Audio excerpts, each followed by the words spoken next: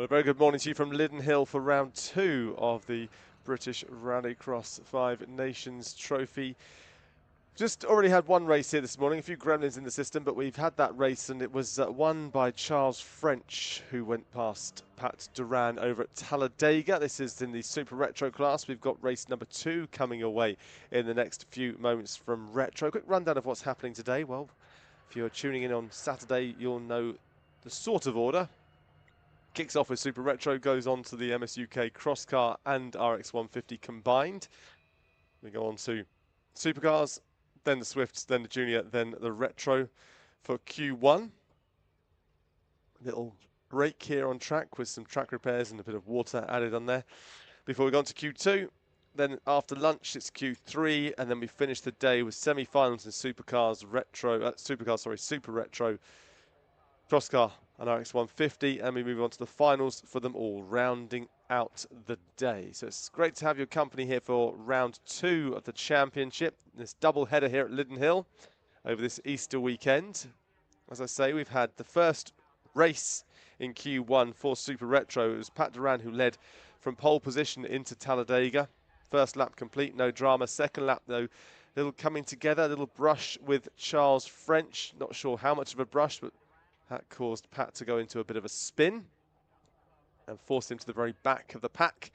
Steve Cousins had to retire from the race, so a DNF for him, unfortunately, in the Renault 5, which is currently being lifted and put on the back of the flatbed and removed from the track. Stuart Emery, who finished 4th on Saturday for round 1, he came home 2nd in this first qualifier, and then it was Vincent Bristow there too. But we move on to race number 2 in qualifier 1, and cars taking to the grid, starting with Alan Tapscott taking the pole position. Alan came home 5th in the first round of the season. Charlie Moroney, very impressive performance from Charlie Moroney. Well, he finished 13th in the end, but a great performance from him until it all went a bit awry, not making it into the final. Then Alan Crockett starts on the outside of the first row.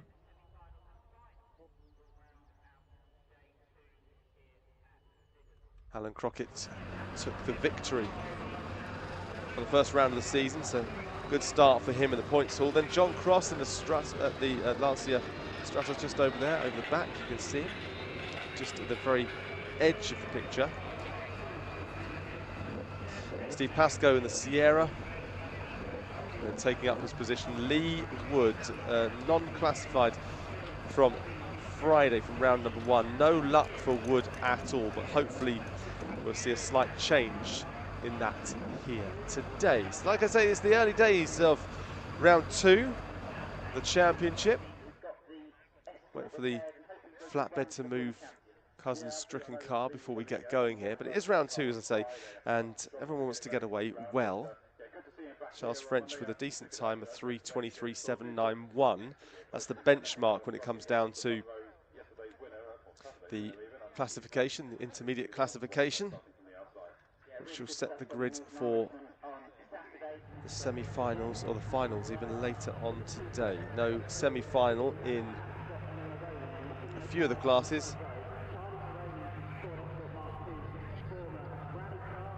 There will be a semi-final, or there should be a semi-final in Super Retro. Scheduled to have one anyway. 11 cars in this field. Hopefully Steve Cousins will get his car back up and running. Just waiting for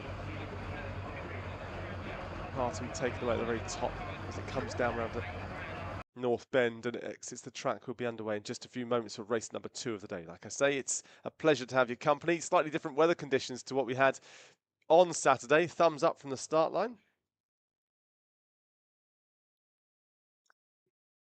Told to wait again.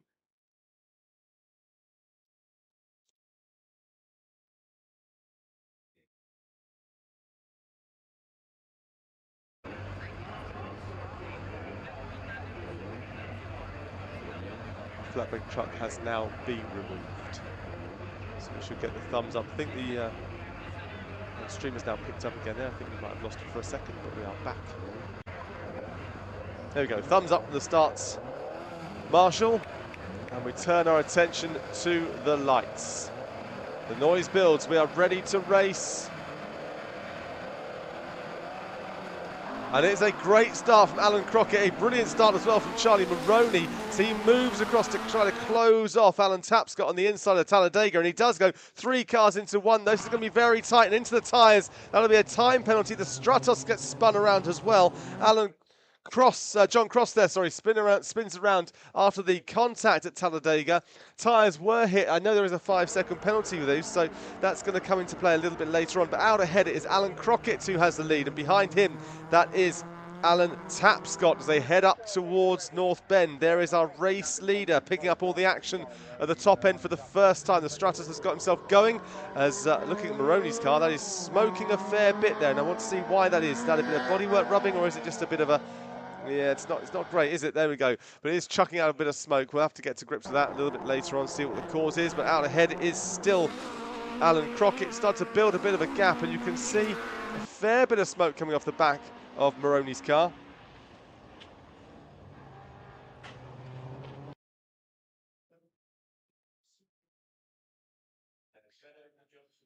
Great shot from the drone as they head up to the jump. Down they come again. There's our second place, Alan Tapscott, chasing down Alan Crockett. The gap isn't getting any smaller though. The gap is now stretched to almost 2 seconds that Alan Crockett has got in the lead. And the reason is because of these two fighting it out. Brilliant drive from Lee Wood, getting that back end out on the exit of the North Bend as they head down to Paddock Bend. He's right on the back now, Tapscott, isn't he? Really keeping him honest, keeping him true as they head swiftly down towards Talladega. Up ahead it is Alan Crockett who has the lead by some margin now, because the squabbling behind between Tapscott and Lee Wood in your picture as Lee Wood goes round on the outside of Talladega. Can he make this one stick? They're wobbling all over the place. He's gone sideways. He's managed to gather it up. That was a great drive there from Wood on the exit of Talladega. Got all crossed up but managed to grab it back on the exit of the jump.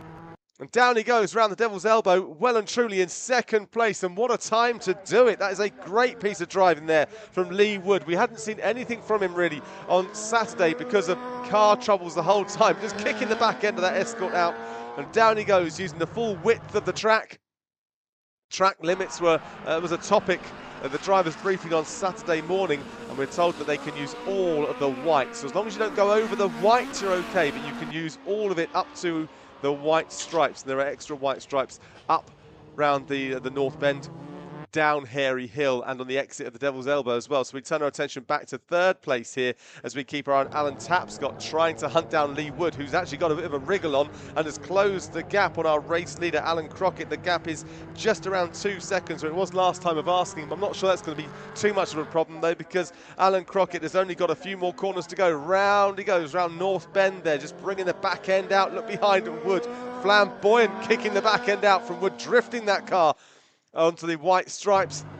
And here is our race leader Alan Crockett going around Paddock Bend for the final time, and he goes up to take the checkered flag so that he takes the victory in race number 2, qualifier 1. Over the line goes Lee Wood, then Alan Tapscott in third place. Further back though, Steve Pascoe is having a bit of a battle with the Stratos of John Cross, and they've got their final turn around Paddock to go. Here they come, here comes Pascoe in the Sierra, then it's the Stratos of John Cross going over the line, and the very back is Maroney with a car that needs a bit of work, I think. If you have a look at the back of it, it is smoking profusely. Hopefully they'll be able to fix that up. Ready? Oh, it's actually got a flat as well, I think, on the front. Yeah, front left has gone too. So he's got a puncture front left, Maroney. That's caused him quite a few problems. And that's why he came home where he did. So Crockett took that one, Lee Wood second, Alan Tapscott came in third. In race number 1, it was Charles French who took the lead, took the win even, Stuart Emery in second, and Vincent Bristow in third. But we'll have a look at the classification. There you go, Crockett, French, Wood, Emery, Tapscott. That was quick, wasn't it, that one? Pat Duran, Steve Pascoe, John Cross, another Pat Duran, 2 Pat Durans apparently out there on track. A few issues there with the timing screen, but we'll get to grips with that one as well a little bit later on. Well, maybe we will, who knows. That's something we should try and work out for you as the day progresses. No 2 Pat Durans. I mean, he's man enough for 2, isn't he? But we Turn our attention from that to these, the cross cars and the RX150s. They'll be out very soon. Just having a look, they just put the tyres back down there at Talladega. Tyres stricken all over the place. Thrown around, they were. And there is that puncture on Moroni's car.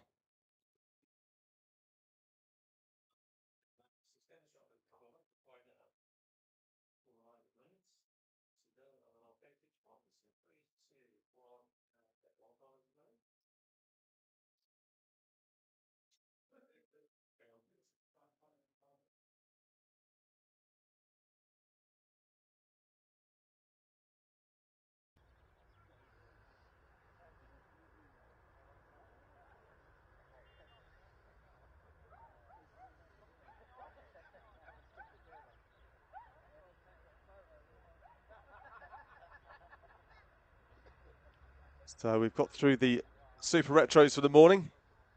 Well, first part of the morning anyway. There we're back out again at 11:29. Or thereabouts. Should be around 11:29. On the track then, as Moroni's car is now put on the back of that flatbed, and we can see the front left has taken a fair bit of damage, isn't it? A bit of a whack there too. So he's looking underneath.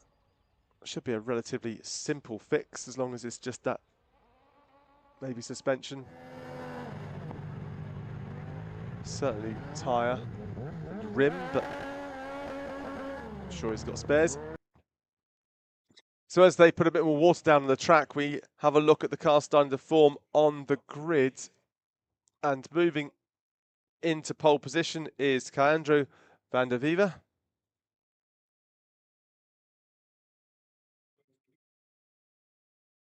He's in position in pole. Next to him is Jack Newman, the Irishman. Jack finished 6th in the final on Saturday. Then it's Lewis Gatt on the outside of the front row. Lewis Gatt finished 7th in that final. Just behind, getting into position right now, we see Stephen Jones. Very experienced 2024 RX150 champion, reigning in fact. And Richard Rees is alongside him in P4. Richard Rees, what a great performance from him. Came 2nd in the final on Saturday, so occupies 2nd in the championship, of course, after this one round. But he was looking very, very impressive. Very experienced cross-car driver, Richard Rees. So I say Steve Jones, extremely experienced as well. He's won RX150 in 2023 and 2024, after coming 2nd in both 2021 and 2022. So gives you some idea of the experience of these drivers. Just out on track still, just on the approach to the jump, they're putting a bit more water down. Just trying to cut back on that dust, I think, a little bit.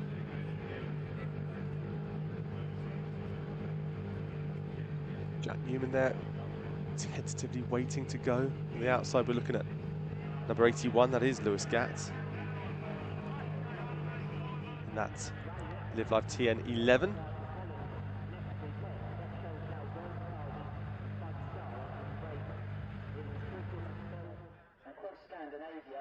Very popular indeed. First saw him here at Lydden in 2022 when the Nitro Rallycross was here, the first event using the new jump.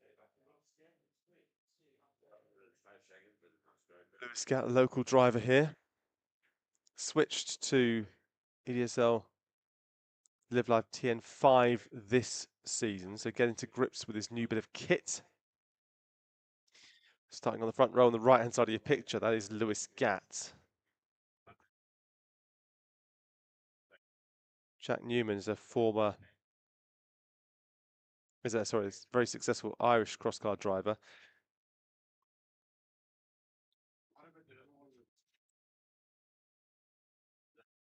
Proudly flying the Irish flag as well, all over that cross-car.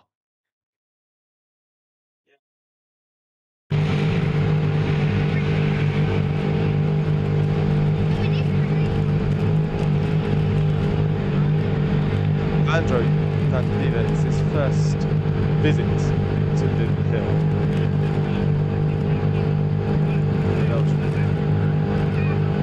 First drives in anger were on Saturday, and he finished 3rd in the final, so he's fair to say he's found some form here.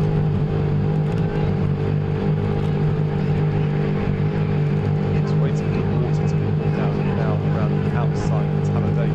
What the hold up is, why the start marshmallow is fairly relaxed. It's just off to the left of us as the bows are putting down the water.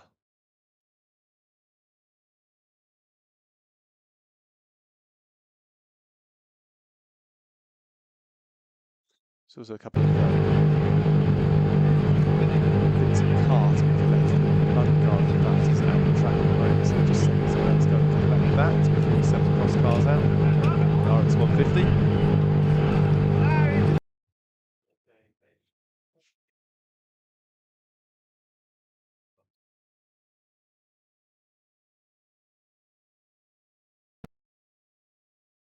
The reason is that mud flap is actually on the approach to the jump, so you want to make sure that's as clear as possible.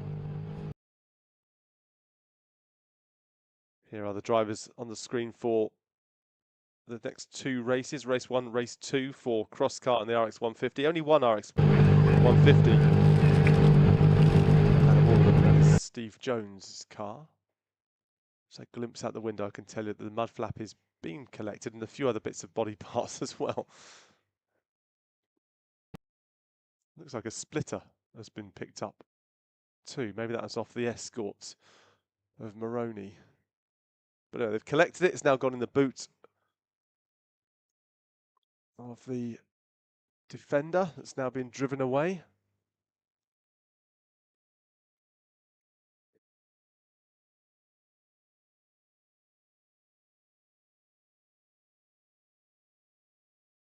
The tractor and the Bowser has also been removed now, so we are pretty much ready to go here. There's no main reason for a hold up once this car clears from the top end. I can tell it's racing off track right now. Pilgrim just drift as they exit the way here, and a thumbs up from the marshal, so we're ready to go in race number 1. Qualifying number 1 for the cross cars from the RX150. Vandeneva on the inside, Newman, Gats. Make up the front row, Richard Reese, Stephen Jones, and it's a great start from Richard Reese. He's trying to find a way through there, but can't. He's gone right, he's gone left. So trying to get past somebody in the supermarket. There's 3 trolleys going wide in the aisle. But there you go, out ahead. It is Lewis Gatt who has the lead as they approach the jump for the first time today. And Richard Reese got very, very wide off of Talladega. And over the jump they go, heading down to the Devil's Elbow for the first time. Great bit of braking as well. You saw Newman there playing on the brakes, trying to flick that cross car around Devil's Elbow, and up the hill he goes. Richard Reese has got the inside and the approach there to the north bend, inside into P3, and he manages to keep hold of P3 from Andrew van der Viva, and round they go again down Hairy Hill for the first time this morning in the cross cars. And our race leader is leading by a little, only a small gap as into the Joker. First of all goes the Belgian driver, van der Viva and Stephen Jones, so they get both to go. Get their Joker done the first time. It's the Jokers this morning with the cross cars. No Jones in Super Retro or Retro, remember, but they do in these. And off of Talladega, it is still out ahead. Lewis Gatley, he's getting all sideways. He's on the inside. Richard Reese, how about that? Coming from nowhere. Third, up to second, and almost taking first place. Richard Reese looks so strong over those jumps, doesn't he? Up the hill he goes and chasing down Lewis Gatley, leading on him, trying to force a mistake as they go into the north bend. And on the inside, it's going to be a decent line, but I think Lewis Gat's going to cover him off. And he does indeed as they head down Hairy Hill. But you imagine here that Richard Reese has got a bit between his teeth and he decides to joker as he's been held up a little bit there by Lewis Gat. Can't seem to get through, so off to the joker. He re-emerges in third place ahead of Leandro van der Viva. So you can see our race leader Lewis Gat is just under a second ahead of Jack Newman. But joker's needed by these is behind Richard Reese. But he's got everything going for him in this one. Oh, a huge lead there from Andrew van der Viva, getting really nose heavy on the landing, but getting through it he does, as there is Newman in third place. In second place, sorry, behind him is Richard Reese in third place. The jokers are going to have to be taken. And Will they be taken soon? Lewis Gatt, well, he wants to hold on as much as he can, but you fear for him, don't you? Because the longer he stays out, the closer they're going to get to him. You fear for him that he's going to fall back to fourth, as into the Joker goes Newman, and that leaves, and he goes into, he goes a bit wide there, but he's got through Newman. He comes back out in third place. He's going to close that gap up on Lewis Gatt. But it is now Richard Rees, who's second at the moment, but should inherit the lead once Lewis Gatt goes in and out of the Joker, which he will have to do on this tour. A bit of a, well, wheelie landing, wasn't it, with Richard Rees? Saw a nose heavy landing from Caandro earlier on, and Richard Rees there landing his rear wheels, keeping that nose up in the air, having to bring that down as up they go to the north bend. Our leader just there, Lewis Gatt, comes round. He's going to have the Joker on this lap. Down he goes. How far will he fall back is the main question. As into the Joker, Lewis Gatt heads. Around go the other drivers. Lewis Gatt in and out of the Joker. I think he's going to hold on for third as over the line goes Richard Rees, then Caandro, under Viva, then it's Lewis Gatt, then Newman, and then Steve Jones coming home in fifth place. Wow, Lewis Gatt, I thought he might drop down to fourth, but he didn't.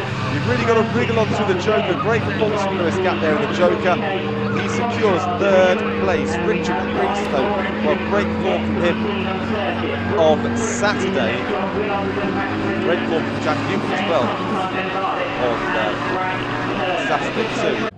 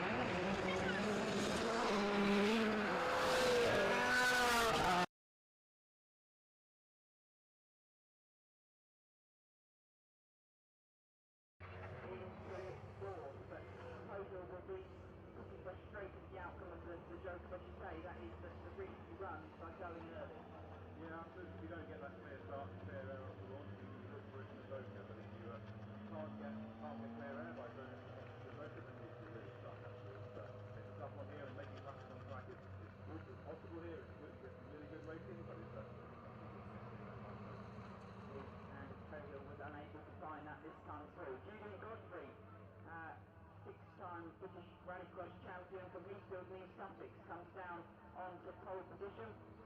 He'll be turning 60 in July. Lydden Hill been racing in British Rallycross since the early 2000s and started in stock hatch formula and moving up through the ranks. Now is multiple British Supercar champion.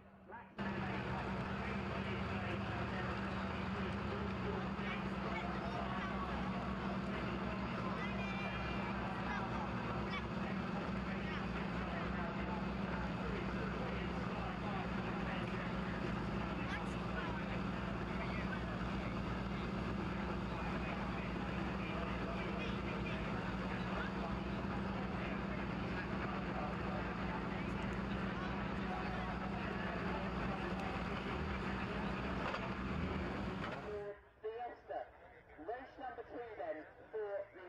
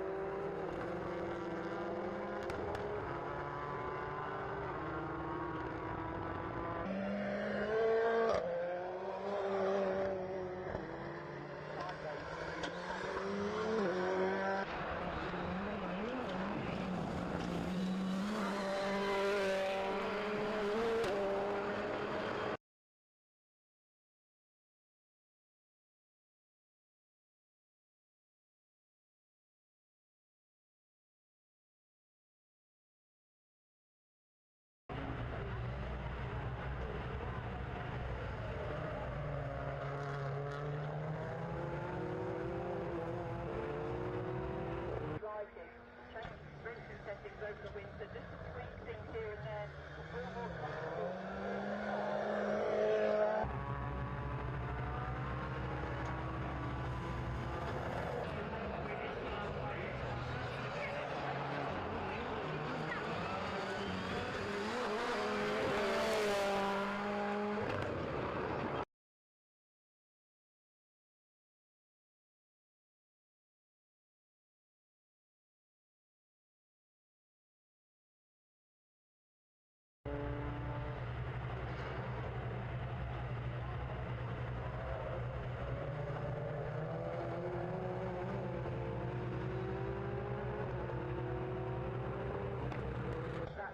If they go into also prepare before the final time.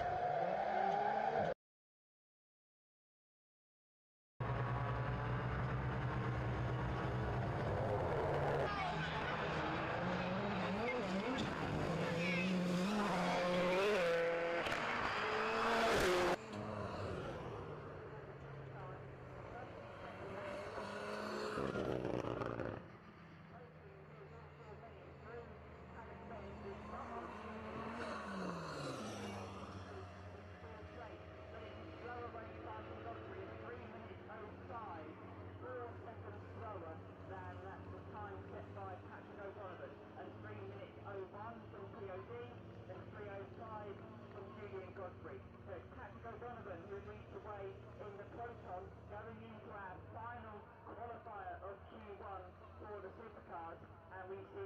Sittingbourne's like Stella on his home circuit in the Volkswagen Polo. He was down on power on Saturday, but the team feel they fixed it ahead of Bank Holiday Monday. And the former Supernational racer, Stella, who's been in the headline Supercar class now for 5 seasons, he comes down onto pole position in the ex-Tanner Faust Volkswagen Polo. Ollie Bennett alongside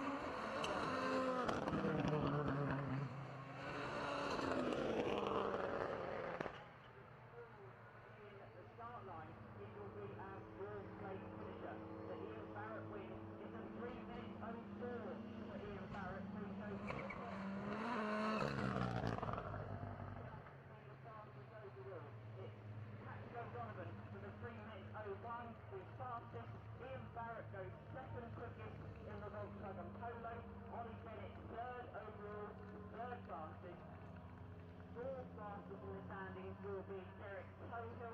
Julian Godfrey's time good enough for 5th, and Tristan Ovenden rounds out the top 6. So Barrett race win, but not enough to get near Patrick's time.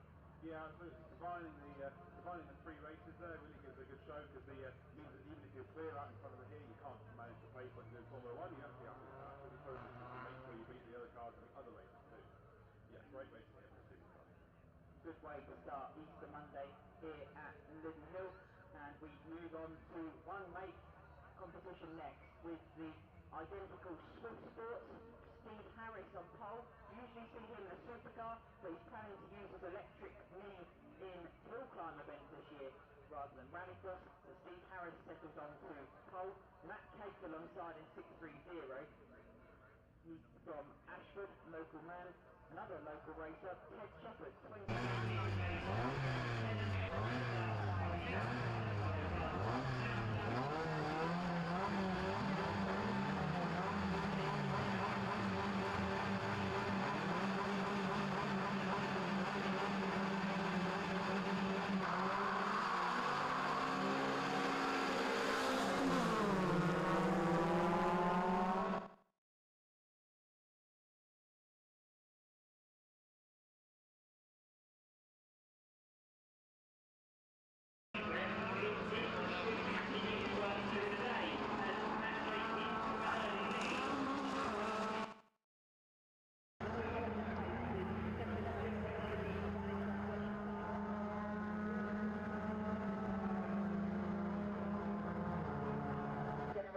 Crossover with Brad Martin having raced in the 80s and 90s.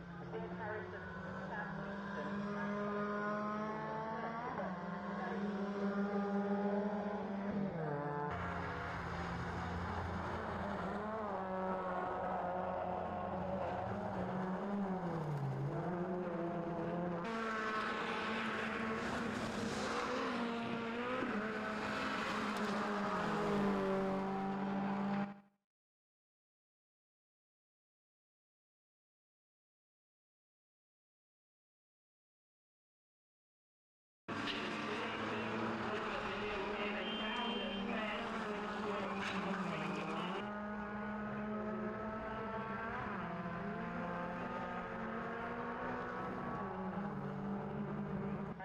got a new Swift Sport engine in the 4th place car. Another local racer.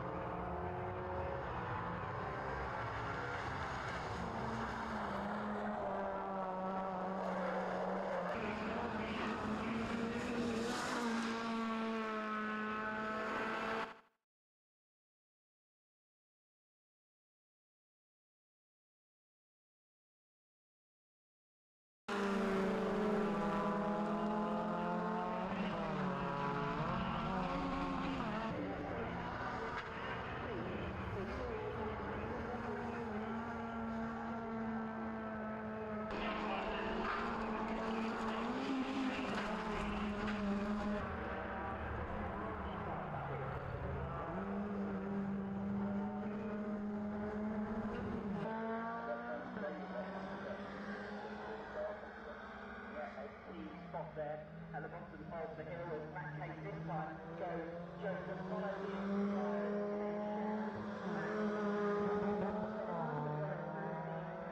If they miss the follow-on through the choker lap, they're going to put it up.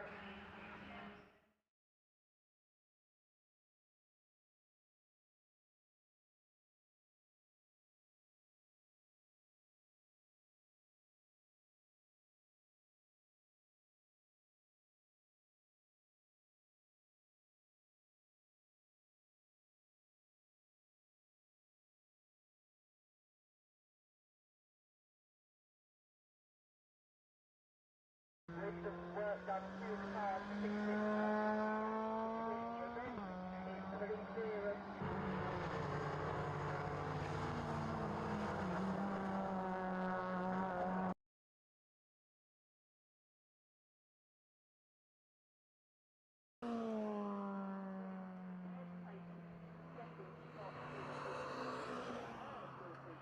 Sam Kingston, another newcomer to the team.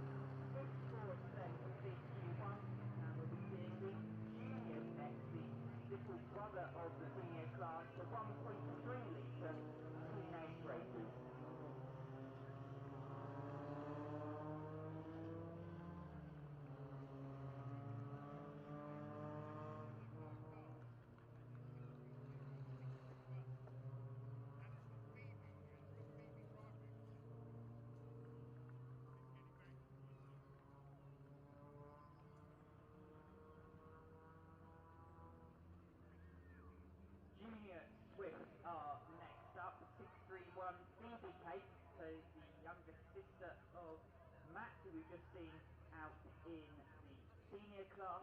Phoebe starts on pole. Harrison Folly in 2.73 will begin from P2 in the title-winning car from last season. So Tyler McAlpin's title-winning machine back in action in the hands of Harrison Folly. Harrison attended the British Rallycross prize-giving event on Saturday, where he was awarded the Unluckiest Driver Award. So not an award anyone wants to win.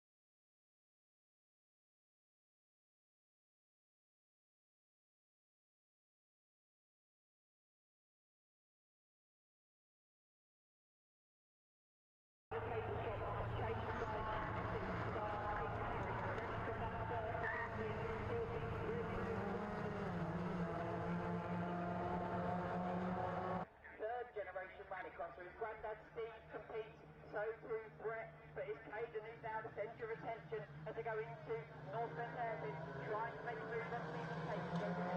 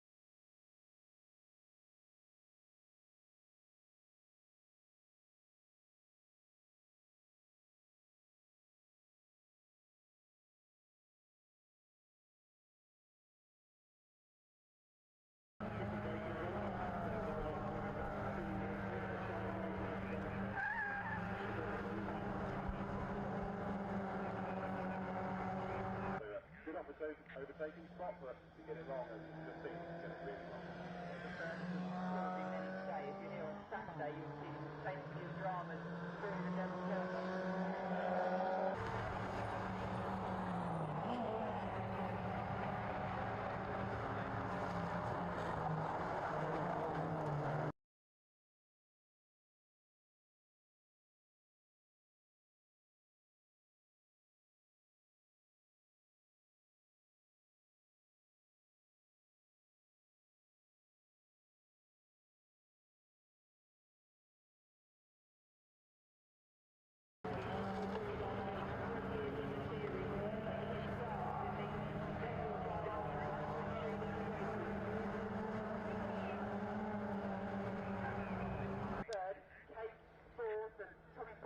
That drama at the elbow, he was one of the real favourites on Saturday on the third start. Yeah,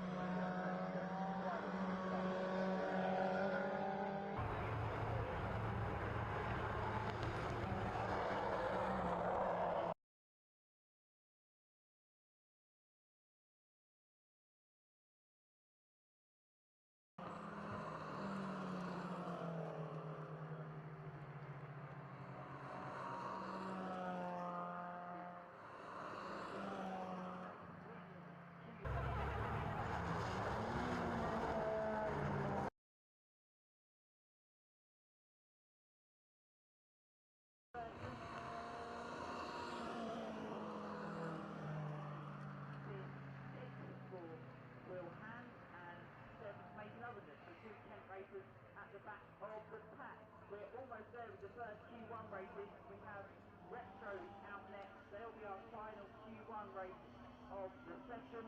Once their session is complete, we'll be into an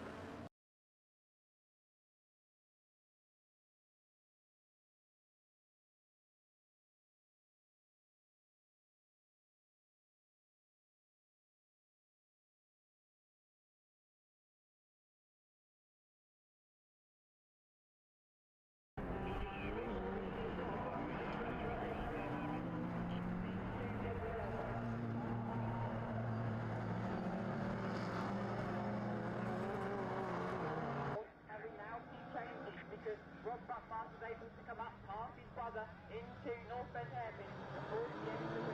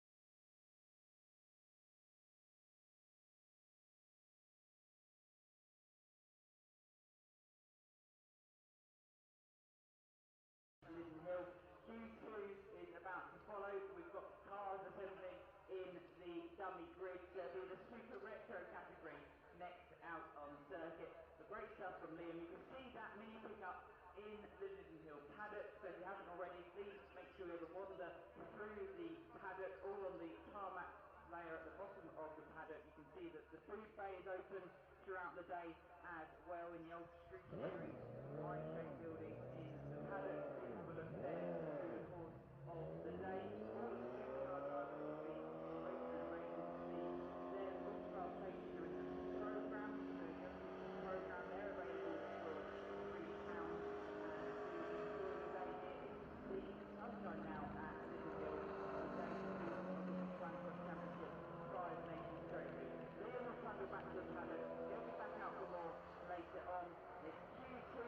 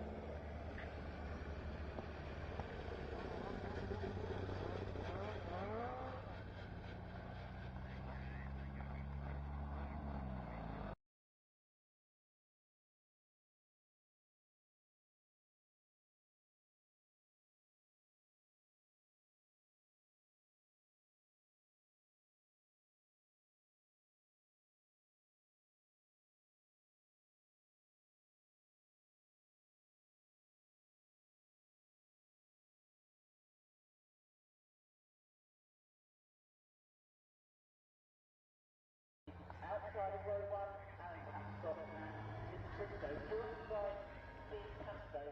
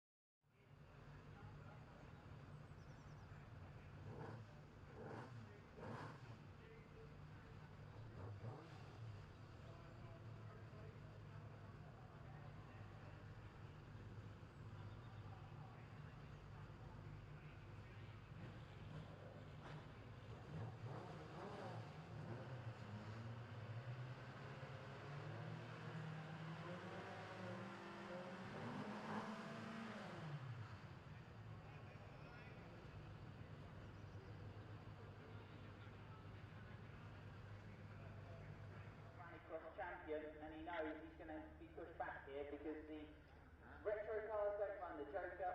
They have to be pushed back to the rear of the grid, and Lee Wood is a casualty of that. He drops back. The car only finished this week, and he's got a Metro 6R4 in build, which will be good to see. It's a Metro 6R4 of sorts that will be front engine, rear wheel drive to be able to compete in the super retro category.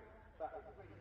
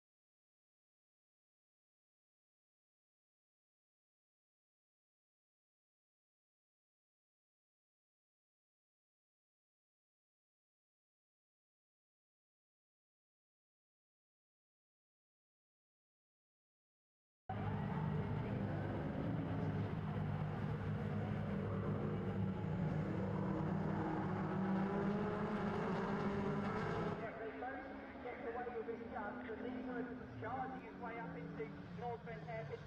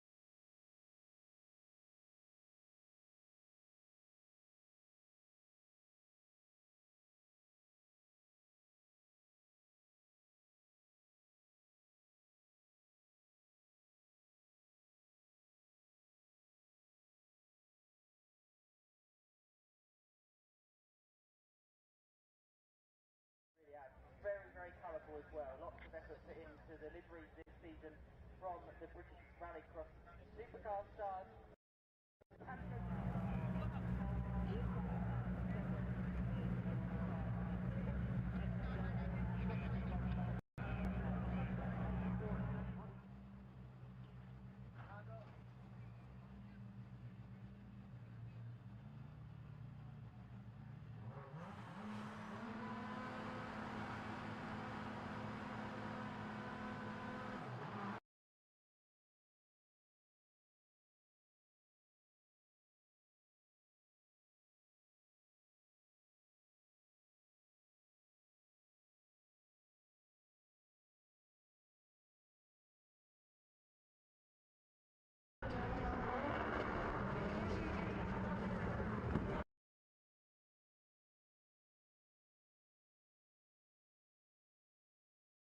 We know he doesn't need much of a gap to charge up the inside if he can, but Ian Barrett shuts the door through North Bend.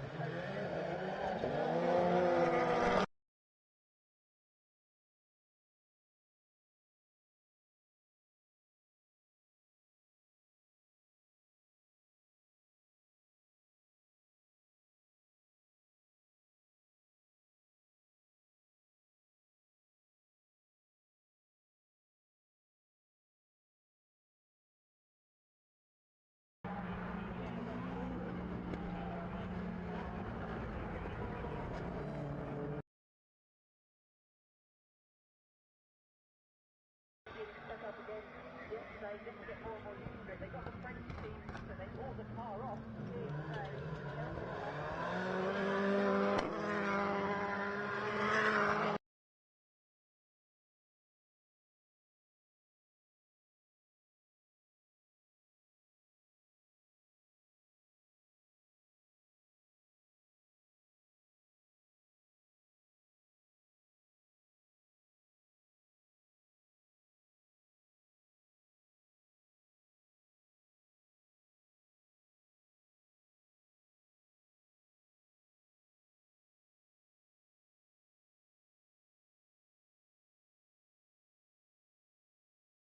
Of the race, Bennett behind still, and Ian Barrett is the driver getting the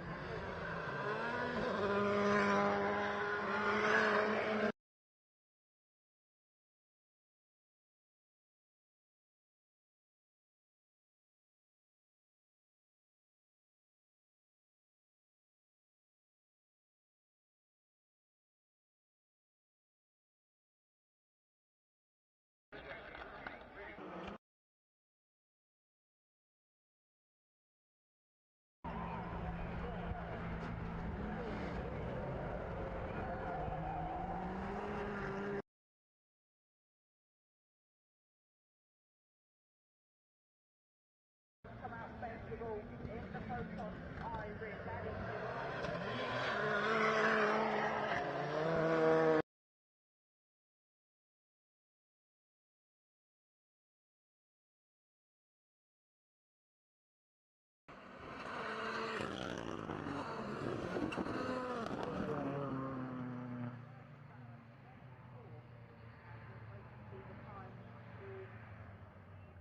Goes on the fastest out there, and he is the fastest overall as well. 3 minutes 01.4 from POD. He is the fastest by 3 seconds quicker than Julian Godfrey.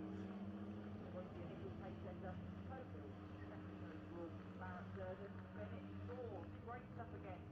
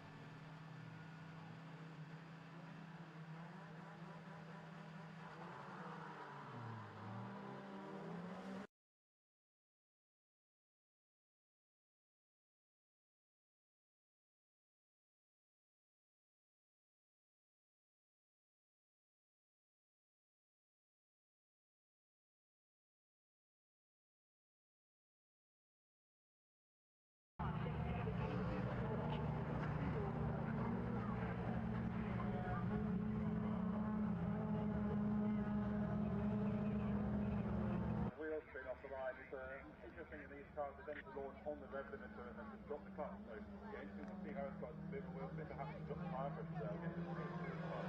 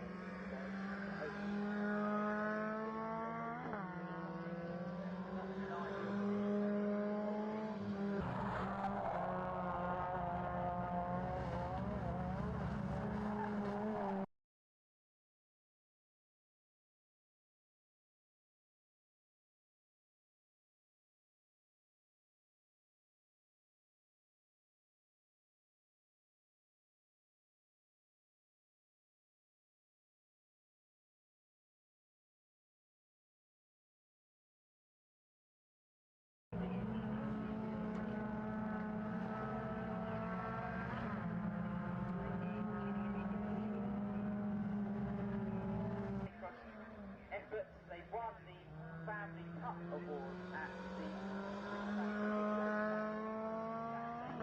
that was well deserved because they put a lot of effort into their rally.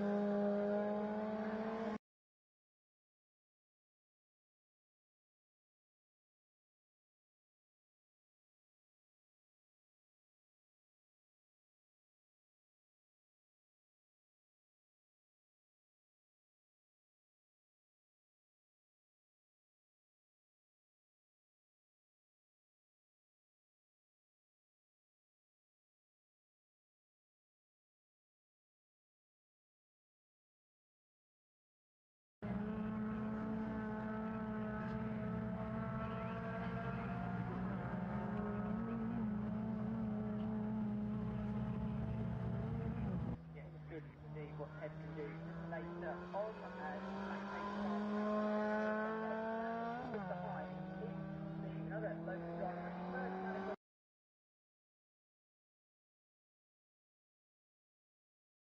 Matt Case, he carries behind.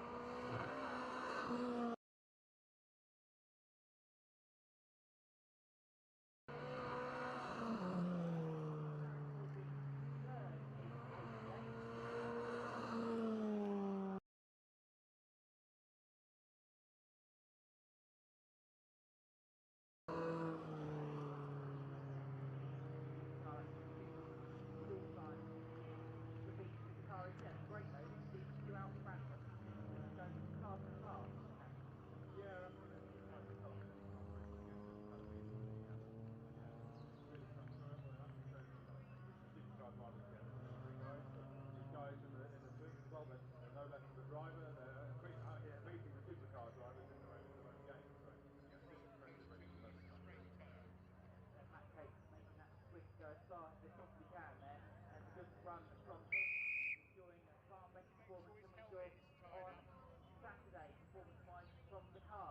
Juniors will be out next, and we will see the 13 to 17-year-olds of the youngest category in the paddock. They've replaced the junior minis with the Swift many years ago now, and they've been building up ancillary from the teenagers, and we'll see Caden Harris out of the pole once Ted Shepherd's car is recovered from the chicane.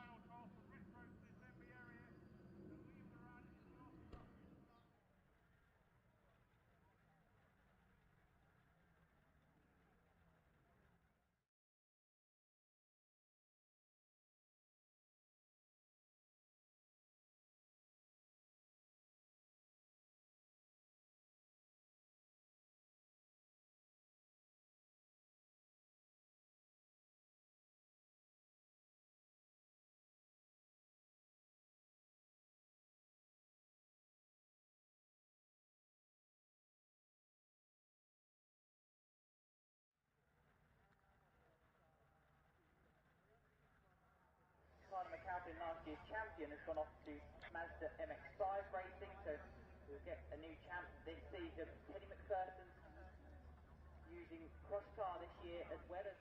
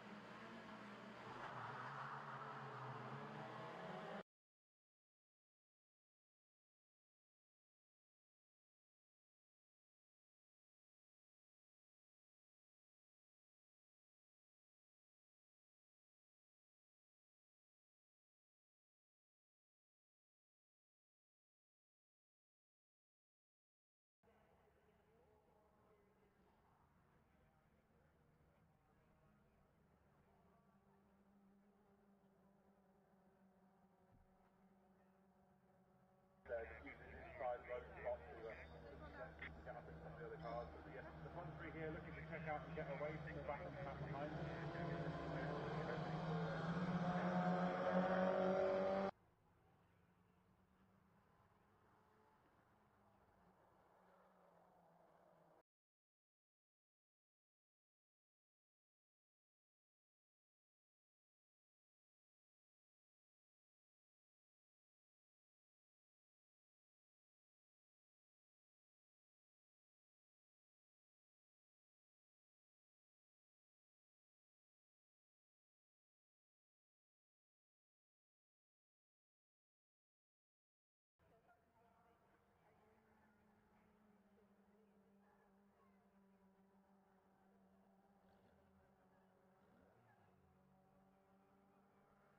The paper of the third racer has had a few errors in time during the course of the weekend, but again, all the guys are learning their path as they go.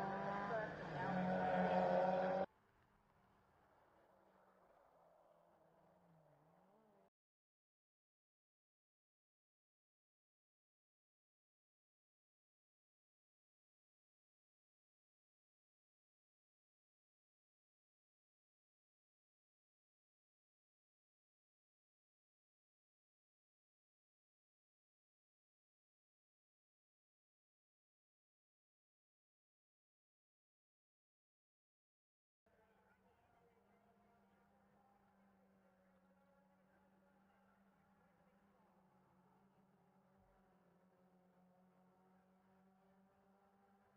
Body on the switchback, doing side by side again. They're going to do half a lap nearly side by side here. The Union Swift absolutely together. Good respect between the two of them as they run door to door.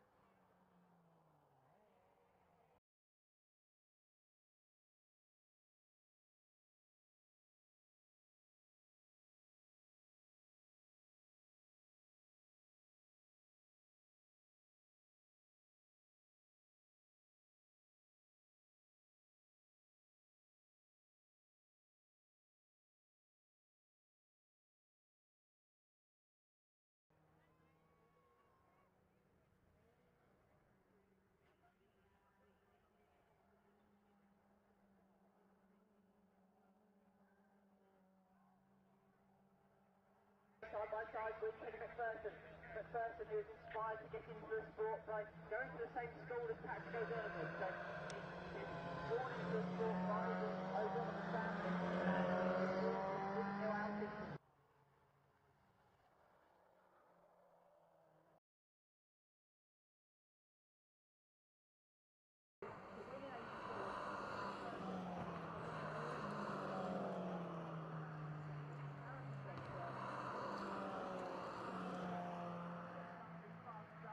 it will have in the white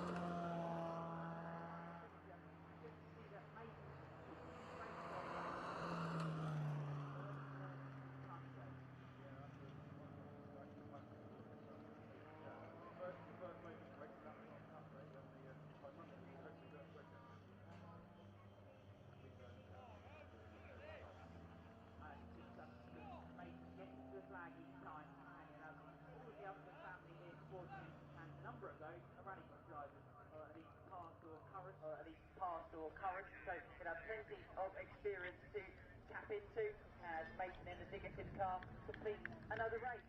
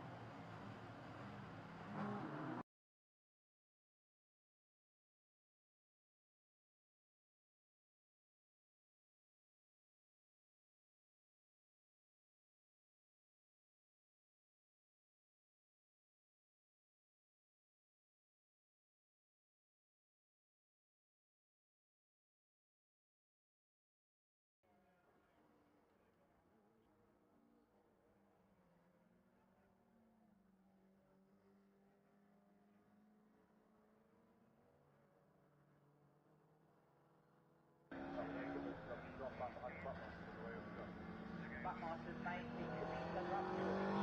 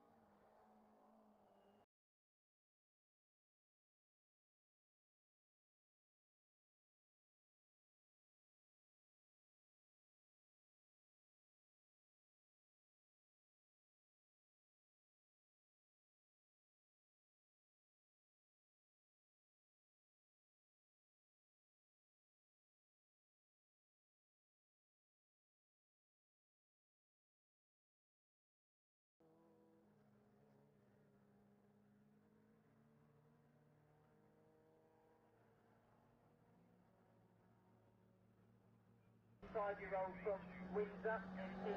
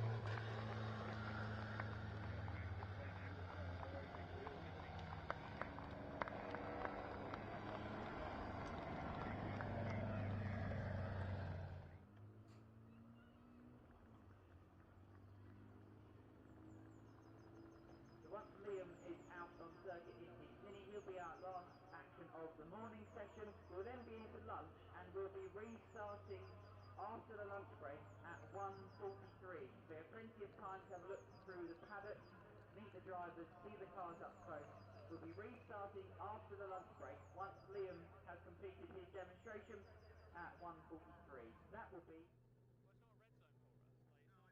not a red zone for us. Like, it's not... I know. And like, we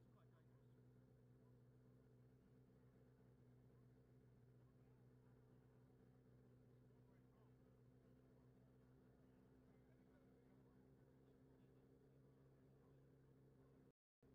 hassling him.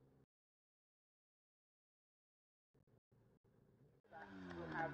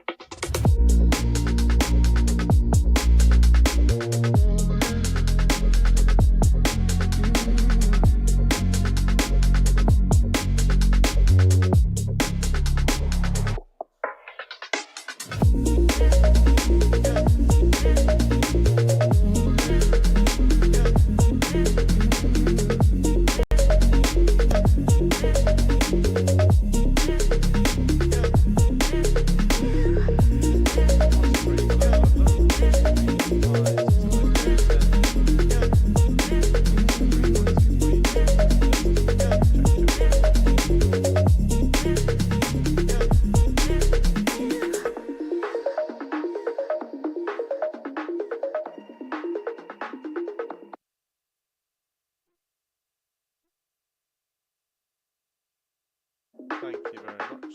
Right, thanks.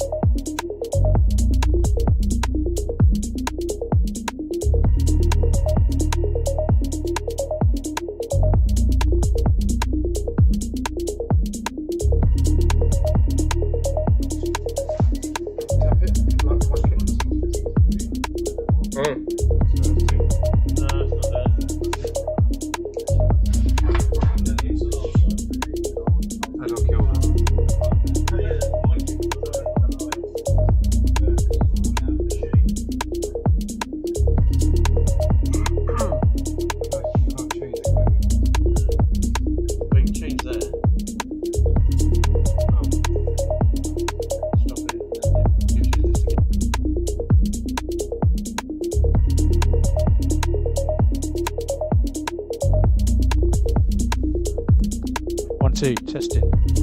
Yeah, right, there we go. This is the headset microphone coming into your laptop, which you're using as a device on the stream. So we won't be able to hear anything in these headphones.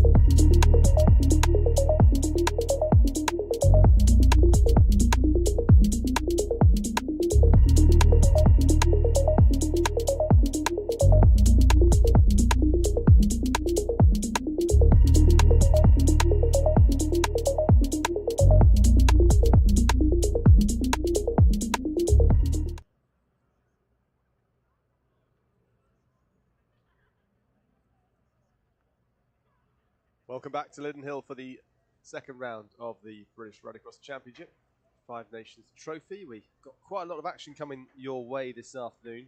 Apologies for the slight issues with commentary earlier on. We've managed to kick the Gremlins well and truly out of Lydden Hill. Well, hopefully they won't return, but you know what they're like.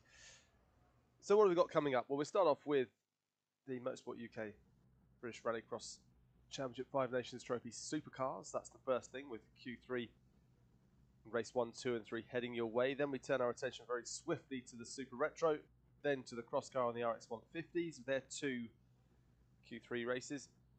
Moving on to the Swifts, the 1.6 litre Swifts and the 1.3 litre Swifts for the juniors, before we finish off this stint with the Retros at around about 2:45, that sort of time. Looking across though from where we are to the pre-grid, the assembly area, and I can tell you there are quite a few cars lining up, getting ready for race 1 in Q3 for Supercars. Michael Seller, Colin Anson, Max Langmaid and Gary Donoghue. They're the ones that'll be in the first race, and that's because of the intermediate classification. So Michael Seller, who's on 67 points after his 2 attempts. 2 qualification phases so far. Remember what happens is all the races, race 1, race 2, race 3, it's the end of that we have the times, and that's what allocates the qualification, the intermediate classification points, I should say. And that will determine our grids for the semi-finals a little bit later on today, which determines the lineup for the final.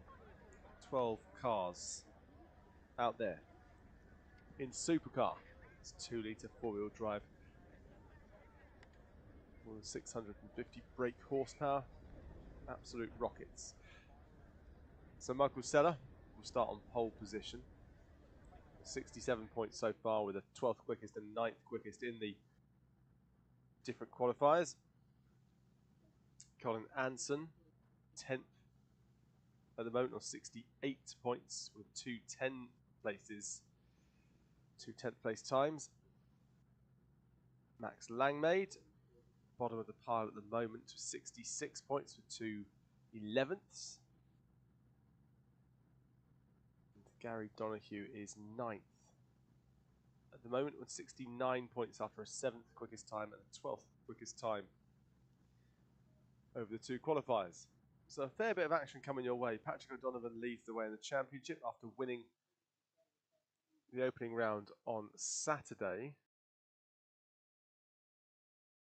Ollie Bennett had a bit of an issue with his car though.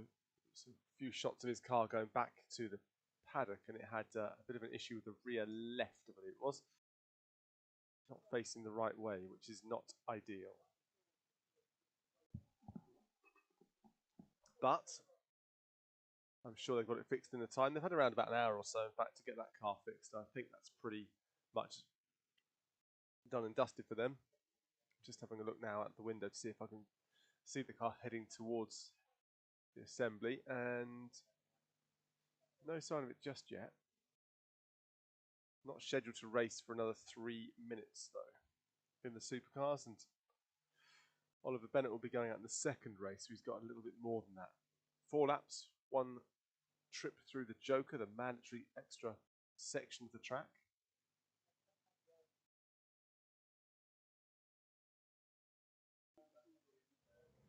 Seen some fantastic action here already today, and I can see we have the emergence of a couple of cars now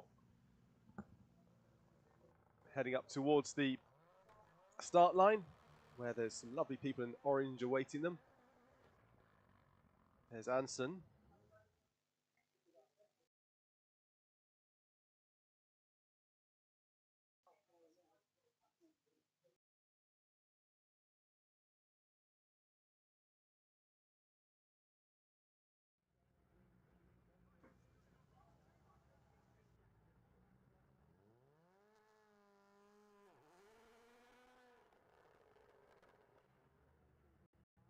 So here they come into position. On the right-hand side then of the grid, left-hand side of your picture, car 69, Michael Seller. There he is. He has the pole position slots for him, so ideal position for him on the inside of Talladega as they head down. Colin Anson next.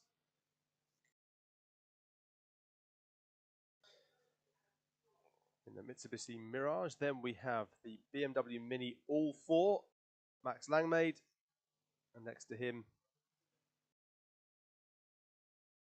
Gary Donohue's Ford Fiesta.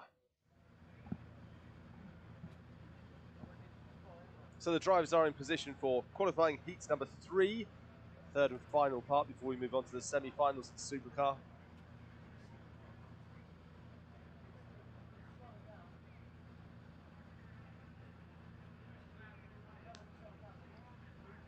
Bit of a hold at the moment on the start line.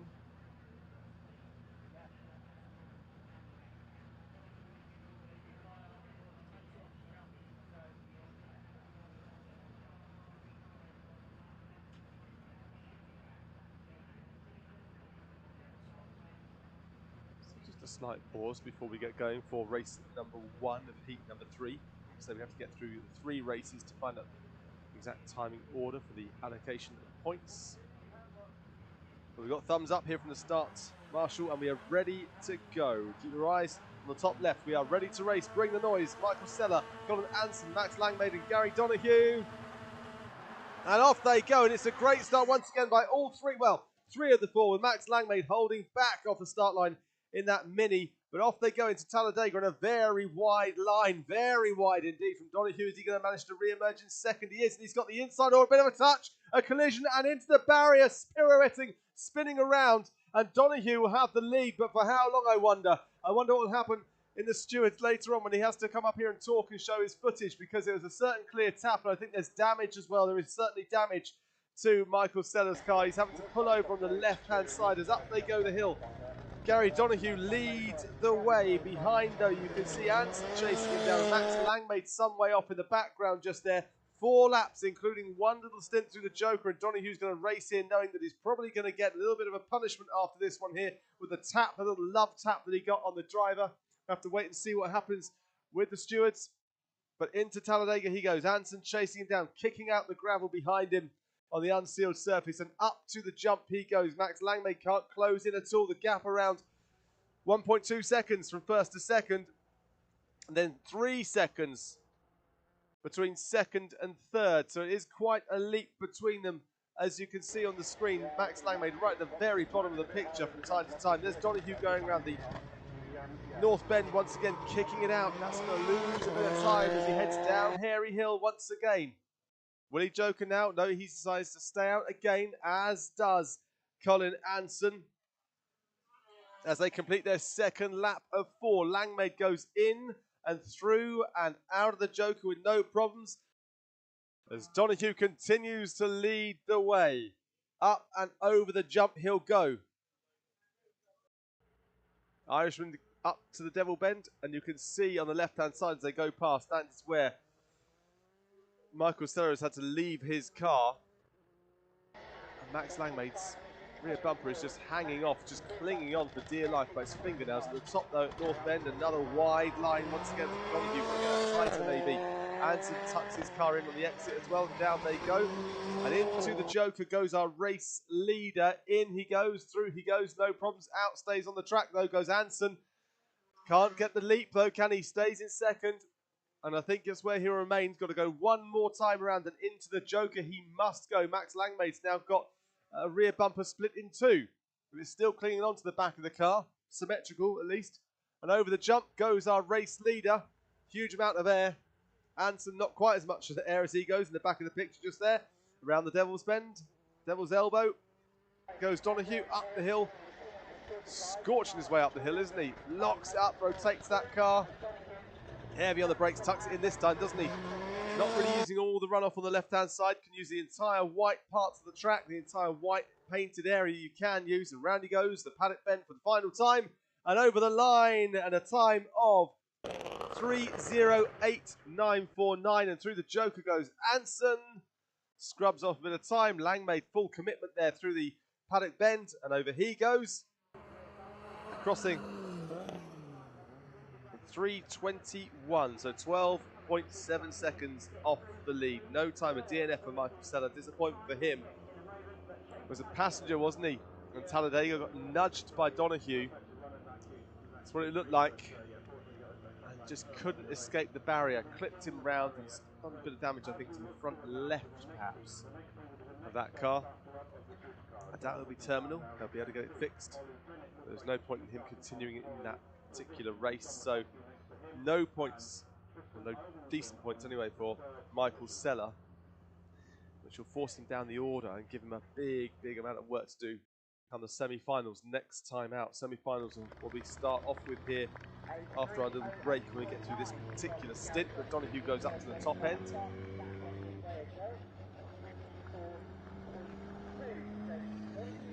Wonder whether or not he'll be called. Imagine he might be. Anyway, next up, I can see out of the window, I can see Ollie Bennett's car is there, so they have managed to get it fixed. I didn't expect them not to. And recovery vehicles are coming along for Michael Seller, just chasing him down. It's the most slow motion race you've ever seen between a car, massive piece of machinery, construction machinery, and a flatbed lorry as they chase him up the hill. And you can see there the damage actually, yeah, that front right, in fact, is just completely facing the wrong way, isn't it? That was the collision, I think, with the barrier. Bodywork seems to be okay though, so. It certainly took a bit of a whack into the barrier.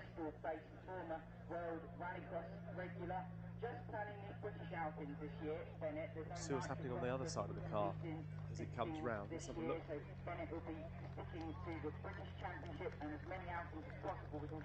Looks like he's struggling to get that car turning right. Maybe he's just nicely staying off the line. Let's have a look on this side here. The left-hand side looks all right, doesn't it? Back to the paddock he'll go. Hopefully they'll be able to get that car sorted. It should be relatively quick fix. It's pretty straight on the left-hand side. It's the right-hand side that the problem is at. It's the right-hand side that took the brunt of the collision with the barrier. And there is Ollie Bennett getting himself ready.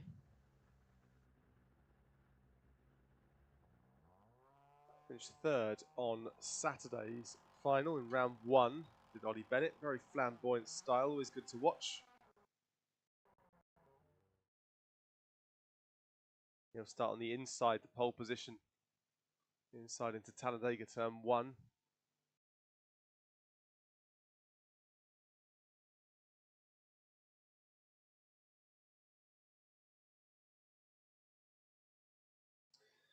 So Ollie Bennett moves himself into position, as you can see, and just over his shoulder, John McCluskey.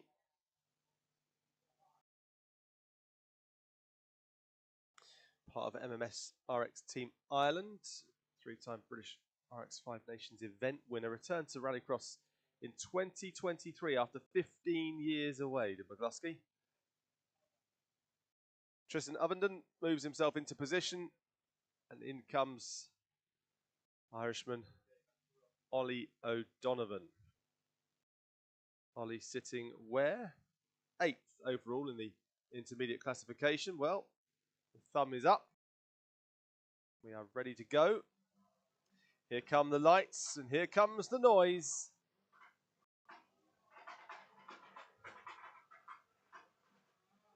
And all away cleanly. A slower start though from Bennett on the inside. And Ollie O'Donovan tries to move across as Tristan Ovenden stays well out of the way, and McCluskey nudges his way to the front. Ollie O'Donovan there being nudged as well by the Mini behind, very close behind him. They're just right in the tyre tracks, isn't he? As over the jump they go for the first time, with a huge landing there from John McCluskey off the jump, and a bit late into the Devil's Elbow. But he manages to get back on the power. Ollie O'Donovan looked like he had to duck out of it a little bit just there, not quite so sure, as Bennett is just wriggling around all over the back of Ollie O'Donovan, who gets himself sideways. To me, not so much. Has he got a better exit? He has, but he moves to the outside. Ollie O'Donovan just protecting on the inside right now. What will Bennett do? Well, he decides to stay in as Ollie O'Donovan goes late into the Joker and will emerge in 4th, but he'll get that bit done. So the spotter telling him just to get in there, get it done, get out into clear air, as behind Bennett is now pushing McCluskey. And somewhere through the dust, you can see all of the drivers, the gravel, the muck in the air, they're flying off the back of the cars. A huge leap from that SX1 of Bennett once again, round that left hand, the devil's elbow, and he's right on the back of McCluskey as they head up the hill. Now there's no gap between them, really, so to speak. About 1/10 of a second, something like that. Down they go, down Hairy Hill. What will Bennett do this time? Will he go into the Joker? Yes, he does. But where will he come out? Slows it down, gets it turned, comes out of that little chicane and back on the power. And will he emerge ahead of Ollie O'Donovan? He does. That's crucial. Ahead of Ollie O'Donovan and ahead of Ovenden as well. So Ovenden now holding up Ollie O'Donovan, who has jokered, remember. So Bennett has jokered. Ollie O'Donovan has jokered, but our leader has not. And Ovenden has not either as they go round one more time round the elbow. And this one is coming towards Bennett as he gets back on the power and starts hunting down the race leader with Ovenden over his shoulder. And Ollie O'Donovan must be frustrated in that car. Just couldn't quite get it through, could he? And the opportunity came. Down they go again. Round paddock, Bennett has gone through. And Ovenden stays out as well. They all stay out for this penultimate lap as they start the final lap of this race number 2. Through Talladega, no drama for any of them. Back on the power, McCluskey goes, but there's nothing now between first and second, nothing between second and third, and very little between third and fourth. And 2 still have to joker. Up they go. Oh, it's flamboyant from Bennett once again, just getting the power down, straightening up, off he goes, pinging that little SX1 up the hill. It's a bit rough and ragged round there as Upton nice and tidy on the exit, but here come the jokers then. What's going to happen? Where will this place the drivers as they go round for the final time round paddock? Well, Bennett goes into the lead, so 2 drivers into the Joker, and on the exit, McCluskey, what a fantastic job. McCluskey comes out the Joker in second, and Ollie O'Donovan goes through in third with Ovenden in fourth. So O'Donovan gets the leap by 1 position, but it wasn't exactly what he would have wanted. Great performance though from John McCluskey, holding on to that very last lap to Joker at the very end. I thought he may just have lost it, fallen down to third, but no. Ollie Bennett took the victory there. McCluskey second, Ollie third, O'Donovan that is, and Tristan Ovenden in fourth. Times-wise, well, it was a 3:04 for Ollie Bennett. The previous race 1 was a 3:08 as a race win, so in fact, all 4 of those go quicker than the previous 4. Race number 3. Race number 3 will feature Patrick O'Donovan, 3-time champion, reigning European champion, leading the way in the intermediate classification. It will also feature Derek Tohill. Derek Tohill has been pretty strong, pretty solid so far this weekend. 4-time Euro RX champion in the rear-wheel drive class, a saloon car class.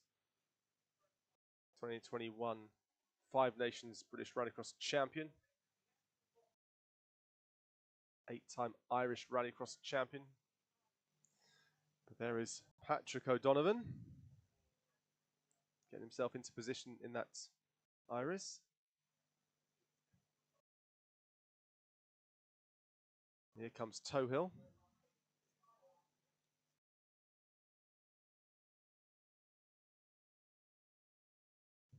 Alongside Tohill goes Julian Godfrey. It's a pretty lively one, isn't it? 6-time British Rallycross champion. So we've got a 3-time British Rallycross champion, 6-time British Rallycross champion, 4-time European Rallycross champion in the touring car class. Ian Barrett switched from circuit racing to rallying, to Rallycross in 2024. The Polo that he's driving as a former Johan Kristoffersen car that won the 2023 Rally X Nordic title. Had some problems last year, but has really, really improved. Here we go then for the final race in Q3, race number 3. And it's lights out, and there you go, a fantastic start from Derek Tohill. straight on the power, and Patrick O'Donovan protecting into Talladega. Around he goes, just tucks in on the inside. Thought he might have been running a bit wide, but he manages to keep hold of it. And it's Tohill who has the lead. And this is pretty much as it looked last time. Tohill had the lead, but then lost a huge jump from Derek Tohill as he goes up towards the Devil's Elbow. And Julian Godfrey's really fallen back, hasn't he? He needs to keep himself in the game here. Tohill up to that north bend for the first time. Patrick O'Donovan just tucking that car in, look at the exit, down he goes. Godfrey's got a fair bit of work to do though. And they go over the stripe, we'll find out as Patrick O'Donovan goes back into the Joker the first time. He did that last time, in fact, went very early on into the Joker, and he comes out and re-emerging, or Godfrey just covering him off there on the exit of the Joker. The Joker merge, manages to close the door on Patrick O'Donovan, and Patrick has run fairly wide as he gets back on the power. This is going to come towards our race leader at this stage if Patrick cannot get past Julian Godfrey. Great performance so far from Ian Barrett as he heads up the hill. Some problems last year, as we say, but managed to work with the car. It seems to have got it as he would like it. Down the hill comes our race leader. There is Patrick O'Donovan still trying to find a way past Julian Godfrey. And into the Joker goes Derek Tohill, our race leader. And round comes Ian Barrett, and round comes Godfrey, and round comes Patrick O'Donovan. But Tohill comes out ahead of two of them, crucially, Julian Godfrey and Patrick O'Donovan. Third and fourth, as in second place, Derek Tohill, but he has Jokered, remember. Ian Barrett, well, there's nothing much he can do now. He's a sitting duck when it comes down to the Joker, but Patrick O'Donovan, frustrated figure behind Julian Godfrey, can't get past him as they head up the hill, all four together. And at the top end, there's Ian Barrett, who leads the way, but you'll see in the picture now, there's Derek Tohill. Oh, Patrick down the inside. Can he make this one stick? No. Godfrey closes the door once again. Into the Joker comes Ian Barrett. And it is Tohill that goes into the lead. And Patrick O'Donovan gets the power down. Can he emerge ahead of Barrett? I think he will. He's got the inside into Talladega. Yes, he can. And he gets that one done. Patrick O'Donovan moving up to second place. So even when the chips are down, when he's run wide again, isn't he? Even when the chips are down, though, Patrick does seem to have a bit of an answer. Tohill has the lead. Just got to complete this lap, and he's okay. Through he goes round the elbow. Patrick O'Donovan chasing Ian Barrett. Then it's Godfrey just trailing at the back. Can't seem to get anywhere near them at the top end, though. Well, Tohill's got the measure of this. He heads down Hairy Hill towards that paddock bend for the final time in this third and final qualifier before we move on to the semi-finals a little bit later on. It's exactly what he needed when it comes to the classification, and over the line he goes. Tohill, Patrick O'Donovan, Ian Barrett, Julian Godfrey, 1, 2, 3, 4. Derek Tohill with a 3:02.794. There you go. So he's quickest of all. Ollie Bennett second quickest. Patrick O'Donovan third fastest overall, and Ian Barrett there in fourth. That is very, very good when it comes down to the intermediate classification. Great points haul for Derek Tohill. Quick look at the points before he went into that. Have a quick gander at that one. I'll tell you. Well, Tohill was on 85 points. Patrick O'Donovan was on 100 points. So Patrick will be the one who has top of the pile when it comes to the points. So he'll be in prime position. But Derek Tohill, I think, will be starting on pole in the other semi-final. So it's going to be a lively one this afternoon. Certainly one you want to tune into, no doubt about it. We're through our 3 supercar races and we move on to Super Retro. 2 races coming your way in Super Retro.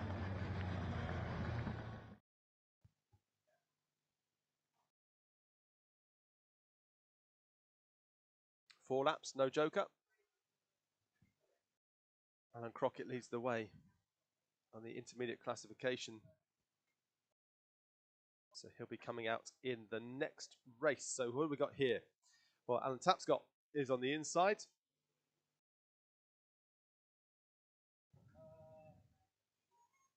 Fifth in the intermediate ranking.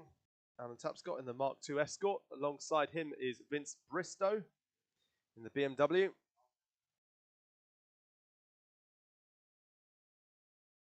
Seventh overall in the ranking for Bristow. Then it's Pascoe there. Steve Pascoe in the Sierra, and over the back in the second row, Cousins on the inside. in the Renault 5, and that Stratos of John Cross.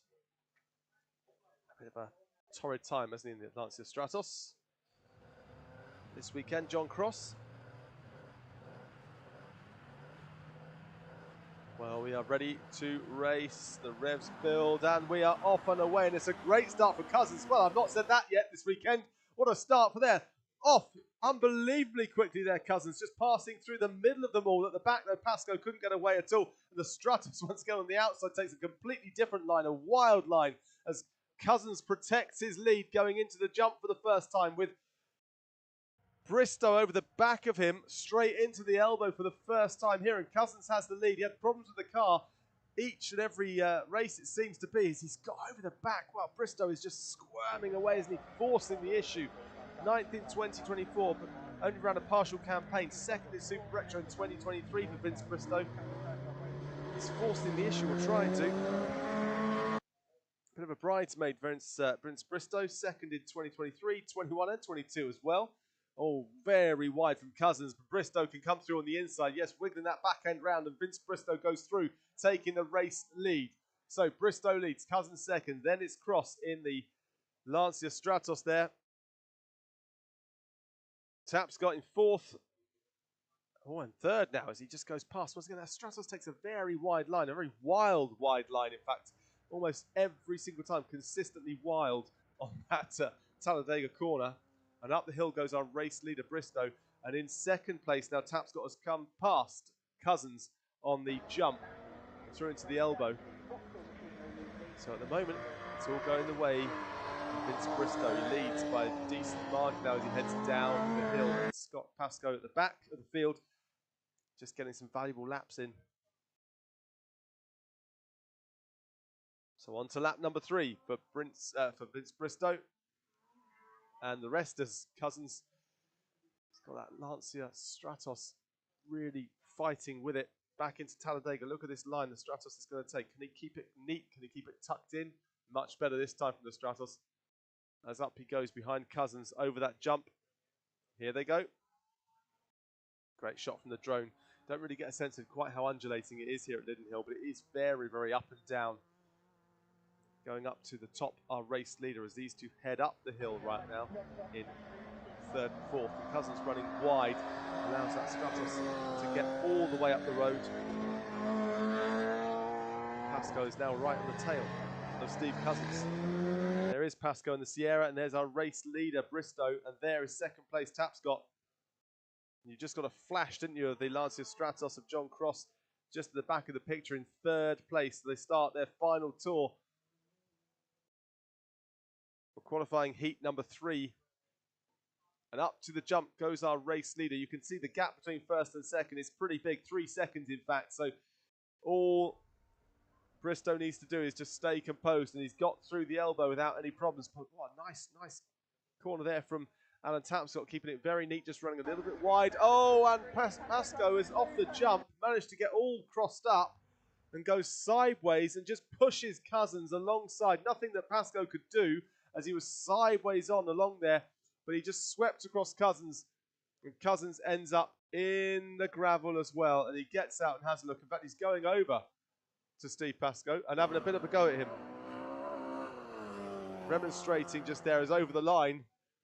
Well, it was as it was. Bristow, Tapscott, and John Cross, and Steve Cousins was also very cross just there, but very cross with Steve Pascoe, who stays in his car. And Pascoe just trying to get through it, but off the jump, he just carried a lot of pace, didn't he? And got a bit sideways on.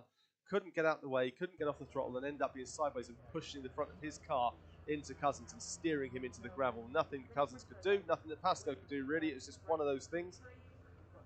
Happens.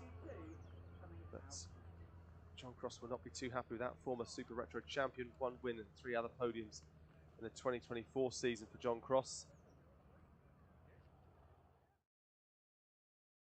Coming through in 3rd place. Steve Cousins and Steve Pascoe there tangled up.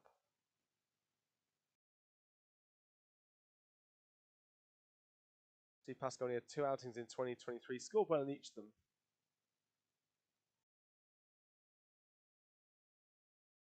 Steve Cousins in that Renault 5 Turbo. Just not really having much fortune, is he?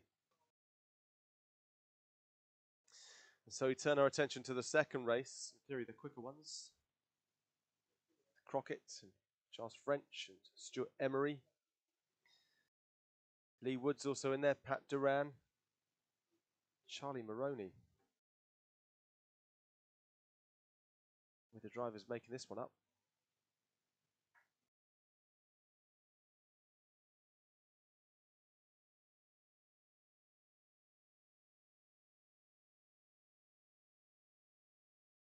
Did lose a few drivers from Saturday, so no Andy Grants. It's a shame for Andy Grant. Great performance from him in the escorts. No Gary Simpson, no Josh Sturkins, and no Ray Morgan out here today.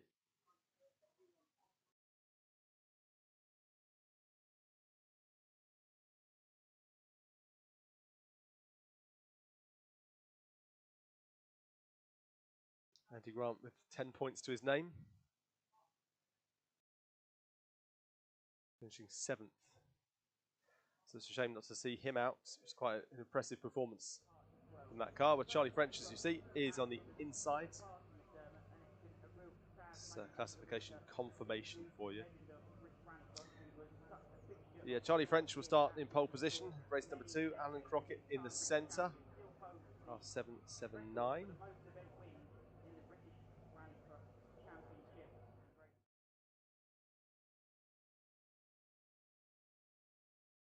On the outside, waiting for him to come through, is Stuart Emery in the Volvo 242.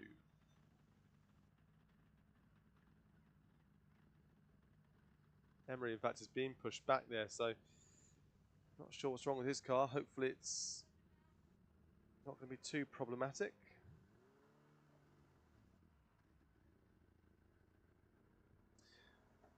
Out comes Pat Duran.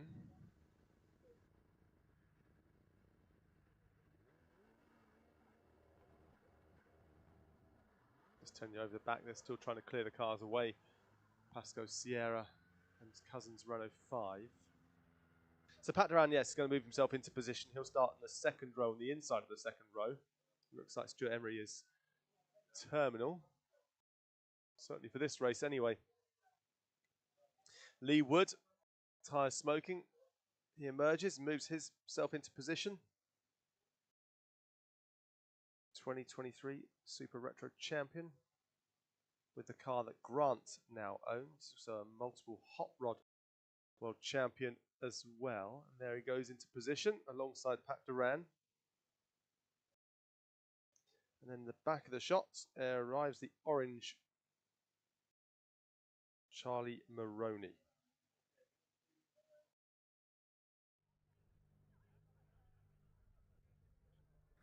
That escort of Charlie Maroney, former BMW Minis in Rallycross. His dad Richard was a retro racer as well. So no Stuart Emery. 5 cars in this one. Heat number 3. Race number 2 for Super Retro. 4 laps, remember. No tour through the Joker. Still waiting for the cars to clear. Out by the elbow. Just out of the shot that you're looking at, in fact, it'll just be on the left-hand side of your screen, just on the edge of your frame. That's where the Sierra is being loaded up onto the flatbed.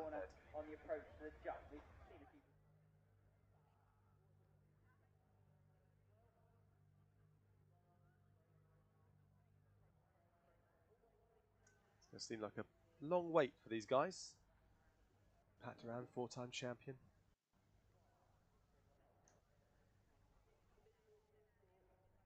Alan Crockett, remember, that won on Saturday. Starts that car 779 that you can see. That's Alan Crockett. He had a really good Saturday, didn't he?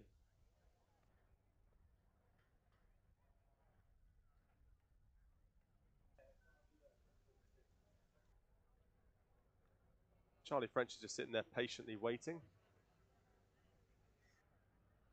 Car built and owned by a collection of 7 friends. Debuted last season.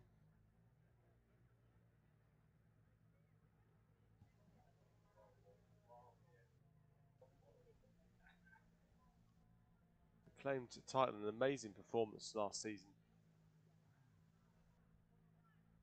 He's formerly an apprentice of Julian Godfrey, so knows how to run an engine.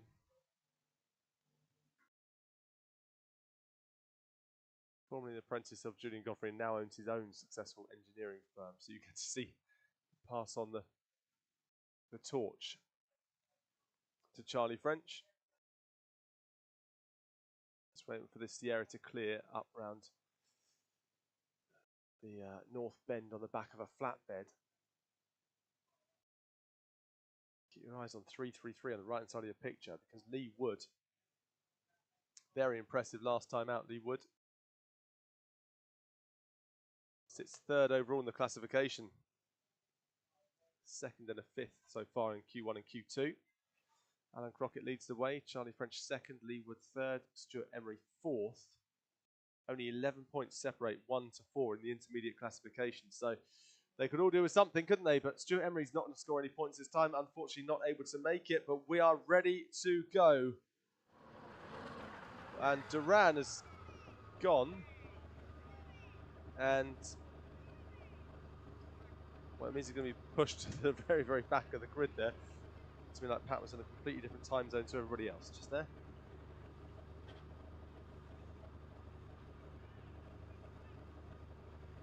Very lively start from Pat, so he'll be pushed back. Because there's no joker in retros or super retros, if there's a jump start, the cars get pushed to the back of the grid. So Pat will now have to start.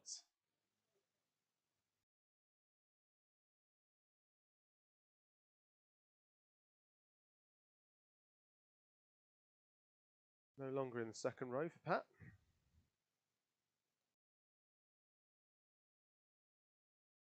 There you go, they're still pushing him. So on to row number 4 for Pat Duran.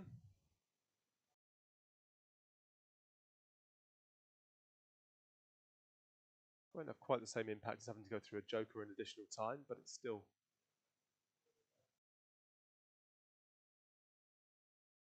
something you have to think about. Well, Pat is now in position. Thumbs up from the start marshal, as you can see. So we are ready to go once again. Let's keep our eyes on the lights. They are ready to race. And here we go once again. And it's a lightning start from Crockett from the middle as he moves across and covers off Charlie French going into Talladega. Pat Duran has scurried his way up to 3rd. Brilliant start from him. But on the outside, Lee Wood is still going strong. Can't quite squeeze past Charlie French, but he's got ahead of Pat Duran. Keeps that position as they go over the jump for the very first time. 1, 2, 3, 4, 5 over with no problems into the Devil's Elbow. And Charlie French is starting to put pressure now on the back of the race leader. As they head up the hill, Alan Crockett leads. Charlie French, the reigning champion. Well, he's got a great exit, hasn't he? He goes on the outside, and it looks like he's got... Oh, have we got a problem here for Crockett? No, they just switched positions, it seems. I don't think it's an intentional switch of positions, but Crockett just staying well out of the way to allow French to come through. So there you go. French leads, Crockett 2nd, Wood 3rd, Duran 4th, and Maroney in 5th. Very wide line there from Lee Wood, getting that back end out. He's on a completely different course than the rest of them. So he goes onto the tarmac. Well, he's gone completely different line. So I'm not sure what's going to happen now because he's gone a completely different route to the others. I think he's going to tail to the back. Yes, he does. Moves himself to the back there. That was the right thing to do. He'd have to do that anyway. So there you go. Lee Wood, by not completing the jump, went very, very wide through Talladega and just eased himself to the back of the pack. So up from the head, though, it's Charlie French still leads the way. Crockett in 2nd. He's not really giving him any respite, is he? Forcing the issue. And Wood is now on the back of Maroney, who holds that inside line going in to Paddock Bend in 4th place. Up ahead of him, Pat Duran just sort of flashed through the shot just there. So Maroney in 4th, Lee Wood in 5th as they go towards Talladega. And up ahead, well, Charlie French has got Crockett pushing him all the way around. Look, forcing the issue maybe, but tucking the car back in getting it straight ahead for the jump, and over they go. Flames licking out the back of French's exhaust. That's very exciting. Flamboyant, we love it. Duran at the back there going into the Devil's Elbows. Up the hill they all go once again, and Lee Wood has joined the back of the pack. Now he's joined the back of the three, and Maroney's got to deal with Lee Wood as they head up towards North Bend. One more lap to go after this one here. Round they go. Maroney goes very sideways. Lee Wood on the exit though. We can't see it in the shot, but Lee Wood has just eased past himself, eased past Maroney to move himself up to fourth, and will soon be on the back of Pat Duran. It is French who leads though. Crockett in second. Duran in third. Wood fourth. As off the track goes Maroney at the paddock bend up onto the grass. So he's gone very wide just there. But this is what we're looking at. The race lead. French has it at the moment, going up for the jump for the final time in heat number 3.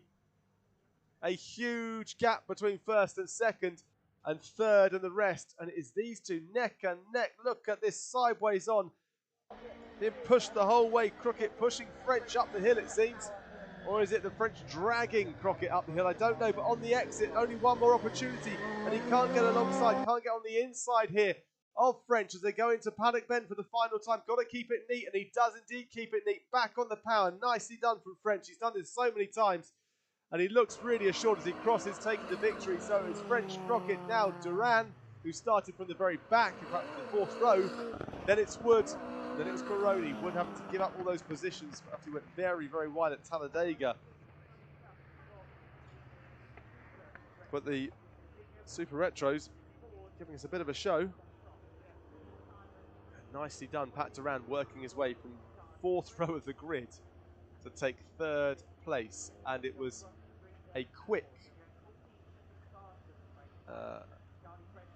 qualifying race. So 1, 2, 3, 4, 5 and 6. No, 1, 2, 3, 4 and 5, sorry. That'll be the order that they look at in the intermediate classification, because it was I think Tap's got the quickest time elsewhere. The time screen's a bit all over the place because of the transponders, but there you go. We have to bring you that properly a little bit later on, full classification a little bit later. We move on though to cross cars and the RX150s.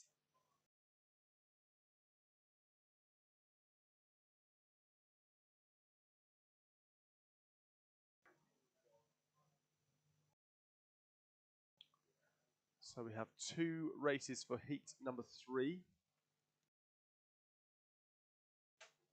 Semi-finals will be next for these. That'll be after a short break and a bit of track repair. And so the grid looks like this.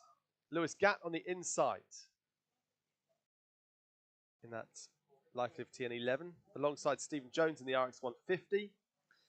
Number 81, well, that's Jack Newman, the Irishman, in the Speed Car Wonder. And behind on the inside, number 8 is James Constantine in the Lifelive TN5, and alongside him is Bradley Turner, number 61, in the Lifelive TN5 as well. We are ready to race. And off we go, and well, off 4 of them go anyway, because James Constantine was just stuck there on the start line. He is now away, but out into the race lead you see. Well, you see Newman is in second. And you see that Stephen Jones, well, he's down in third place off the start. So started in second, but it's dropped a position. Out ahead, though, it is Lewis Gatt. And Lewis Gatt has had a 6th and the 6th quickest so far in these 2 qualifiers. Up the hill they go. Now to the right-hand side, and it is Lewis Gatt that leads. You can see a bit of pressure behind, though. That's going to help Lewis Gatt. They will have to go to the Joker. Remember, 4 laps and a Joker in these qualifiers. Down the hill he goes, and he stays out, and so does all 3 except Bradley Turner, I believe. Yeah, Bradley Turner is the one who goes in and out of the Joker. So glance back to our race lead. Lewis Gatt leads the way, followed by Jack Newman. Oof, and Stephen Jones there just trying to find a way through. Couldn't quite make it stick.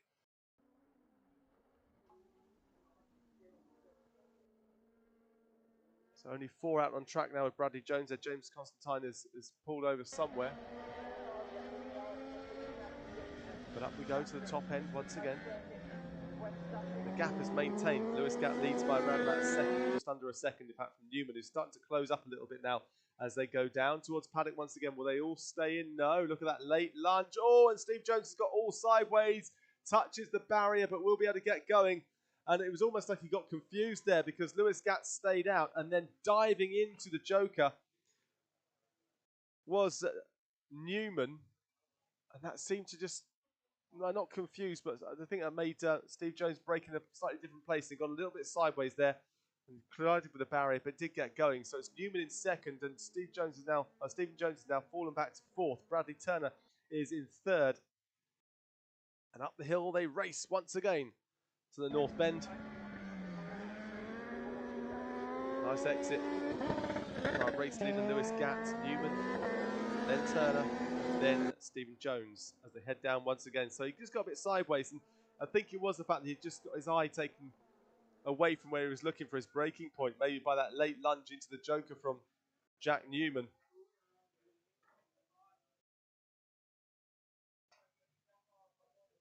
But you'd imagine someone like Stephen Jones wouldn't be quite so confused because he is the RX150 champion. But over the jump they go.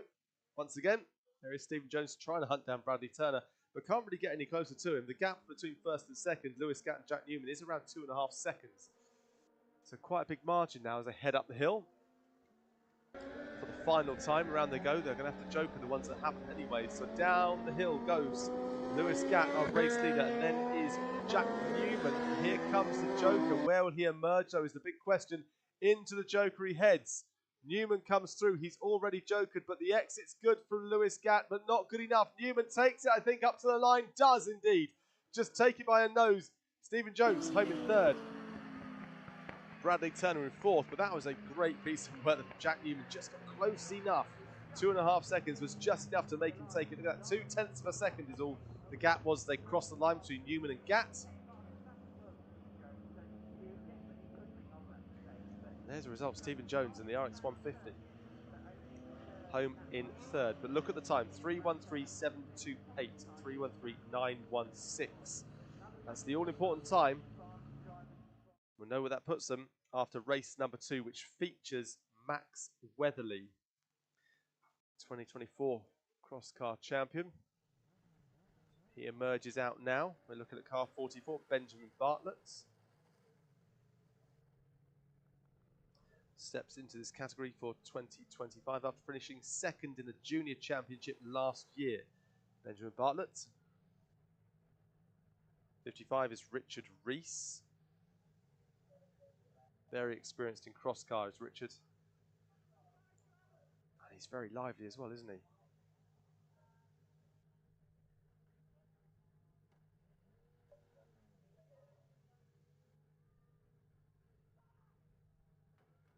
Just think we've got a bit of an issue with Bartlett's car. It is being pushed back. That's a shame to see.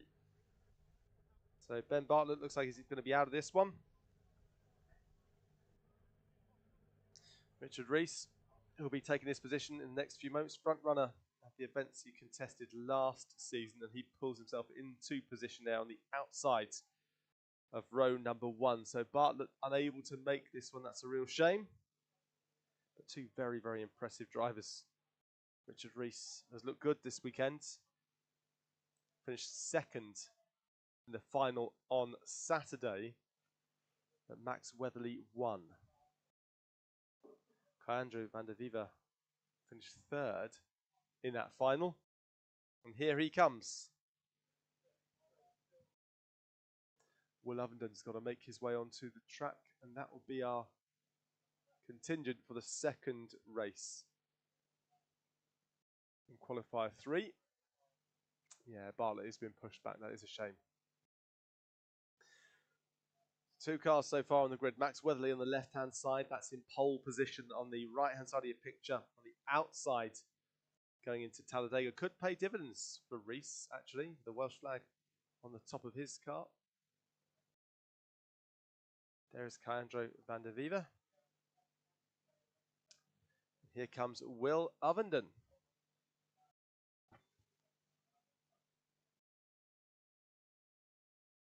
Youngster. Will 2006, May 2006. 6th of September. You see Todd not in the commentary box. 19, I think, this year. My maths is correct. Mini and is always up the sharp end in the 6 modified category. So we look forward to that on Saturday, the 6th of September. It counts as a round of Former junior RX title contender and reigning Swift champion is Will Ovenden.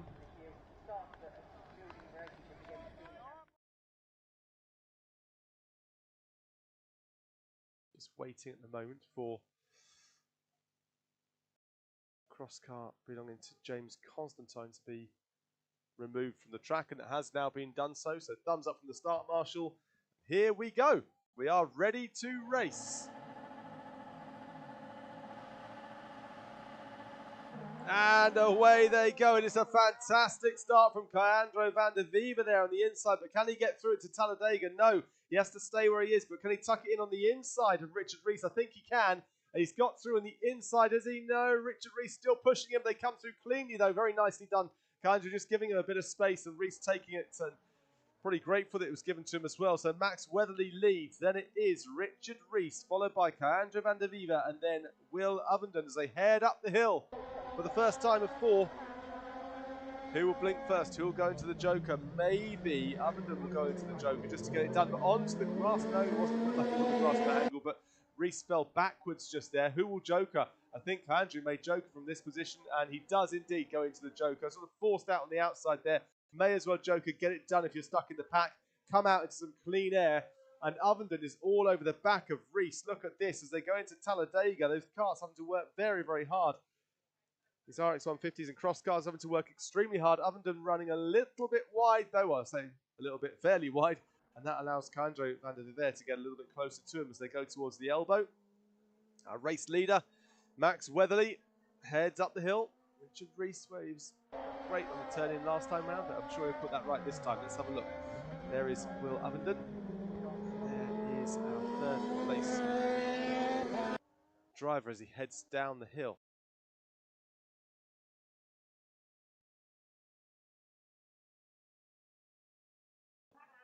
In and out of the Joker comes Richard Rees. Just lost a shot for a second just there, but we're back on it, and you can see that Leandro van der Viva has still got it in that position ahead of Richard Rees. That could be very important coming the end of this race. Will Ovenden is ahead of them, and there's a big leap ahead from Max Weatherly. So when you think of the drivers that have already jokered, a bit of a nasty landing there for Leandro, but he's only been around this track a few times. He's his first outing to Lydden Hill this weekend, and he's made a very, very impressive start.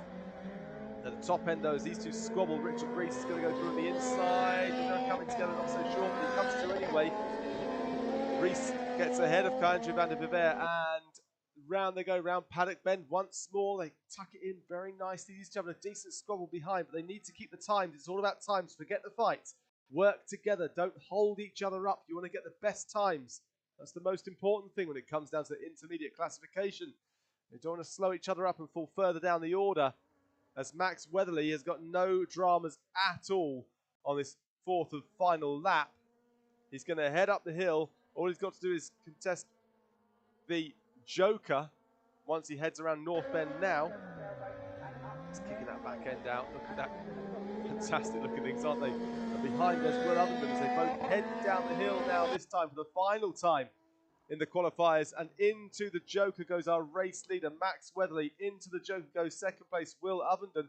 Tucks it in nicely, and will he emerge into second? No, Rees looks like he's taken it. Rees gets second. Third goes Ovenden. Fourth is van der Viva. So there you go.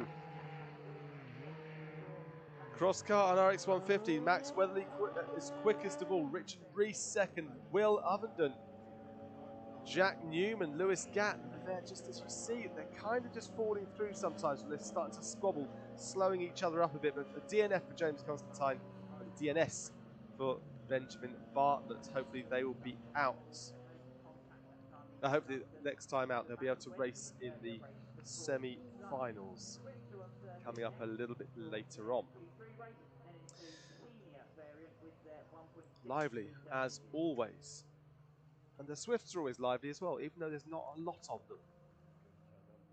1.6 litre Swifts.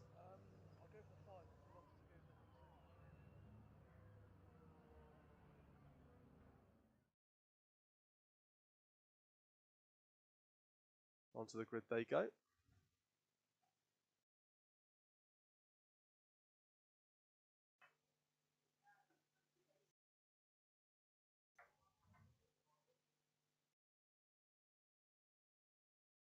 Swift's taking up their positions, just trying to update a screen here. There we go.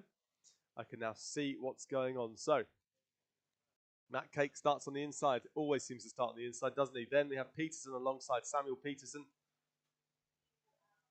Second in the championship, Peterson.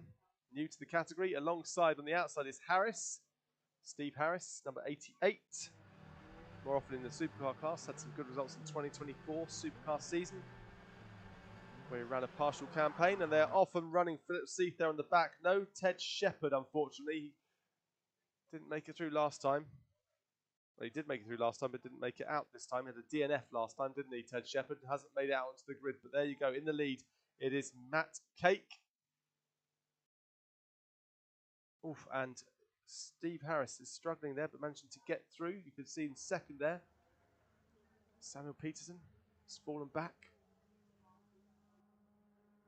There is Peterson. He's had a bit of a nightmare start, hasn't he? He was a brilliant position, second to start with, and has fallen back to fourth of four. Up the hill they go. Matt Cake has the lead. Steve Harris is in second.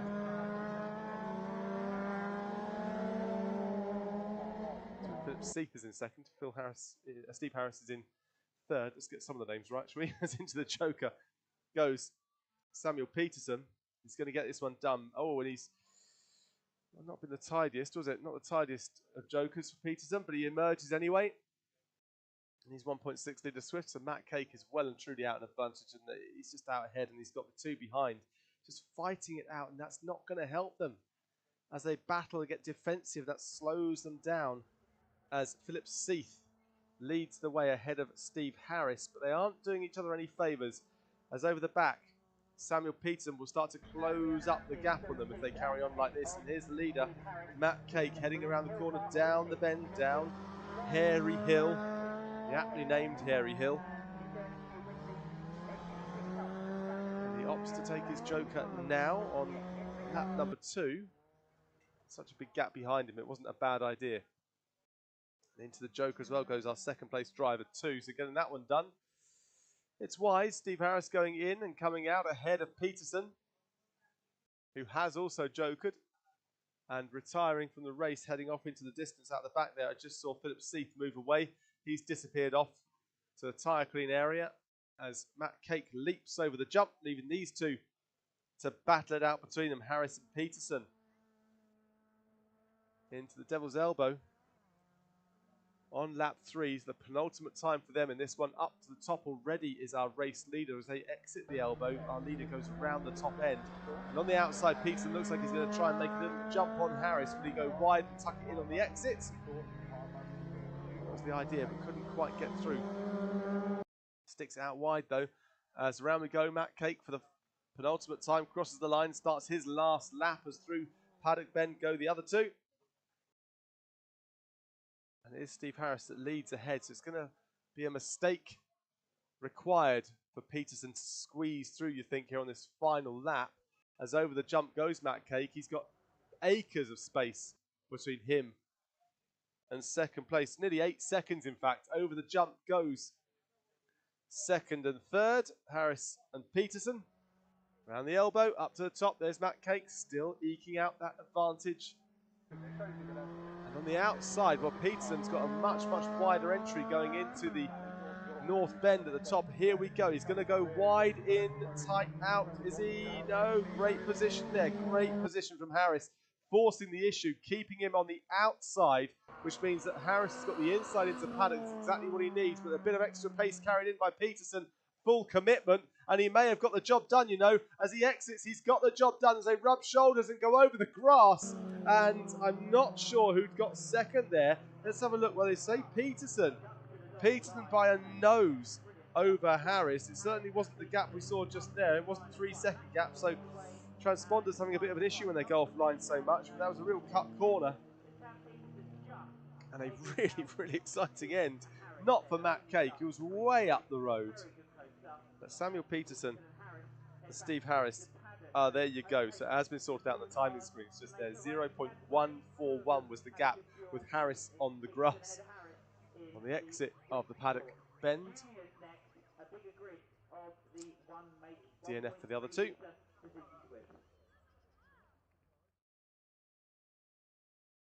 So we shall have a look at what that means ahead of the semi-finals. Although with the Swift it goes straight to the final, doesn't it? So we'll have a look at the points a little bit later on and work out who's going to start where in the Swifts. We go on to the juniors. Their third and final qualifier before they go on to the finals a little bit later on, around about 4:10. That's the scheduled time anyway. Only, well, it's a short while from now, isn't it? 4:10. Hour and a half or so to get yourselves back in the game, get yourselves ready.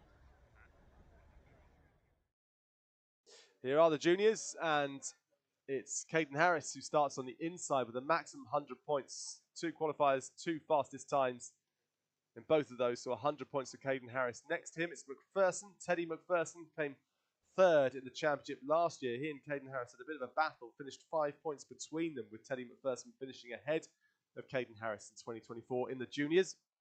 Junior category, 14 to 16-year-olds. 1.3 litre Suzuki Swifts. Harrison Foley starts on the outside of the front row. We saw a great performance not that long ago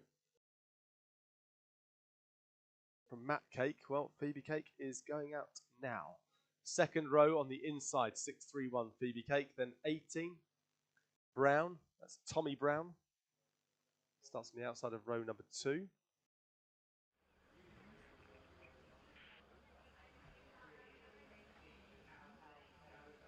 William Hands and Mason Ovenden are the ones making up the grid. So newcomers, a few newcomers.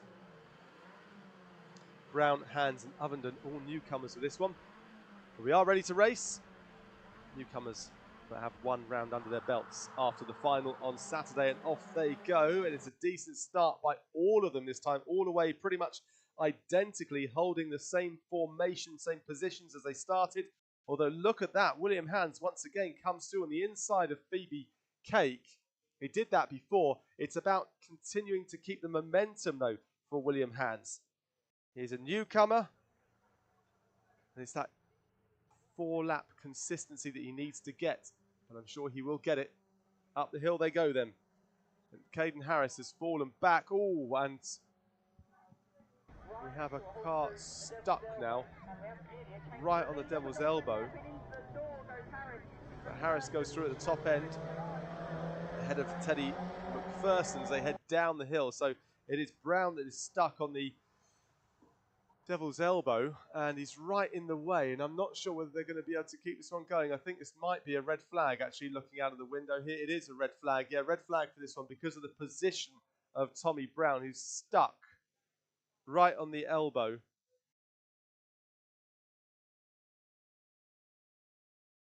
Just went in there, stopped, and in a very, very dangerous place. So it was the right decision, the right call to make, as these little junior Swifts head up and over the jump.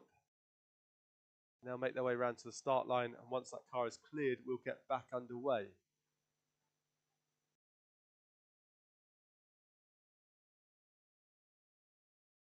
After this then, after the juniors, we have retros to come. Only one race in the retros. Dan Swayland, Rob Buckmaster, Simon Hart, Luke Eastwood, Ian Harpide, and Paul Buckmaster will be heading out onto the grid. I can see them off in the distance at the moment, all in the assembly area in the pre-grid.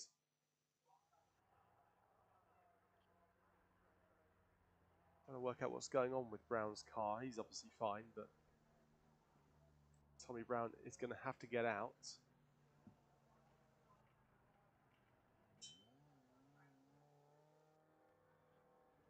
Front right wheel, I'm hearing. Must have been a landing from the jump. You can see the front right just there, actually, in the picture. Just front right, well, the front left is facing straight on, and the front right is pointing out in a completely different direction. So it must have been on the landing there from the jump, as There's no other bodywork damage there, so it must surely be just that. But they're going to pick it up, stick it on the flatbed, and remove that 1.3 litre Swift. There you go. From the group, we had drivers from Ireland, Belgium, America heading here to Lydden last July. So the track Here on the 19th gets of cleared, July and the for drivers the get circuit pushed racing back day. into position with Super Caden Bowl Harris on the Sunday. inside. It's historic Teddy on the McPherson hill. has another Yeah, bite of the Supercar cherry Q3 racing here in on second, July and the Hayden 20th, Foley, which was Harrison very Foley entertaining on the last year. outside Six of fields, about row 80 number 1. Phoebe GTVs Cake will start around on the her own circuit. in that middle row, row number 2, Trucks returning, so it's always with William Hands, who had a brilliant start, didn't he, William Hands? usually at the sharp end of that, or down here at Lydden, they're always really close. Got himself 11 points for finishing 6th in his opening So too, a race in this RX1 category. Mason Ovenden starts alongside William Hands, both newcomers, as I say, 3 newcomers in the juniors. Tommy Brown, William Hands and Mason Ovenden. Teddy McPherson's the highest returning driver from last year. As I say, he finished 3rd in the championship. Caden Harris finished 4th. Phoebe Cake finished 5th. Then Bartlett, who we thought we were going to see last time out, but had to get pushed back. Well, he did extremely well, didn't he? Last year.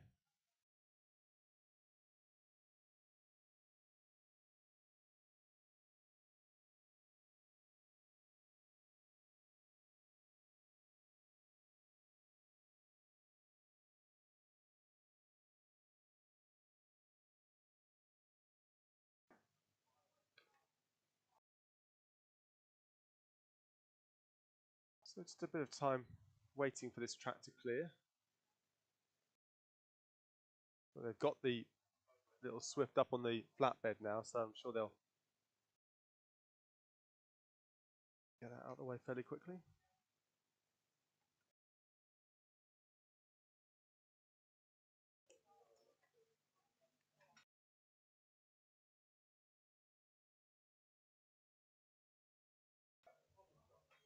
We'll be ready to go with the rerun of the juniors.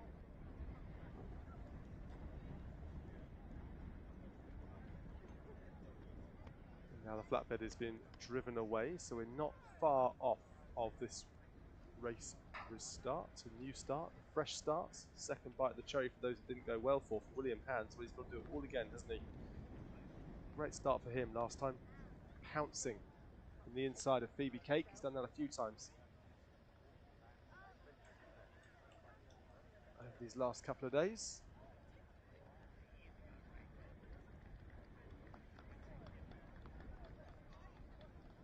So it's been a bit of an oil down on the elbow, and you can see a nice greasy line there too. So just put dust decks down, just trying to soak it all up, clear it all up. I'm going to try and avoid that line, especially the first time through.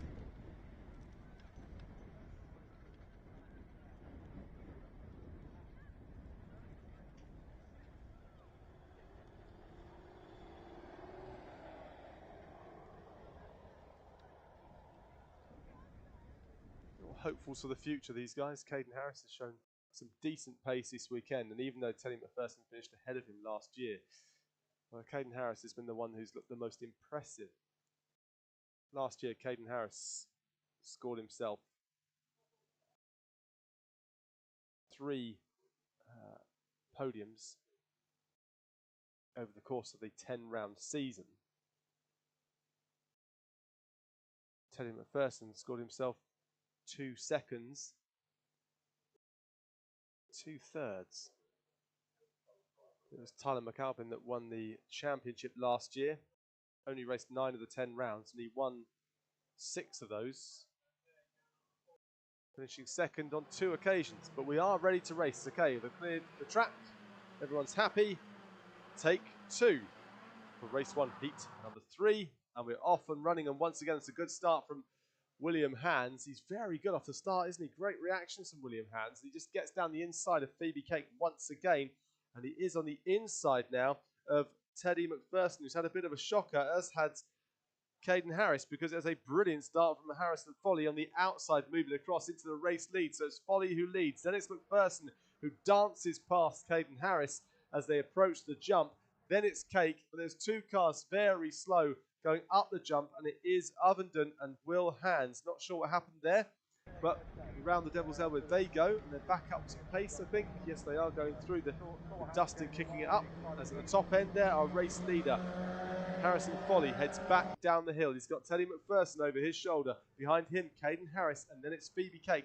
Not much to separate 1 and 2, but into the Joker goes Caden Harris, getting that done early. And on the exit of Paddock Bend, they are side by side, and on the inside, it's going to be Foley who has it, but it was very, very close. McPherson getting a real leap on him, I suppose, is the best way to describe it, but couldn't quite get it done.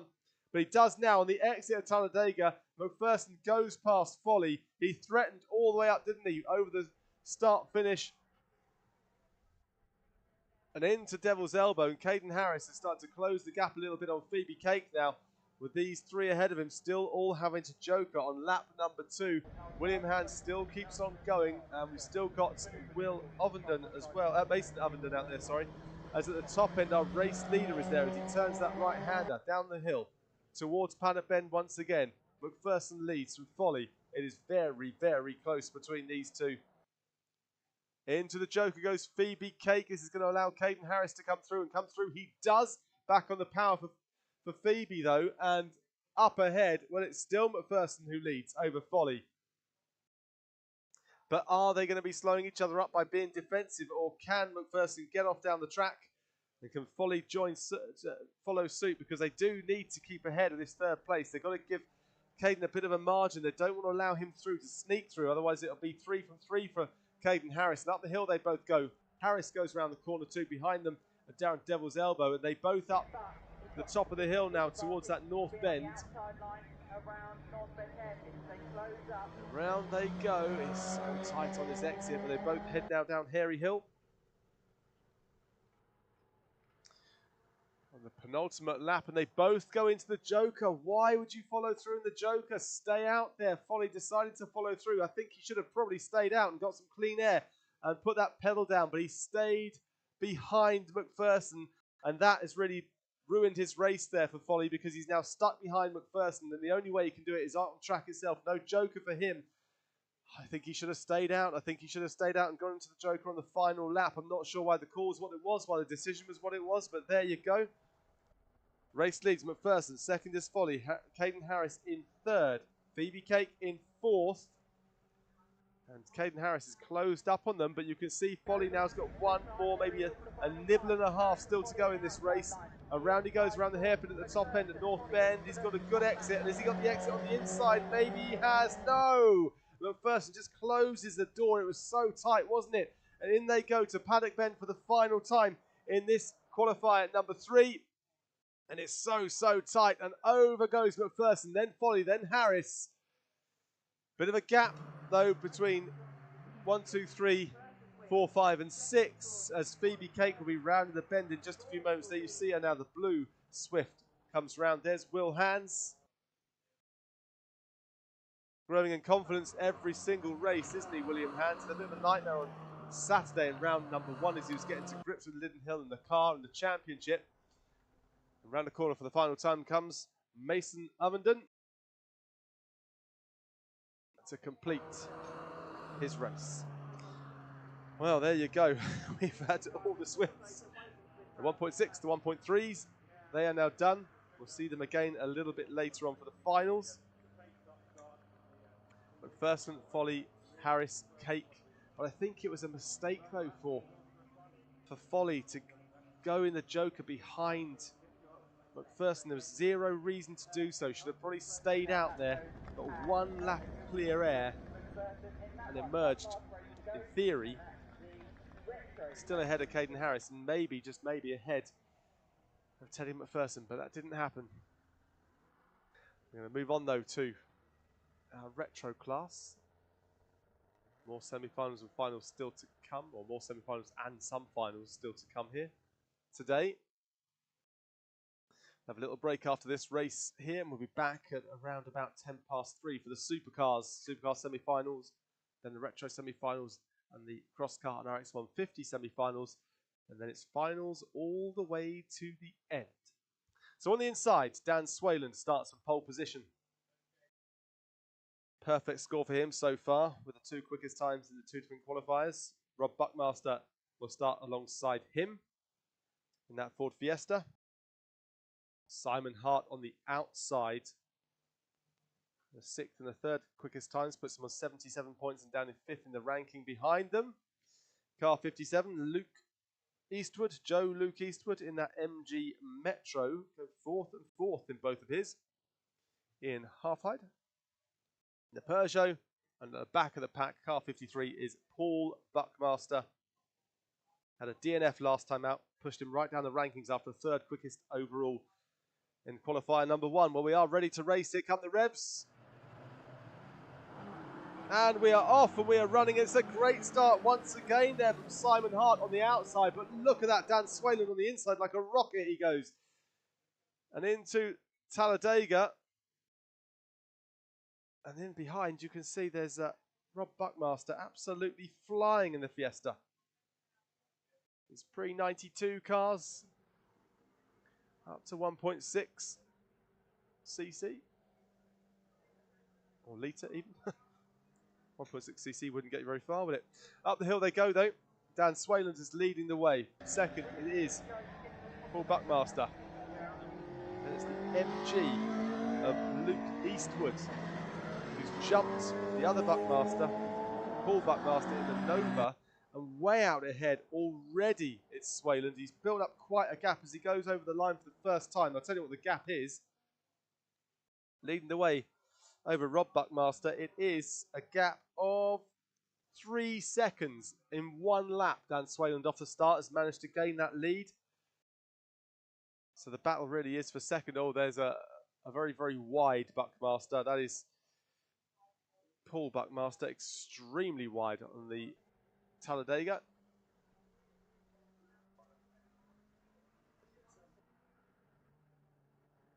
Joe Eastwood. Joe Luke Eastwood. It's one of those, isn't it? Up he goes. His double-barreled surname's always throw me. There you go. I'll learn one day. He's holding off the fight from Paul Buckmaster at the moment as they head down the hill, and Swayland has got such a commanding lead. It was 3 seconds last time round. As he goes over this time round, let's have a quick look. Over the line goes Rob Buckmaster, and the gap has grown to just under 4.5 seconds now. Ian Halfhide clinging on at the very, very back of the pack. Out ahead, though, it is Dan Swayland, who, well, no one can get anywhere near him, can they? Not even Rob Buckmaster, who's, well, 4.5 seconds off, as we know. Then Joe Luke Eastwood. Then it is Paul Buckmaster, followed by Simon Hart. Swayland's got such a huge advantage. We wait for the other cars to come through. Rob Buckmaster is heading down that hill right now, but there's nothing he can do. No jokers on these, remember, because these are retros or the super retros. They don't take the joker lap. So our leader goes through across the line now. We have to wait this huge amount of time before Rob Buckmaster can make it up. And Joe Luke Eastwood looks like he might be a bit of a sitting duck now as Paul Buckmaster starts to put more and more pressure on him as they start their penultimate lap. Or their final lap, sorry. And I think there's a spin somewhere, was there? No, just a bit of tyre squeal. Dan Swayland, there was a spin. It was Ian Halfhide. He seems to spin at every opportunity. Won a race for Ian Halfhide. He did one right underneath us, the gantry. So at the top end, Dan Swayland completed 3 laps. This is his final one. Down he goes. Turning right into paddock. There he goes around the bend, no problems for him. Up atop there, it is still a fight between Joe Luke Eastwood and Paul Buckmaster. And Joe Luke Eastwood is really, really holding his own out there with all that pressure. Rob Buckmaster is coming through, though. There's a huge gap between first and second as over the line goes Rob Buckmaster. Then it is Joe Luke Eastwood, followed by Paul Buckmaster. And then Simon Hart goes through with a gap between Dan Swayland and Rob Buckmaster. After 4 laps of Lydden Hill, it was 11.229 seconds. 11.229 seconds. That is incredible, isn't it? Dan Swalen just moving away. Best lap of a 50.155. Rob Buckmaster's best lap was a 52.740. So a huge margin between them just there.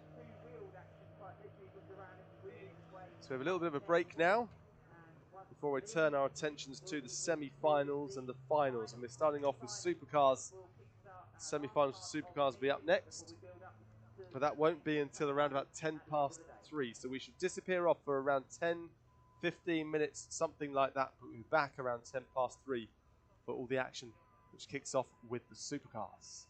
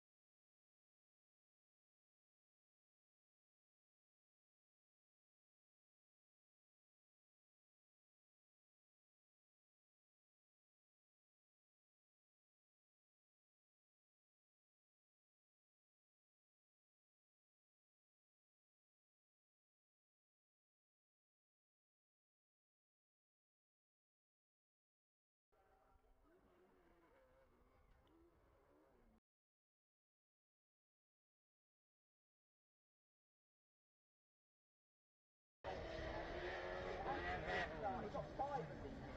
One permanently based in America. He's got 4 others. One we're seeing here today. Very proud.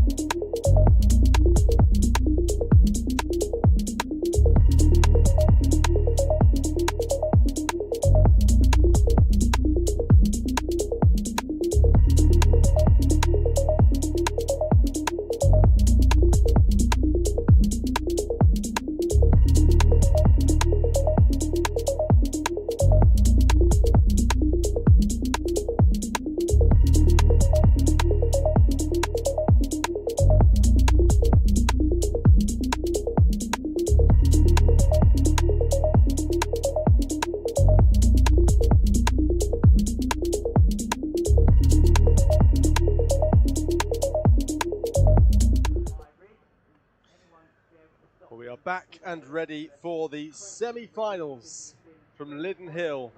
Round number 2 of the Motorsport UK British Rallycross Championship 5 Nations Trophy. And sitting there just to the very right-hand side, if you squint, you'll see Patrick O'Donovan. There is Julian Godfrey, and in between those is this man, Oliver Bennett. I tell you what, semi-final 1 is set to be an absolute corker.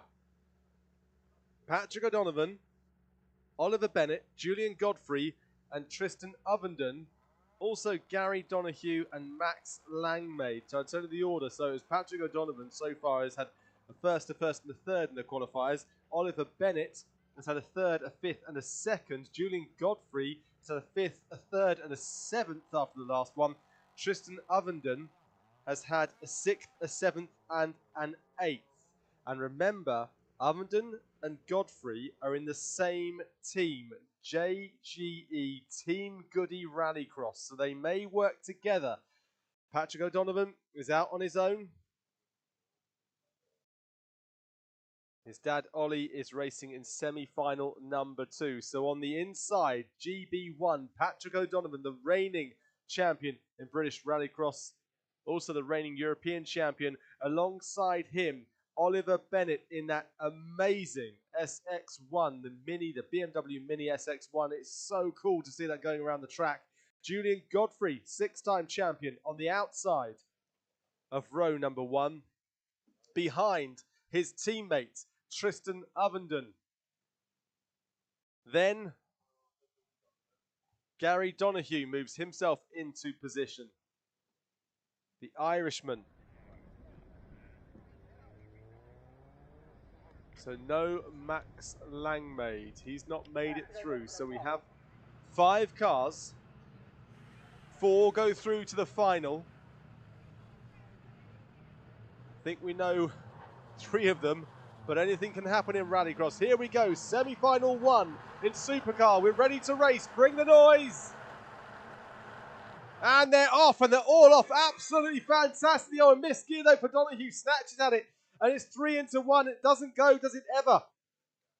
But Patrick O'Donovan has got the inside line. A very wide line there, though, for Bennett as he manages to gather it back up. A little tap there from Godfrey, but it wasn't his fault as Bennett just went across the front of him. That slowed down Godfrey. I think he's got a problem. Oh, and Godfrey is out. I think Godfrey's out. So as I say, anything can happen in Rallycross. Well, money was on Godfrey to get through into the final, but he stops up there just after the jump. And Patrick O'Donovan is well in the lead. Bennett is in second.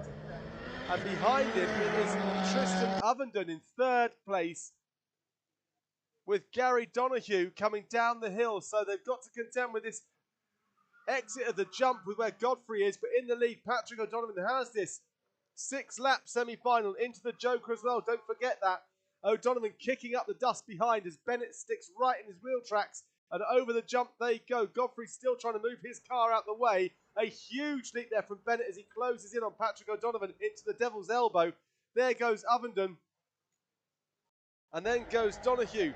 Top 4 go through. There's only 4 left. They'll all get through into the final. But it's all about position in the final. You need to win this to claim a pole position, or at least a front row anyway. And Patrick O'Donovan heads down the hill one more time, completing lap number 2, and on to lap number 3 he goes. As over his shoulder, well, Bennett is still there. Third place, Ovenden's got quite a gap between him and fourth. Very wide there, very wide from Patrick O'Donovan. And Bennett follows through and closes the gap. A hugely wide line there from O'Donovan. Couldn't get the power down, couldn't get the traction, and he went very, very wide, allowing Bennett to come back at him. And into Devil's Elbow they go, and up the hill once again. Lap 3 of 6, up towards the North Bend. Down they go. Patrick running extremely wide, and Talladega's going to have to tighten that up next time. I'm sure he'll be thinking about that when he gets to it, but not right now. Through Paddock Bend he goes. Bennett all over the back of him because his big SX1 in his mirrors the whole time. And into the Joker goes Tristan Ovenden. And staying out in fourth place is Gary Donoghue. So Patrick O'Donovan leads. Bennett is in second. The gap 0.8 of a second as they go over the jump. A much bigger jump though from Bennett than Patrick O'Donovan in that Proton Iris. And Up the hill they go still, the order as it was. O'Donovan, Bennett, Ovenden, Donahue. Gap isn't getting any closer, it's not getting any further apart, but into the Joker goes Bennett. He's going to hope he gets some clear air and just go for it as he tries to close up on Patrick O'Donovan, who's still got to Joker.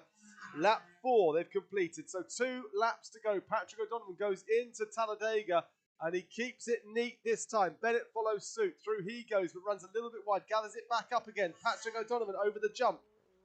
Bennett following. Ovenden closing up on the back of Bennett now. He's completed his Joker, don't forget. And up the hill, the race leader goes. The gap around 3 seconds between Patrick O'Donovan and Oliver Bennett. Down Hairy Hill, Patrick goes. Will he Joker this time? Will he wait until the final lap? Well, Bennett is closing. I think he's going to go now. Yes, he is. Patrick O'Donovan goes into the Joker now. Keeps it neat. Yes, he does. Through he goes. And Bennett is closing this one, but he's not good enough as Patrick O'Donovan goes across the line there and takes the victory. Patrick O'Donovan wins that one. Bennett in second. Third, Ovenden. Fourth, Gary Donahue.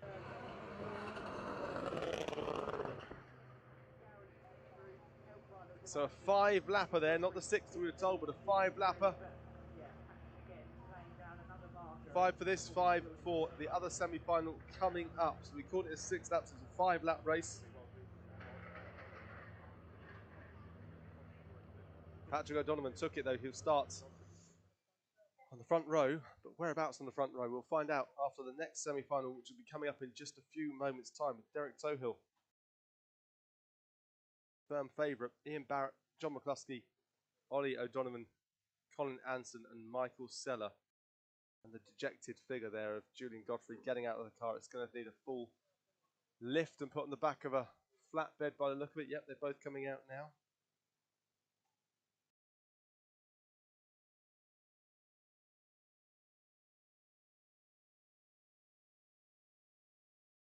Michael Sellers had a full steering rack swap out.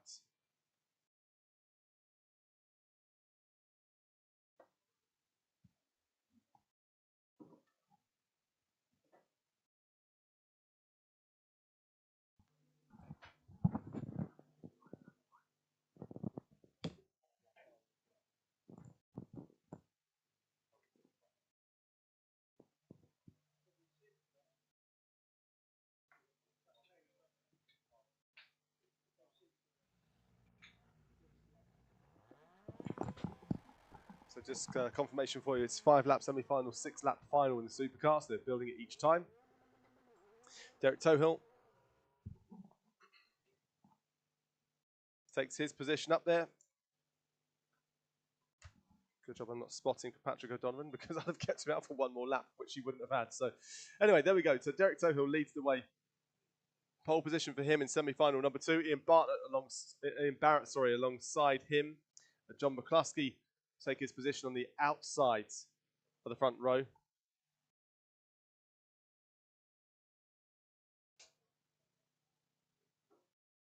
Irishman in Derek Tohill. Irishman in Ian Barrett.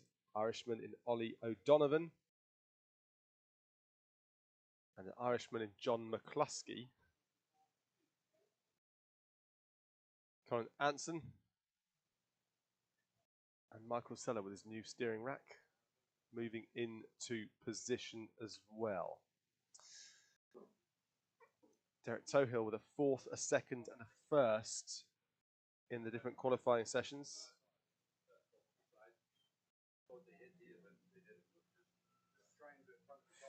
Ian Barrett with a 2nd, 4th and a 4th.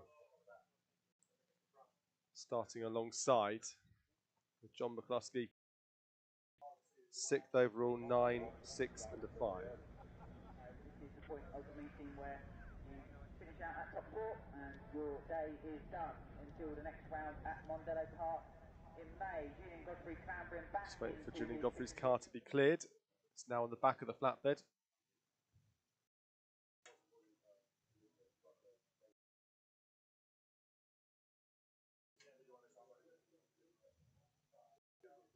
Super Retro will be up next.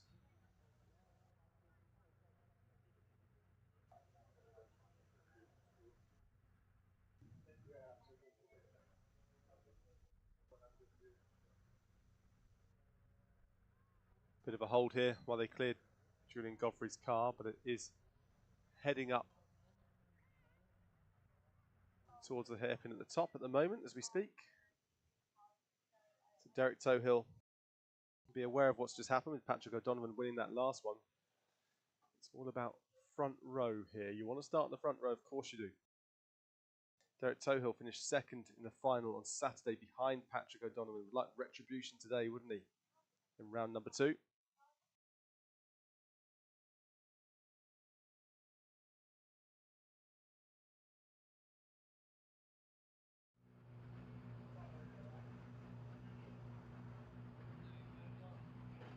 '21 British RX5 Nations Champion. 2010 and 2013 European RX Champion in the rear-wheel drive touring car class. Tohill's got great form. And he's got a front row in his sights. We are now ready to race. And off they go. And it's a great start by Ollie O'Donovan, but he can't get past at the back there. Just squeezed out and he's tapping the back. Oh, it's a big one. Oh, this is a heavy impact into the fence just there, into the barrier. So Ollie O'Donovan getting into the back and all over the back, it has to be said, of the car. But up ahead, you see Derek Tohill leads the way. Tohill from McCluskey, Barrett O'Donovan, but there is Barrett just there in the barrier. That was a humongous impact.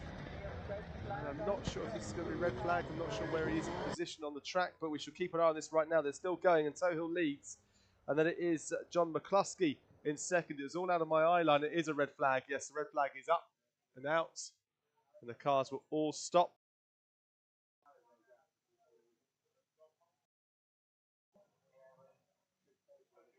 As they go down to recover.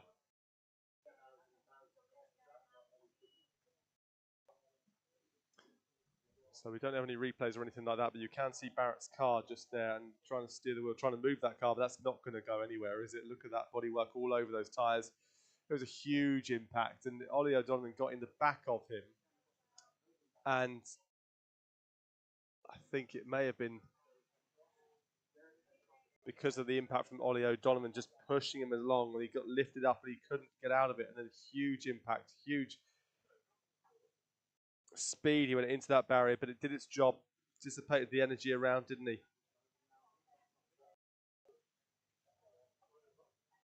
And the driver is getting out, which is good to see.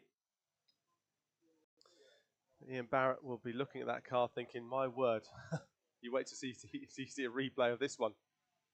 I wasn't sure he went into the barrier. It was out of my vision and just out of the back of the frame. I couldn't quite see because of all the dust, but it's just a huge, huge impact. And the cars will come back round and line up on the grid for a second bite of the semi-final 2 cherry.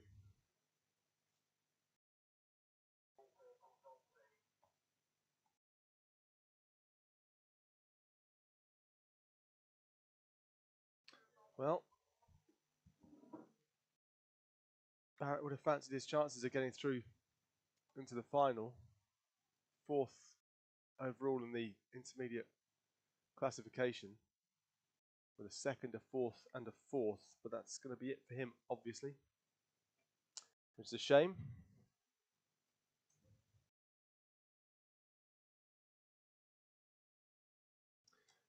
So only one of these remaining 5 are going to be out. So he gets the checks from the medics, just making sure he's okay.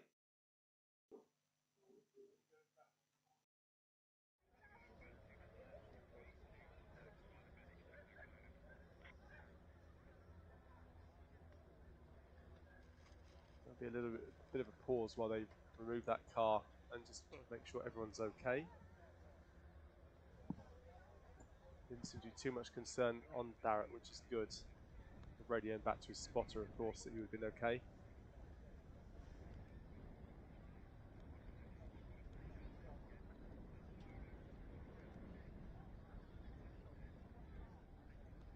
Doors open all down here on the grid, so trying to just get some cool breeze into the car. It's very windy here on Saturday at Lydden Hill. Nice sunny day, but extremely breezy. It's cleared pretty cloudy start. But this afternoon is very much cleared. It got to become quite a nice day actually.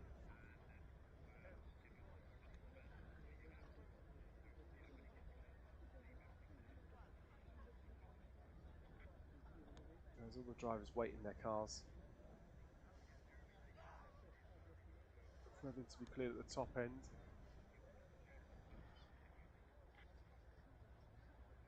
We'll just wait until we have any news for you.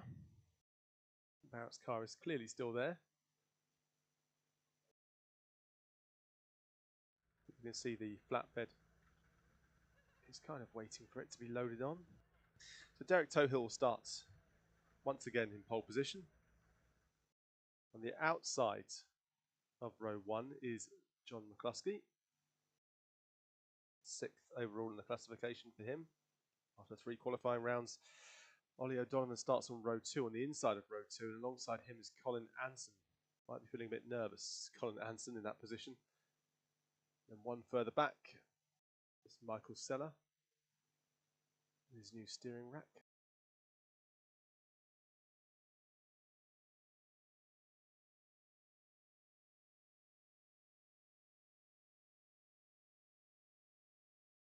And still they try to get that car up onto the flatbed.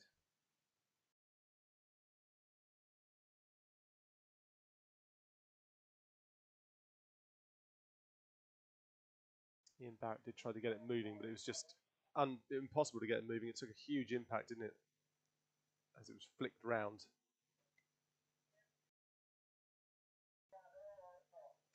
I imagine there'll be a bit of a review of tapes and onboards to see if there's any blame to be apportioned to anyone, if that results in a penalty. And if it is to be a penalty, there's one person who will get it.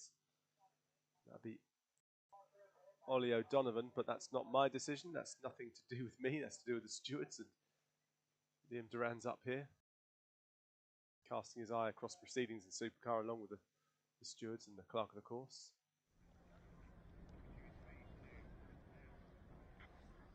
Great crowd here today, this Easter Monday.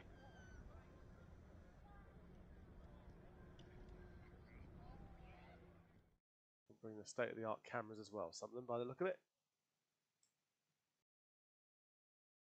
Short bit of downtime though, as we say, just waiting a few moments. And as I glance out of the window here, I can see the car has now been loaded up onto the flatbed, so it shouldn't be too long now before we get up and running.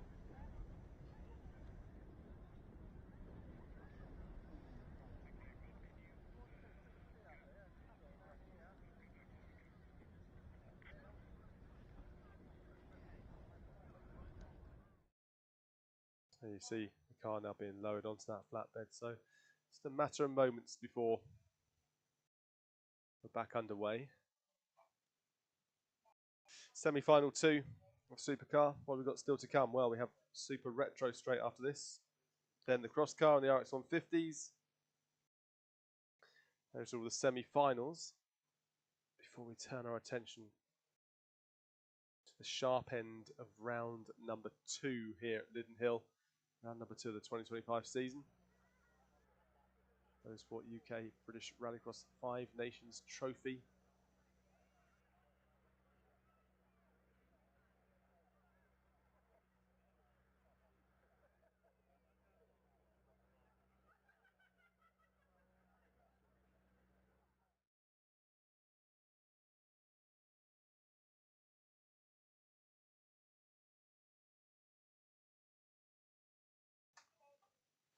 Not sure there's some barrier repair needed to be done as well. Maybe there is. It was such a high-speed impact, wasn't it? Let's make sure everything's secure and bolted down as it needs to be.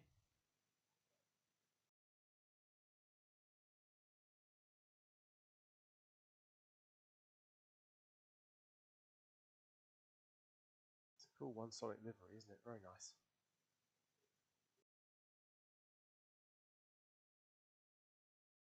Colin Anson's Mitsubishi Mirage.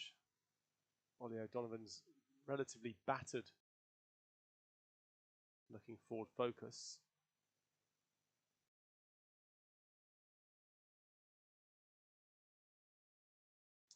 Derek Tohill will be eager to get away and well away from Ollie O'Donovan, heading into Talladega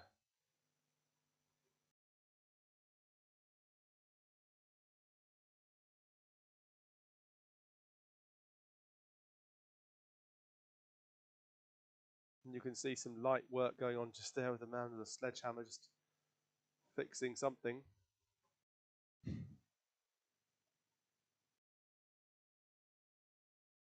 Fair bit of damage to that barrier that you can see just slightly obscured.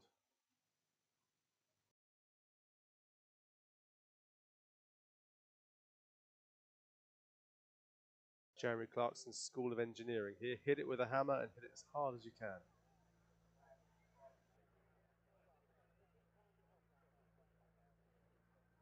So we started off with 4 Irishmen in this semi-final, down to 3.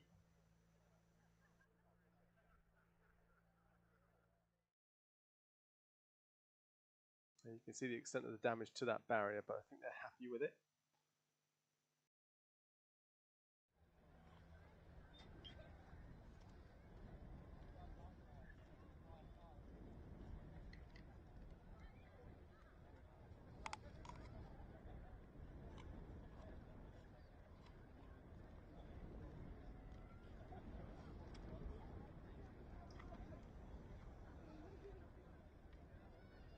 Flatbed is now being moved away, so we are just a minute or so away from getting back underway with semi-final number 2, take 2.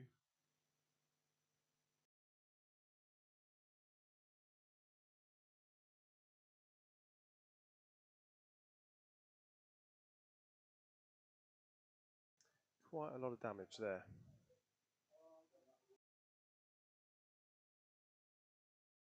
To Ian Barrett's car.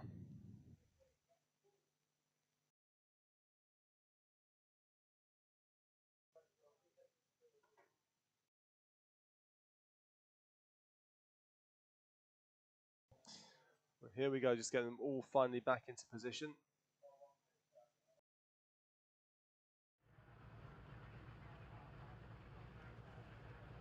Ian Barrett switched from circuit racing and rallying to rallycross. Well, he'll be used to a few impacts, won't he? But that was quite an extreme one. Anyway, we are clear, pretty much.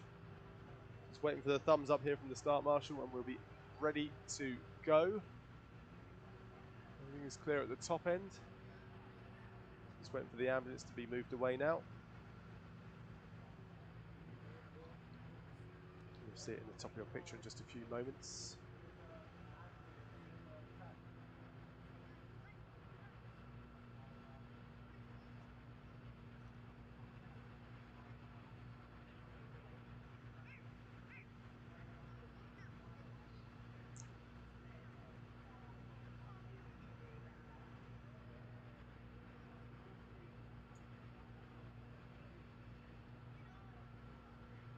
Final checks being done, and we should be ready to go. The cars are all in position, so Derek Total on the inside of row 1, on the outside John McCluskey.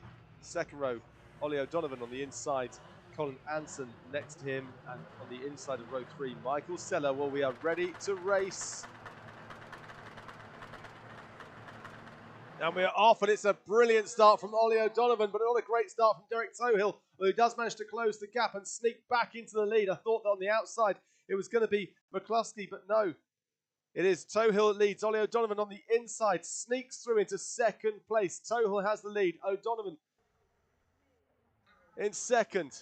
McCluskey followed by Seller, and right at the very back, Colin Anson stayed well out of trouble, didn't he? 4 will go through into the final, and is it going to be the 4 currently occupying those positions? Well, it's been led by Derek Tohill all the way down. He definitely wants a front row start, doesn't he? He wants to be alongside Patrick O'Donovan. Came second in the final on Saturday to Derek Tohill, and into the Joker goes Seller and Anson following suit. Up ahead though, Ollie O'Donovan, well, he's got McCluskey all over the back of him as they go up to the jump for the second time. 5 tours around this circuit, this 1 mile circuit here at Lydden Hill.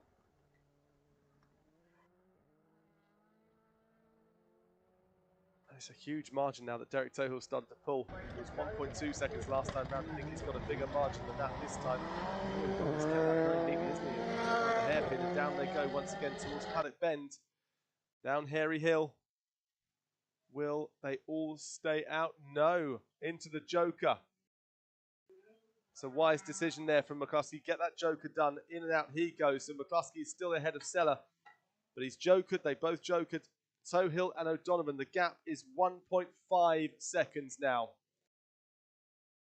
Huge launch there off the jump from Derek Tohill. Massive commitment into the Devil's Elbow.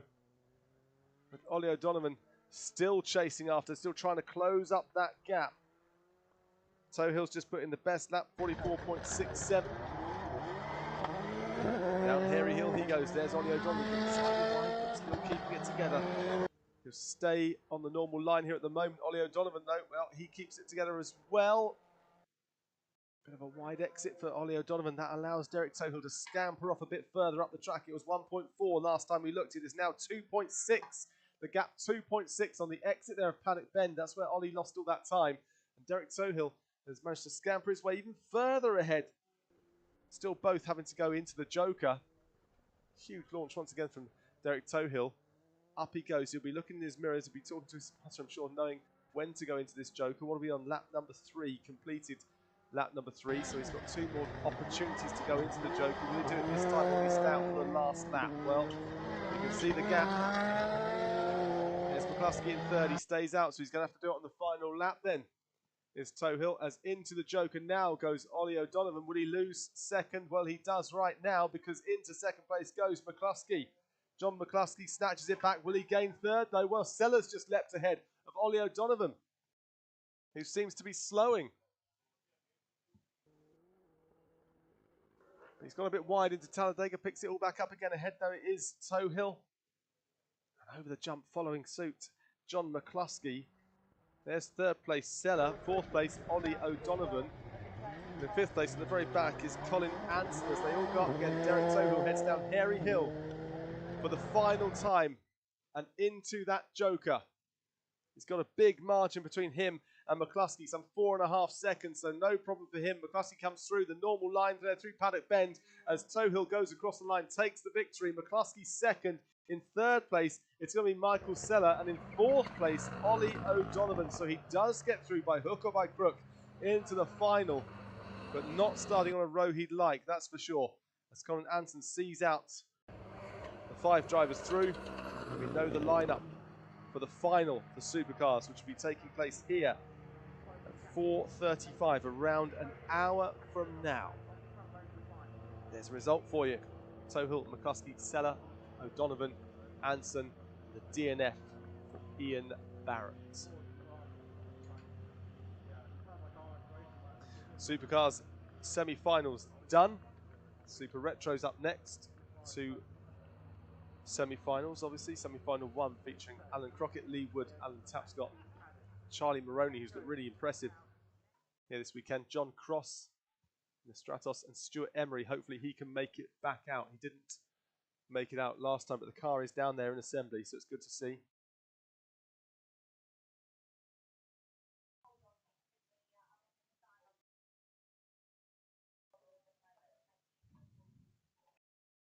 It's got a few more grids been handed to me for the semi-finals and finals. The ones we know, anyway. So here is the lineup for race 1, semi-final 1 in Super Retro. And it is Alan Crockett, starts on the inside, pole position. Alongside him, Lee Wood.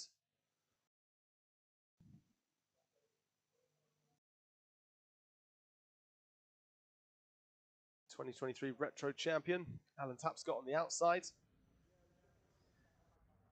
Charlie Maroney on the inside of the 2nd row, and John Cross in the Stratos alongside him.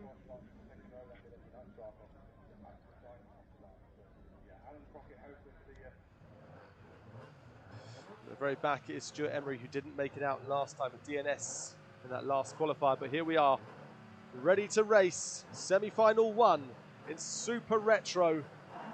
And they're all away cleanly. A great start there from Maroney once again, but pegged in, can't get past. But Stuart Emery can on the inside in that Volvo 242. Moves his way up then into 2nd place. So Stuart Emery from row 3 on the inside up to 2nd place and holding his own as he goes up once again to the very top of the jump. Stuart Emery finished 4th in the final on Saturday and is already showing his credentials here in semi-final number 1. Remember, 4 progressed through into the final, happening a little bit later, and very, very wide there from Tapscott on the exit of the elbow, and in fact getting a little bit wider and onto the grass, I think, too, but managing to keep hold of it. Up ahead, though, it is indeed Crockett that leads. Emery is in second.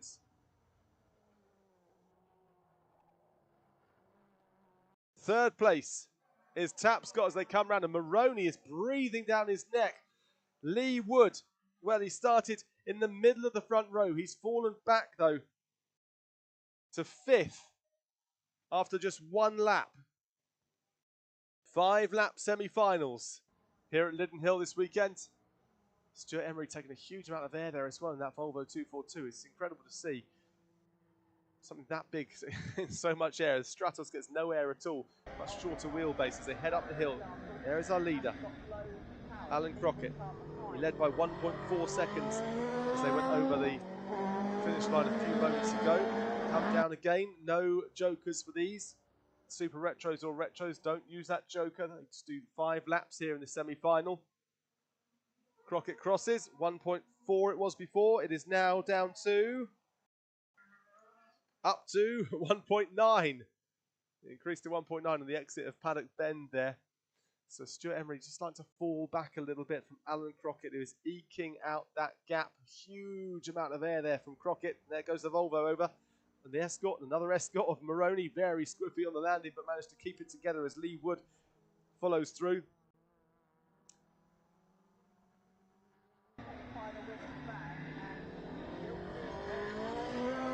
Crockett leads in that Open Cadet GTE. Then it is the Volvo 242 in second place. Alan Tapscott in the Mark II Escort, followed by Maroney in the Escort and Lee Wood in the Mark II Escort as well. John Cross in the Stratos is kind of out the picture, just going round the bend at the top right now as we look at this real battle for third. Tapscott has got the measure of Maroney, but Maroney is really trying to force an issue as up ahead Crockett has got a lead of 3.4 seconds now over Stuart Emery, and if he's not careful, he's going to fall into the hands of the 2 Escorts behind him. There's not a huge gap now between Emery and those 2 behind. It's all about position in the final, and Emery is falling back and falling back. Every single corner it seems to be. Alan Tapscott is closing in on him. Maroney's pushing him the whole way. They're winning each other along the track, aren't they? Way ahead, though, it is Alan Crockett. There he is in the picture, going around Paddock Bend. This is a real battle for second. See the front of that Escort of Maroney just bubbling away a little bit, flapping away in the breeze. Emery goes across the line. You can see the gap between them. Emery crosses 4.8 seconds off of Crockett, and only 0.4 of a second separate 1, 2 and 3. It's very, very close. Over the jump they go. 4 laps complete. So on to the final time round the Devil's Elbow, and I think Emery will be breathing a massive sigh of relief if he gets through here in second. The Stratos pulls off at the very top, out of the way as round goes. Alan Crockett down the hill, down Hairy Hill for the final time in this semi-final. Emery follows suit, then it is Tapscott, followed by Maroney.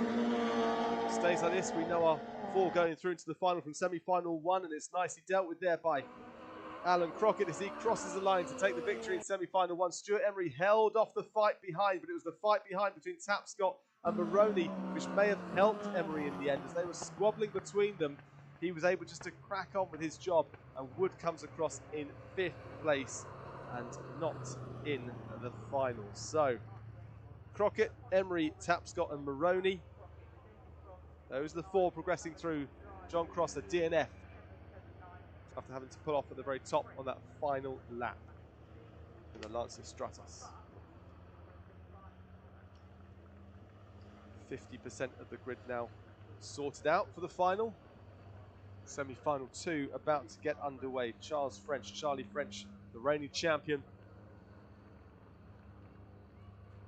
Pat Duran, Vince Bristow, Steve Pascoe and Steve Cousins. I'm not sure if Steve Cousins is going to be able to make it out, actually, because he had a problem last time, didn't he? And I can't see his car there. So it will be a case of order rather than who. Make sure you finish. There's Pat Duran moving himself through the The chicane joker here. Charles French, very impressive last season. I said when he won the title. 4 victories and 3 second places. 1 other podium, making up the 9 races in the season. He won it by 18 points over Pat Duran, who lines up alongside him. Pat with 1 victory.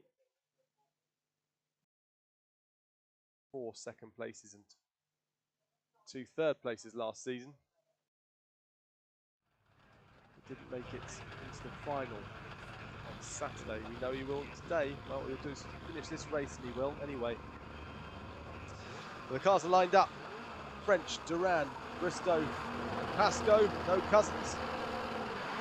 And they're off. And the top 3 go hell for leather. Pascoe's just going to try and get his car through without any drama at all. But into the lead, it's Charlie French. Pat Duran is really pushing him through, isn't he? As Vince Bristow in the background eyes up the opportunity in his early stages of the race. He comes onto the back then of Duran. Over the jump they go. French takes that line nicely, and Duran and Bristow follow suit. Nothing stupid you'd imagine here. They'll all just be fighting cleanly, trying to get optimal position for the final, but not taking any huge risks.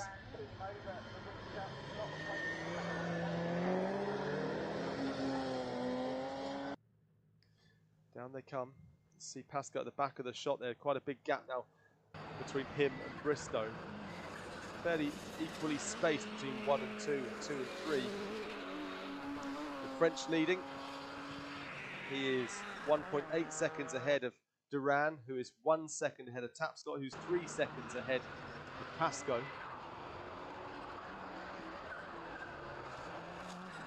But that gap is really closed. Bristow's started to get a wriggle on, hasn't he? Moving the way up there, right at the back of Duran now, round the elbow and up the hill they go. Very top though, some way off, going around the hairpin at the top. The North Bend now is our leader, Charlie French, the reigning champion in Super Retro.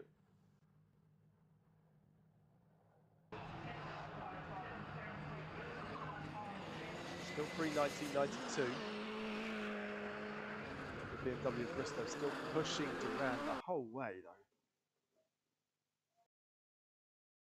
But can't get through, or can he on the outside of Talladega? He's going to give it a go, but he runs himself extremely wide there, forcing the issue, trying to force the issue anyway. But Duran, well, he's been around here quite a few times. He holds off the challenge, just focuses on what's ahead of him, and what's ahead of him is a big bit of empty space because Charles French is some 3.5 seconds up the road on these two.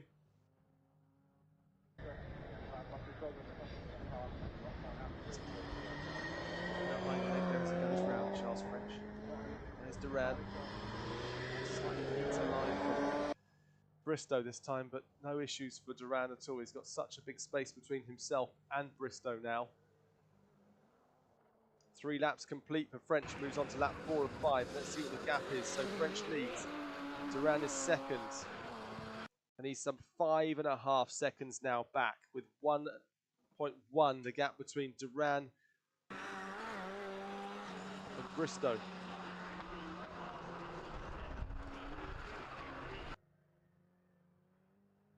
Still they fight, still they play this game of chess. It's been going on for quite some time, these two, closing up the gap for Bristow, but then Duran ekes it out, doesn't he, on these straights, as you can see. On the far side there is our race leader, French, coming around an ultimate time around Paddock Bend.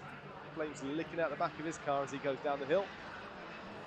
Seems like Duran's now eked out a bit more of a gap, doesn't it, as he goes in and out of Paddock, followed by Bristow. Pascoe is just still coming down the hill at his own pace. Our race leader, though, comes round through Talladega. 7.5 seconds up the road from the rest. No drama for him. In and out of the Devil's Elbow he goes. Duran and Bristow is where our eyes are at, though, because this one's very, very tight as they head into the elbow for the final time.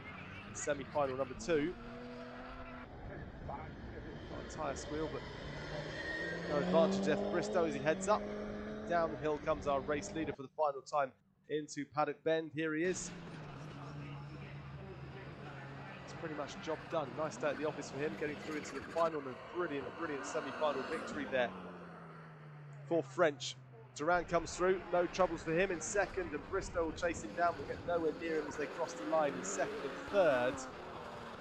Pascoe heading down the hill. He'll be taking P4 in this one. He's getting himself into the final, of course. Bouncing away and over the line.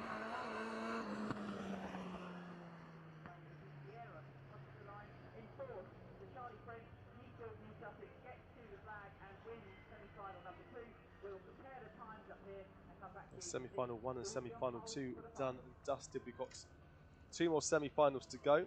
That is in the cross car and the RX150s. These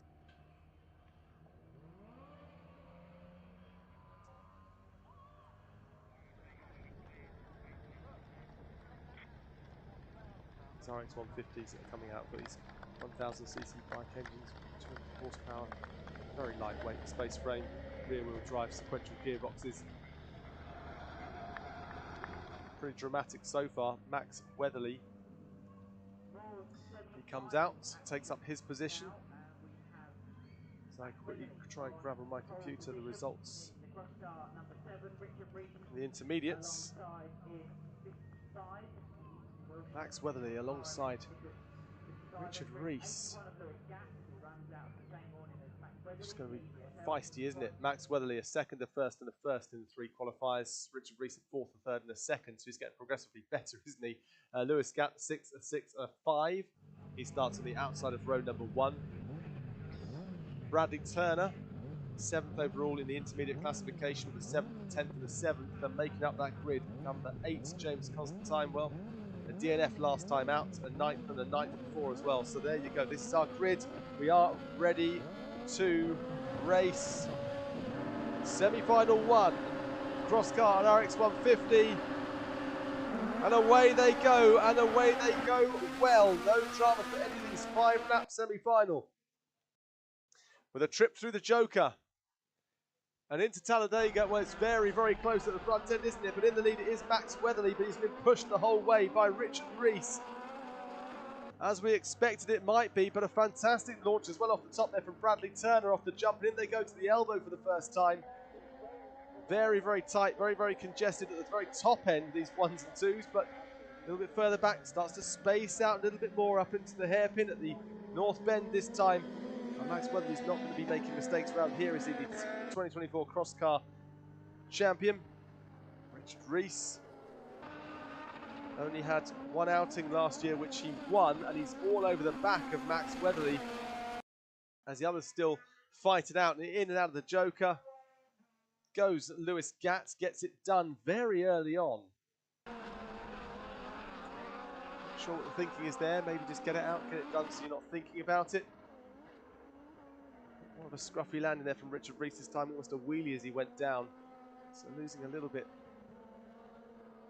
but only a tiny, tiny amount. Max Weatherly at the top end. The gap was 0.2 of a second last time out. It's pretty much the same here, as you can see in your eyes, just how close they are. Bit of a jump back though, about 1.5 seconds back to Bradley Turner in third. And into the Joker goes our second place, Richard Rees. I think he's going to go in and out. Yes, he will. And behind him, well, Bradley Turner goes in and out as well. The Joker gets that done, and so too does number 8, James Constantine. So it's only Weatherly that has got to Joker now, and he is a bit ahead, as you'd expect. Almost 3 seconds, 2.8 seconds in fact, up the road he is from Richard Rees, who's been through the Joker. So he's going to try and reel him in, Richard Rees. Try and take advantage of the fact that he's got that Joker done. I tell you, that gap's not huge, is it?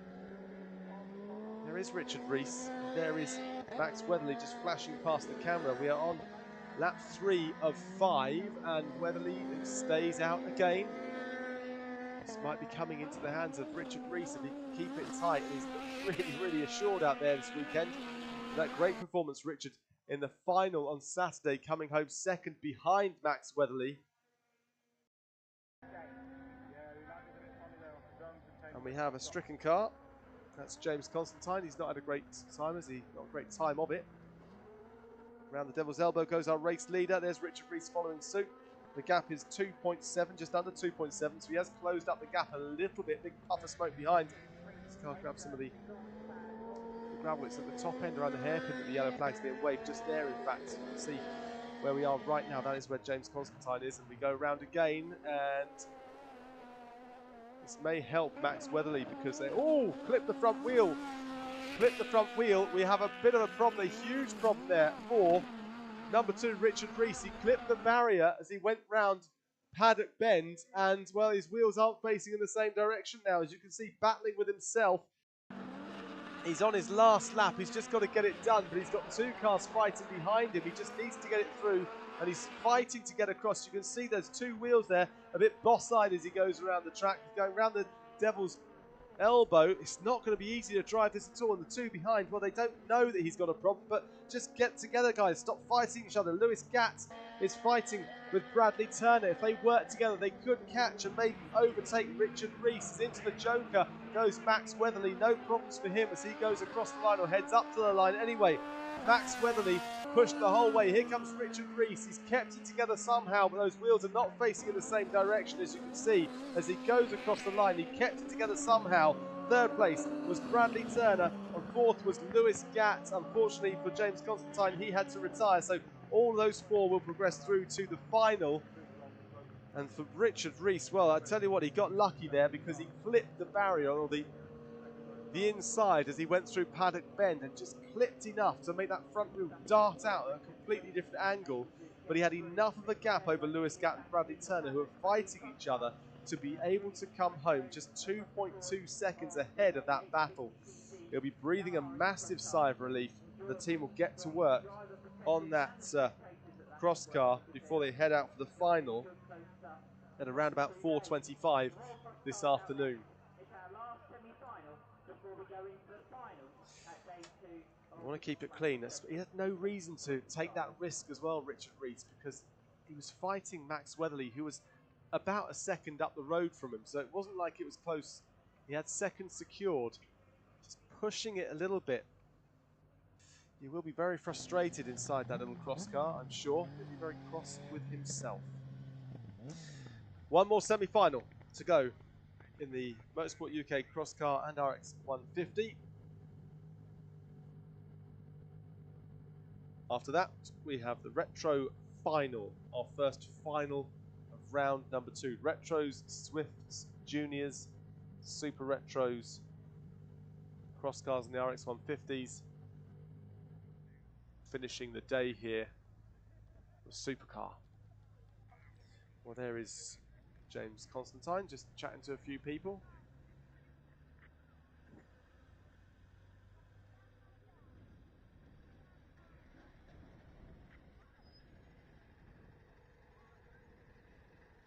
Got to get this cross car up onto the flatbed. So another slight delay, unfortunately.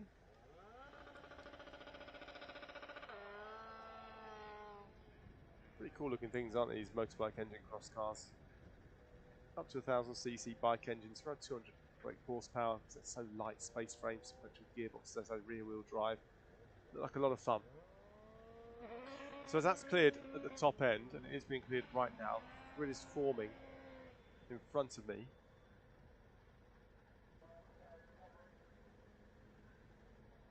And it is Will Ovenden that's going to be taking that pole position in semi-final number 2. Will Ovenden second in their classification, the intermediate classification, 131 points. Finished first, quickest time in Q1, 5th quickest time in Q2, 3rd quickest time in Q3. That put him second. Kayandro van der Viva, 4th in the rankings. 5th, 4th, 6th.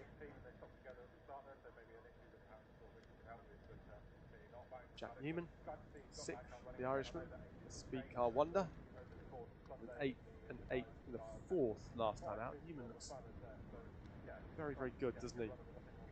Just need a bit of luck. One will miss out, but they really produce great performance in cross cars, and motorsport is always expensive, but these are an affordable way into it for a lot of performance. Yeah, absolutely.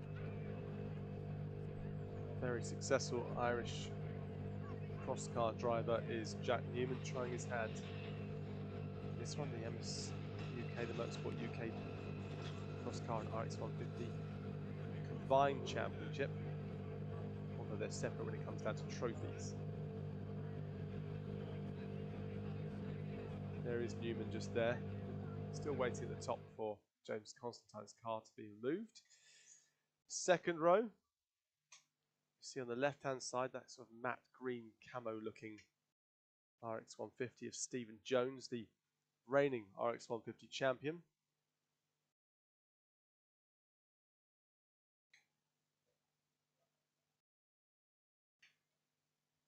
It's a multiple RX150 champion. The only RX150 racing this weekend.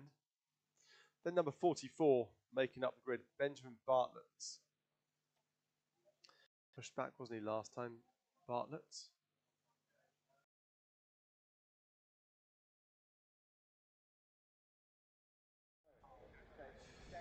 So because that DNS forced him way down the order, came third in first qualifiers, third quickest behind Ovenden and Weatherly. Came second quickest in second qualifier behind Max Weatherly. But because of that DNS, he left the 3 qualifying rounds with 87 points, sticking him down. 10th overall.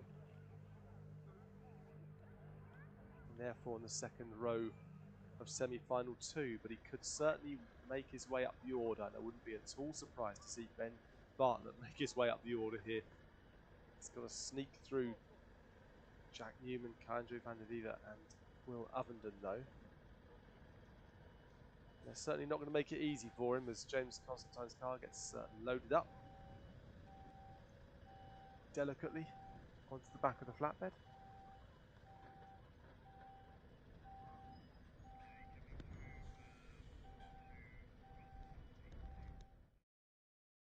Certainly won't take too long to get this off the track from now.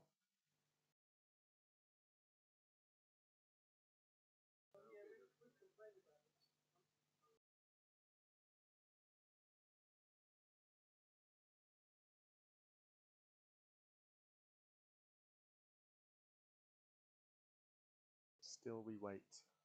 But I can tell you that the team are working very hard at the top just to get that cross car out of the way. Here's on the back of the flatbed now.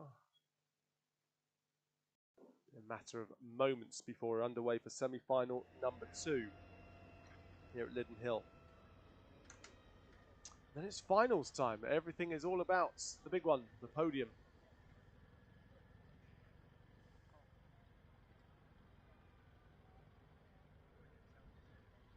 He's not had the best of luck, has he, James Constantine? Didn't make it into the final on Saturday. Gains 8 championship points. Won't make it into the final this time either. 9th and a DNF last time. Say goodbye to Lydden Hill this time, and hopefully on his return at the end of the season he'll be feeling a bit more chipper about it. 8th and 9th of November for the fireworks here, rounds 10 and 11 for the 5 Nations Trophy. So the car has been cleared, and so we are getting ready for semi-final number 2. Thumbs up to the start marshal. Semi-final 2, the cross cars in the RX150. Ovenden, van der Viva, Newman, Jones and Bartlett. And off they go, and it's a great start, as I said, for car 44. That is Bartlett. He's pounced. He's pounced on 2 anyway and worked his way up through the order, and he tucks on the inside of Newman through Talladega, and he's moved from the second row up into a very, very commanding position. Second place already on the first corner. That is a mighty start for the 44, Benjamin Bartlett, as he goes around Devil's Elbow, and he's got Leandro van der Viva ahead, and behind him is Will Ovenden, who started in that pole position, so he's dropped back a little. 4 go through to the final. Down the hill they go. Stephen Jones just clinging onto the back of him at this stage. 5 laps, including a joker, and into the joker goes Newman. Gets it done early doors. Comes out with some clear air between him and the rest But occupying that 5th place, they go across the line. Van der Wever is the leader. Second is Bartlett. Then it is Ovenden. Over the jump they go. Huge amount of air. Huge commitment. Oh! And Kanja Van der Wever gets a little bit wonky on the landing, and that allows Bartlett to come through. He's on the inside as they head up towards the hairpin. Exactly where he needs to be. Keeps hold of it down the hill. And that forces Kajandro Van der Wever into the Joker. So he takes that Joker, and the lead is Bartlett, followed by Ovenden. Then it is Jones, then Van der Wever, and then Newman. But that was a good decision there, I think, from Van der Wever. He was on the wrong side, on the outside, coming into paddock bend. So you may as well get that Joker done and hopefully bring him out in a good place. And it certainly has done as he jumps on Stephen Jones. He overtakes him up into 3rd place then for Kajandro Van der Wever, the Belgian driver who is here for the first time at Lydden Hill, competing this weekend. Great result for him in his first ever final on Saturday when he brought the car home 3rd. Down the hill they go, down Hairy Hill. Bartlett leads, Ovenden 2nd. Round they go. Kajandro Van der Wever, then Jones, then Newman. It's all for a place in the final. Only one RX150 out there. The rest of them are on cross cars. 3 laps complete. Up ahead, it is looking lively with 44. Bartlett proving a point maybe with that DNS that last time out, but he's showing up, isn't he? 3rd quickest, 2nd quickest, followed by a DNS, so he leads Bartlett. Ovenden really forcing the issue though, isn't he? Keeping him true to his game. As around they go, they need to Joker, and they both decide to stay out once again. They don't want to slow each other up as they go across the line. 4 laps complete. This is their last lap they've now started. They are going to have to Joker. And Kajandro Van der Wever knows this. He's in 3rd place. It's a box office seat for him if he can close up a little bit. Got a nice line there too. These two up ahead, but can Van der Wever get through? I think he might be a little bit too far back. It's all going to be about how they take on this Joker, these two. Newman in 4th.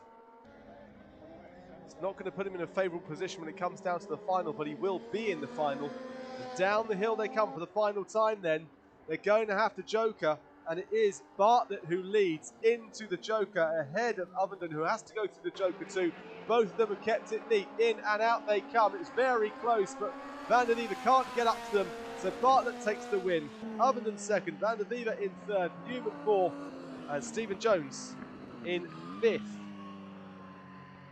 Superb race there from Benjamin Bartlett. Started on that 2nd row, on the outside of the 2nd row, so very much the unfavourable position on that 2nd row, and he leapt off the start. Really nicely done, Benjamin Bartlett. Puts himself into a very strong position. Jack Newman would certainly have hoped to have a better position in the final than he's got.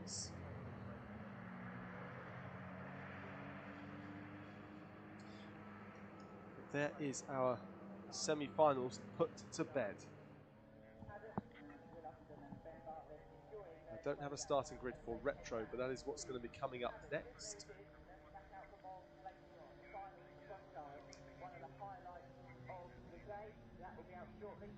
We do have a grid though. It's Dan Swayland retro is going to be starting pole position.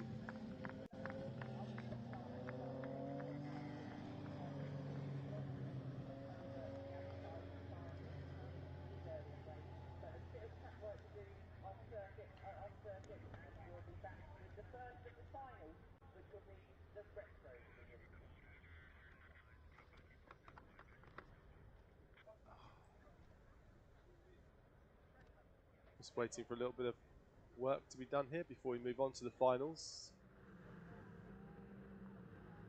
There are the cars already there.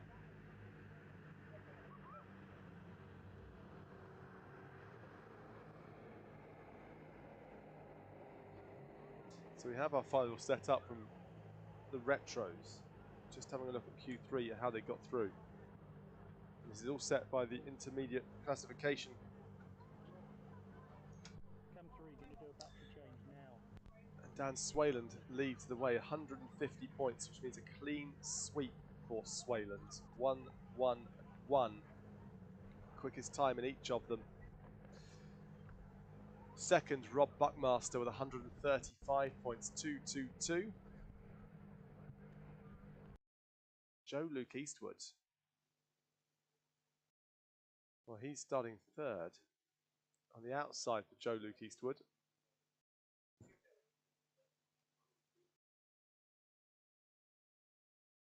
Newcomer to the championship this weekend in that 1.33 litre MG Metro. Comes from Ashford, so not a billion miles from here.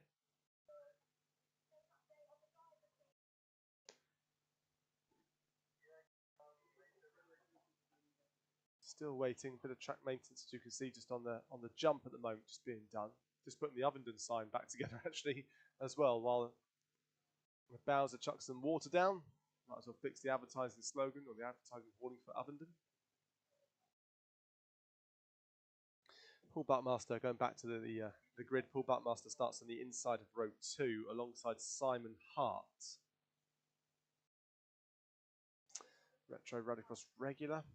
Car's a tribute car to the John Taylor European Championship winning machine from the 1970s, Simon Hart's. Mark 1 Escort, you can see just down on the right hand side, the assembly area. And Ian Halfhide. Well, Ian Halfhide's had a mixed bag of luck, hasn't he?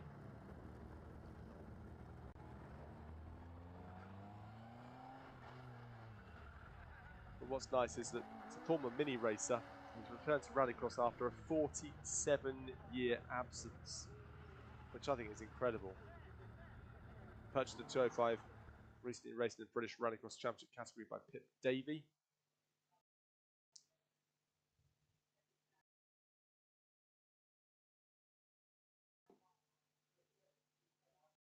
So it's nice to see Ian Halfhide out there again.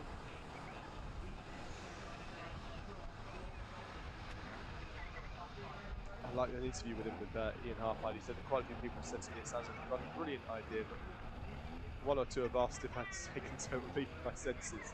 He's going to celebrate his 75th birthday next year. So it's great to see Ian Halfhide out here and making the final in retro. So on the inside, car 22, Dan Swayland. Next to him, Robert Buckmaster. And the MG of Joe Luke Eastwood. Behind is Paul Buckmaster in the Nova. Simon Hart and Ian Halfhide making up the grid. Final bit of work being done out on the track. We are getting ready for the finals. We have got 6 finals to bring you here today.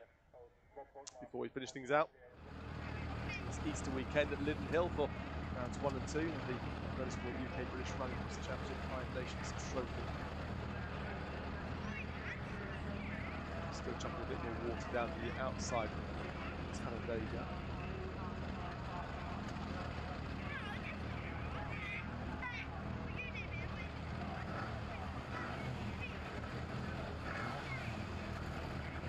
Away goes the tractor, so it looks like it's all clear now. We'll get a thumbs up in the next few moments. So, our first final for round 2 of the Motorsport UK British Rallycross Championship. Retro class, retro category. Dan Swayland starts on the inside of row 1. Rob Buckmaster alongside him with Joe Luke Eastwood on the outside of row number 1. Paul Buckmaster behind with a Nova. Row 2, alongside him is Simon Hart. On the back row, the inside of turn 1 of Talladega is the Peugeot 205 Ian Halfhide. And we are ready to race. Keep your eyes on the lights.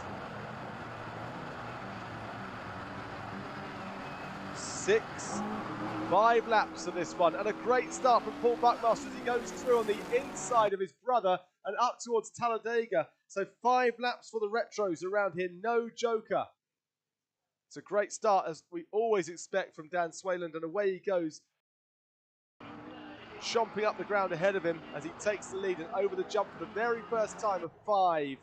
Over the jump following suit comes Paul Buckmaster. Then it is Joe Luke Eastwood, followed by Rob Buckmaster in the Fiesta. And then behind it is Simon Hart, and then scampering up the hill, trailing them all, but giving it his all, is Ian Halfhide. Around they go and off. Oh, Simon Hart goes very wide and manages to lose the car through full 360, gathers it up, and he's going to be able to get going again. He's going to have to go all the way around Ian Halfhide as over the line goes Dan Swayland for the first lap, completing that one. Dan Swayland leads. Paul Buckmaster second, Joe Luke Eastwood in third, fourth place to Rob Buckmaster. Ian Halfhide and Simon Hart complete the order as Swayland, well, he's got such a big lead. What's he, 3.5 seconds up the road now as the 2, 3 and 4 squabble between them. The head of the field of those 2, 3, 4 is Paul Buckmaster with his brother Rob sandwiching Joe Luke Eastwood. And you could see whether or not they're working together. Is Paul Buckmaster just trying to force it so Joe Luke Eastwood falls into the hands of his brother Rob? Would that sort of thing be happening? Well, it certainly could. As Dan Swayland goes through again and increases his lead over the line, here comes Paul Buckmaster, and he goes across. The gap was 3.5. The gap is now 7.2 seconds. Can you believe that? 7.2 seconds, just 2 laps down. Dan Swayland leaps over the jump and towards the Devil's Elbow. And behind we have a change of position. Joe Luke Eastwood has moved his way up into second place around Talladega, followed by Rob Buckmaster, and Paul Buckmaster is now down in fourth place. So a proper swap around just there, a switcheroo, as off the track goes Joe Luke Eastwood. And he's probably going to have to concede that position as up the hill. It's a drag race up the hill. Rob Buckmaster is on the outside of Joe Luke Eastwood. He can't quite get it done. Joe Luke Eastwood forces the issue, forces it back into the arms of his brother as down the hill they go, and over the line goes Dan Swayland. Completed 3 laps, Dan Swayland. The gap is massive between first and second, but the gap between second, third and fourth is absolutely nothing. Across they go. Joe Luke Eastwood, 12.257 seconds back off the race lead. Dan Swayland going up to the elbow right now. So we have a look towards the Talladega corner and up to the jump, but it is Joe Luke Eastwood ahead of Rob Buckmaster. The gap is very little, half a second or so towards the elbow, and a lot more pace carried in there by Buckmaster as they go into the elbow, and back on the power goes Joe Luke Eastwood. But it's going to be a drag race up to the hairpin now. On the outside is Rob Buckmaster, and dropping back is Paul Buckmaster. Doesn't have the legs, does he, this time? As around the hairpin they go. Dan Swayland crosses the start-finish line. There's a huge margin when you think of this 1 mile circuit here at Lydden Hill. Dan Swayland starts lap number 5, his final lap of the race. As over the line now comes Joe Luke Eastwood, and he's got Rob Buckmaster in his mirrors looming large. There's our race leader, Dan Swayland. I'll take a quick glimpse out to these two you're looking at right now, and it's a brilliant drive in that little Metro, in that little MG Metro for Joe Luke Eastwood. A fantastic performance from him. Dan Swayland has almost completed this one. Simon Hart stopped out on the left-hand side. There comes Dan Swayland down the hill for the final time as the fight continues between Joe Luke Eastwood and Rob Buckmaster. Dan Swayland's going to take this one across the line. He does, to take the victory in the second round. And at the top end, the battle continues. Joe Luke Eastwood leads ahead of Rob Buckmaster, but there's nothing between them. And round the final bend he comes, round Paddock Bend. He's got this one, he's got the measure. Joe Luke Eastwood, what a performance. New to the category and second in the second round of the season there. What a performance from Joe Luke Eastwood, managing to hold off the fight from Rob Buckmaster. Huge amount of experience, Rob Buckmaster, in this category, and over the line goes Ian Halfhide. Great to see him out in that Peugeot 205. Dan Swayland took the win. Joe Luke Eastwood in second. Rob Buckmaster in third. Paul Buckmaster fourth.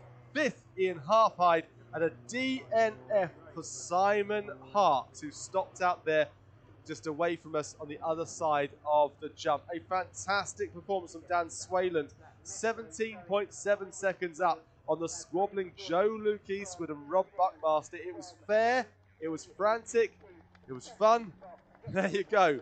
You have the results for Retro here at Lydden Hill, round number 2 of the season. Dan Swayland's looking healthy now on 37 points. No Ian Biaggi out there, so the gap is growing now for Dan Swayland between him and Rob Buckmaster.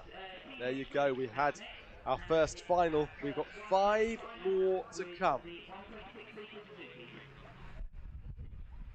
Next final will be the Swifts, the 5 Nations British Rallycross Championship Swift Sports.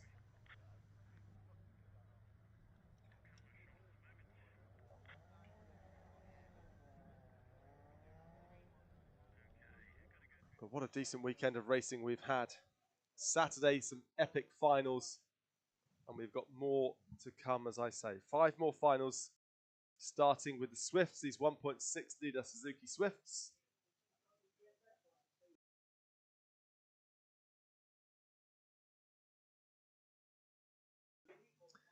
On the inside then, starting in pole is Matt Cake.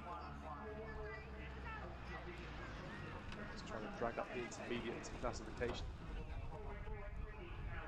Well, Matt Cake, first in Q1, Q2 and Q3, quickest times. Starting alongside him is Samuel Peterson in the black Swift. Then it is 88, Steve Harris on the outside. 4th quickest, 3rd quickest and 3rd quickest. Of course, because of the number of cars, that's the result out on track each time. Then it's Seath. Unfortunately, no Ted Shepherd, a DNF in the 2nd race after a brilliant performance in the 1st for Ted Shepherd. Means he couldn't make it out in Q3. He can't make it out in the final, which is a shame because he had some great form. Ted Shepherd came 3rd in the opening round of the season. But here we go, we have our grid, we have our final ready. Swift Sport final here, round 2 of the season for 2025. Cake, Peterson, Harris and Seath, off they go! And Seath, a huge launch there off the line, but can't quite squeeze through, but he can get on the inside of Talladega. Can he hold it though, Seath? Where's this form come from? A 5th, a 4th and a 4th for Seath, but he's already up into 2nd place and running very wide there. Losing a position. They go up to the jump for the first time. Seath in 2nd place. In 3rd place, car number 88, Steve Harris. In 4th, Samuel Peterson. Came 2nd on Saturday, Samuel Peterson. He's got a little race up the hill. I think he's going to get the jump on as they go to the hairpin, but way up ahead it is Matt Cake that leads the way. Round he goes. He's already got quite a big margin, hasn't he, over 2nd place as they all start to fight between themselves. This is going to play very nicely into the hands of Matt Cake. It's a 6-lap final in the Swifts, including a joker, and into the joker straight away goes Samuel Peterson, getting it done. Not a bad idea too. Get that bit done so you can focus on the race, knowing everybody else around you is going to have to take their particular tour through that joker section at some stage. But it is Matt Cake who's way up ahead. And up to the jump he goes. You can see the gap now, can't you? It's a massive margin. 3.2 seconds it was at last time of looking. Phil Seath ahead of Steve Harris into the elbow, but you can see Peterson has already caught the back of them, and that's ominous. That looks like at least a 2nd place for Peterson if he can keep it together. But there is a jump there on the inside of the hairpin as they approach the hairpin anyway. And Steve Harris has managed to overtake Phil Seath, but Phil Seath comes back at him down the hill. And oh, I thought he was going to have preferential line going in, but he's not.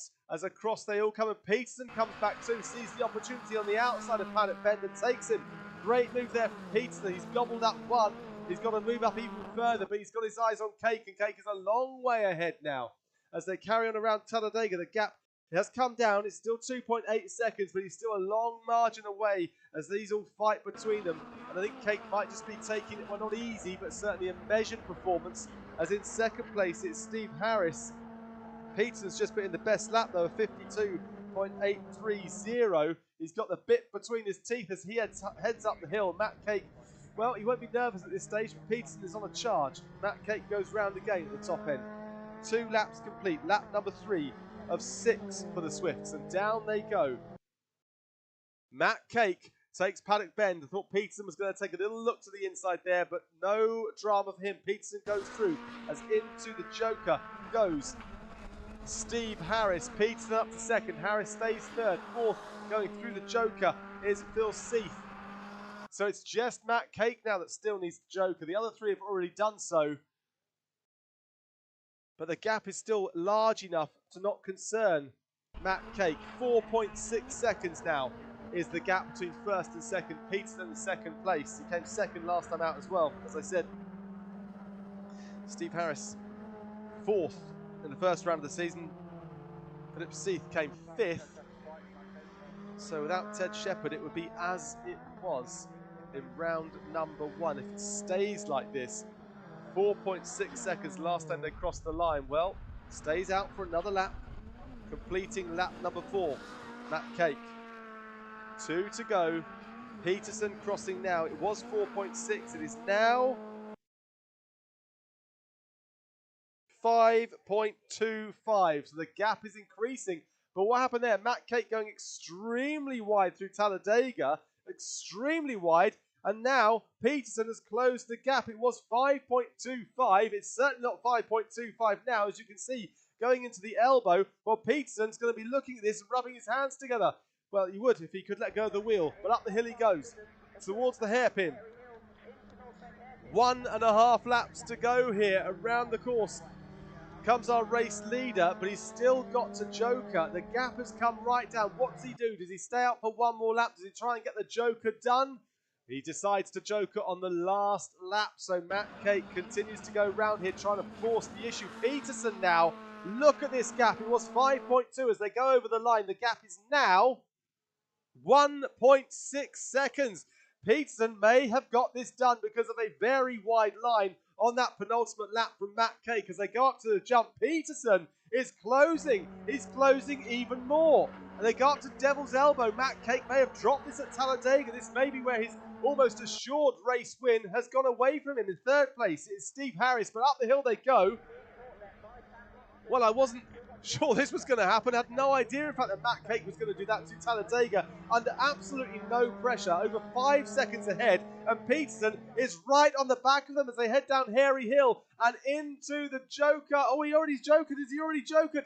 Oh, he must have already jokered. I didn't think he had, but across the line he goes. And Matt Cake, well, Matt Cake, apparently, there you go, has got the win. I didn't see the Joker for Matt Cake, but he has jokered. I'm getting a nod. He definitely jokered. So the drama that we were presenting there was no drama. Matt Cake had the measure of Peterson, but he closed him right in 1.2, under 1.2 seconds, the gap between 1 and 2. Samuel Peterson bringing it home second. Oh, well, it was much more dramatic when you didn't know a Joker had taken place, wasn't it? That's very exciting. But Matt Cake there bringing it home. Great performance from him. Went very wide at Talladega and almost lost it, I thought. Almost lost the lead with Samuel Peterson closing him out.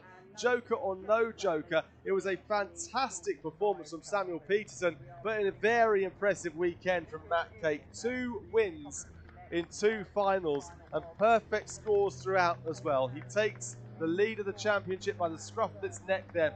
40 points for him. Samuel Peterson on 34. He's going to need an answer, isn't he, to Matt Cake. So we've had another final done. 4 to go, and we move on to the juniors. They are the Swifts, but they're the 1.3 litre Swifts now.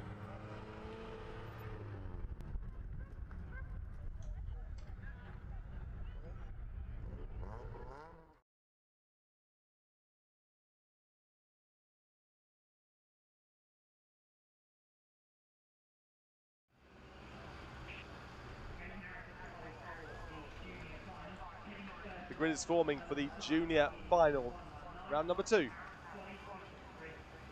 of the season. Caden Harris won on Saturday, Teddy McPherson second on Saturday, and Harrison Foley third on Saturday. Caden Harris starts on pole position on the inside of row 1. Teddy McPherson in the middle, second on row 1. Harris and Folly start on the outside of row 1. Matt Cake, what a great performance from him in that last final. Well, Phoebe Cake is there and ready to go on the inside, the middle of row 2. William Hands alongside her. Incredible reactions from William Hands this weekend when it comes to the start. He looks so impressive off the line, hasn't he? Tommy Brown will start on the inside of row number 3, Mason Ovenden alongside him. Well, we are ready to race. Harris, McPherson, Folly, they're away well. So is William Hands. So is Phoebe Cake, who's nibbling away at the inside there of Teddy McPherson into Talladega for the first time. Running wide though, William Hill dropping back. Oh, and then dipping off to the left-hand side will rejoin. He's got to be careful as he rejoins though, because Ovenden is there. And over they carry on going. And in the race lead it is Caden Harris, followed by Harrison Folly, followed by Teddy McPherson. Caden Harris came 4th last year in the championship. Teddy McPherson 3rd, but only 5 points separated them. And they are favourites to contest the championship. And up at the top end you can see, well, McPherson is trying to force the issue with Folly, isn't he? As they push themselves down that hill. Caden Harris has this lead. They do need to joker. 6 laps for the juniors and into the joker. We see 2 cars. William Hands goes through following Tommy Brown and Ovenden as well. So 3 of the 7 have jokered, but up ahead Caden Harris has run wide and you can see their Folly coming alongside as they head up to the jump. Oh, and it's a big moment there. Oh, down the jump he goes on one side, and Folly, well, he was ahead. I'm not sure if there was a coming together between him and Caden Harris, but McPherson was looking on there too. And Caden got wide, didn't he, through Talladega. That allowed Folly up alongside him. And as they got to the jump, just pushed him down off the hill, or he went down off the side of the hill anyway. And Caden Harris receives the benefit of gaining a position and back up to race lead with McPherson behind him and Phoebe Cake following on. But into the joker goes McPherson, in and out, will drop behind Phoebe Cake, I think, as they carry on towards Talladega. And he needs to get past her as quickly as he can. Does not want to be held up by Phoebe Cake. Somebody did get held up on Saturday, and it really did put pay to their final. And McPherson does not want to be that guy as he follows the line that Phoebe Cake is now on. Up to the jump they go. Caden Harris will know that McPherson is behind Cake as they go towards the elbow. And McPherson is now losing time. He gets stuck behind Cake on the entrance to the Devil's Elbow. On the exit, though, still forcing his way up that hill. Needs to get past her now. Up to hill they go. Goes left, goes right, takes the inside around the hairpin of the North Bend. Manages to get that done. And now look ahead, and Caden Harris has scampered off away down the track and will go into the joker now. He can get the joker done. This is lap 3. Cake goes into the joker. Lap 3, look at this as they emerge. So the joker merge comes together, and it is Caden Harris who has the lead. McPherson is right on the tail of him though, right on the back end as they go around Talladega, and Caden Harris is running wide. McPherson's got him on the inside as they go up to the jump, side by side as they go. Harris just on the inside, up to the jump towards the elbow. This is going to be who's going to break latest. Oh, just missing the tyres goes McPherson. Caden Harris just gets past him on the inside, keeps it all going as they head up the hill. This is going to be feisty to the very end. McPherson on the outside of Harris as they head up there to the hairpin, the North Bend. And can McPherson go around the outside? No, but can he duck it in on the inside? Well, I tell you what, that's great driving from Harris as he pushes the car and puts it right in the way of where McPherson would like to go. Weaving left and right behind, trying to force a mistake, goes wide into Paddock Bend. McPherson takes a wider line. Look at this, drafting all the way along the straight, trying to break the toe. Harris moves to one side. McPherson on the outside. Back into Talladega they go. Caden Harris has gone a bit wide the last couple of times around Talladega. 4 laps complete, 6-lap race ahead of us, and he's gone wide again. McPherson can find a way through. Can he? No. Caden Harris closes the door. One more time they go over the jump. In the background, you can see car number 18, Tommy Brown, right on the back, joining this battle as they fight between them. He joins the party and running a little bit wide. McPherson there at the elbow, and Phoebe Cake is having a little bit of a battle herself now with Harrison Folly. Penultimate time around Paddock Bend for these. And it is Caden Harris that leads, but the gap has started to grow. I'm sure it will close up now as McPherson can use the momentum from Paddock Bend. And behind him, Brown is still looking on. Final time round Talladega, and Caden Harris has gone wide on quite a few of these. McPherson's been nice and tight, and well, oh, it's a very neat line this time from Caden Harris. He needed it to be good, and it was good, and that may just be the last opportunity for McPherson as Harris keeps this together. It's been a great weekend for him as he goes into the devil's elbow. McPherson just behind, desperately trying to force an issue, force a mistake from Caden Harris, but just cannot get it done. Phoebe Cake is holding up Harrison Folly. He can't get past her, and up they go for the final time around the hairpin. And Caden Harris is holding McPherson off, who goes a little bit wider. Down Hairy Hill, round Paddock Bend they'll go. Side by side, no, but they certainly are nose to tail. Look at this! Oh, and Harrison is crossed the line. Harris takes the victory. Caden Harris, well, well, well. It was a real battle to the very end. McPherson, though, came home second, pushed him all the way. And Harrison Folly, who started so well, dropped back. But how about that for Tommy Brown? He brings it home in third place. Harris takes the win again, 2 from 2. McPherson second, 2 from 2. And Brown brings it home third, a one-place improvement from round number 1 for him. Harrison Folly will be disappointed with that fourth. He drops 1 from where he was on Saturday in round number 1. As over the line goes Phoebe Cake, who had a bit of a spin. There is confirmation. Caden Harris, Teddy McPherson, Tommy Brown, then Folly, Hands, Ovenden, and Cake. Whew. Take a breather, take a moment. The juniors bring us quite a lot of action there. We have Super Retro to go next, and then cross cars and the RX150 finishing the day with the supercars.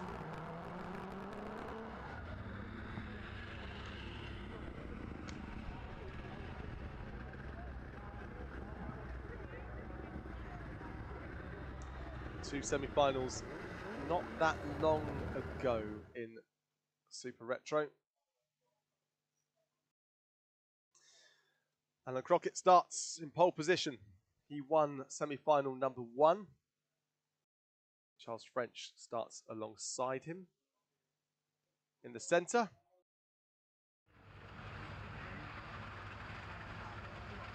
And alongside them, red and white escorts, Pat Duran. Stuart Emery in the Volvo 272. 242, what am I saying? 242, number 71. Starts on the inside of row number 2.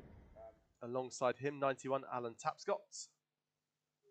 In third in semi-final 1 in that Mark II Escort. Row number 3, on the inside, Vince Bristow. Third in semi-final 2. Then it's Charlie Maroney. Fourth in semi-final 1, the quickest in the semi-finals. Steve Pascoe on the outside. There's your grid for Super Retro. Round 2 here, coming from Lydden Hill. We are ready to race. Here comes the noise. And they're all away. And Stuart Emery, who's had some really good starts, tries to fire his Volvo off down the line, but can't get ahead of the 3 that were in those much better positions, I say. But Pat Duran is on the outside of Talladega, and Stuart Emery is still trying to come through, but cannot get that done. As up ahead, well, it was a brilliant start, wasn't it, by Alan Crockett. He leads the way. Then it is French, then Duran, followed by Emery. Charlie French, who won the championship last year, well, he desperately wanted to get ahead here. Alan Crockett won on Saturday in the first round. French came second on Saturday in the first round, and Bristow third, and we've had a collision at the top end, I think, or is it just a spin?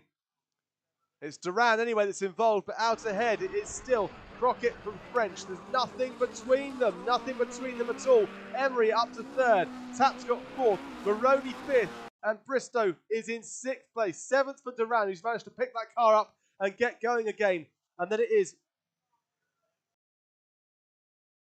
Steve Pascoe in the Sierra as over the jump they go again. These fantastic pre-92 cars led by Alan Crockett up the hill. No joker in the Super Retro. 5-lap final. Around they go up to the hairpin. Got to keep it neat, hasn't he, Alan Crockett? But he won on Saturday. He knows how to win races. Down the hill they go, down Hairy Hill. And Bristow gets a bit wide out of the hairpin as Duran in the background tries to come through too. There they are through paddock, and it's as they were. Crockett leads, French second. It was 2/10 of a second the gap, and it's still 2/10 of a second the gap. Actually, it's just slightly expanded, but not by much. As you can see, the two there a bit wide by Crockett on the exit of Talladega, manages to gather it back up, and Stuart Emery, who finished fourth in the first round, is up to third, and the gap between him and fourth, between him and Tapscott, is as it was. But we saw him slowing in that last semi-final, and Maroney's got a bit of a problem too, just kicking up a lot of dust, a lot of smoke at the back of his car, and way up ahead, well, it is still Crockett and French, and they are so close. French really trying to force the issue, but Crockett driving in his mirrors, you'd imagine, completes lap number 3. There is nothing between these two. Emery can't get anywhere near them at all, but luckily for him, Alan Tapscott can't get close to him either, and up they go into Talladega. The penultimate time, a much nicer line, a much better line, and they took him. French took Crockett, but Crockett grabbed it back in Talladega, and that is how you do it if you're Crockett. I tell you, just wait for the opportunity. It came straight back to him after French overtook. And Crockett is back in front. Emery watching on behind. He's got this big gap behind him, and Tapscott. Up the hill they go, and it's a bit of a wide line again from French, and that allows Crockett to disappear off up the road. Duran kicking up a bit of dust there as he ran slightly wide out of the devil's elbow. But the gap has expanded, and Crockett goes across the line, starting his final lap. 1.3 seconds is the gap between first and second, and there is second place. French can't get close to Crockett, can he? No one can get close to Emery, though, in third place. It's as they were. Just don't do anything silly, Alan, and this is yours. Into the elbow he goes. French is going to try and push him, remind him he's there. He's right in his mirrors now as they come out the elbow, and up the hill they go. French moves over to the left-hand side, a slightly different line in, a slightly different line out, maybe. Runs it wide, tries to tuck it in. Oh, it's like a boat, isn't it, sometimes? It swings around that tight hairpin, and down the hairy hill they come, round Paddock Bend for the final time. And the checker flag is awaiting Alan Crockett for the second time this weekend. 2 from 2 from him. Charles French, the reigning champion, comes home in second, and Stuart Emery punches the air as he crosses in third place. Over goes Tapscott in fourth, fifth place to Bristow. Still waiting for Duran to come through at the top end as well. I think we may have lost Pascoe. Looks like we have no Pascoe in sight, but Duran is here and he comes through. Pat Duran enjoying himself out here in these Super Retros. And that is the final done. What a final between Crockett and French.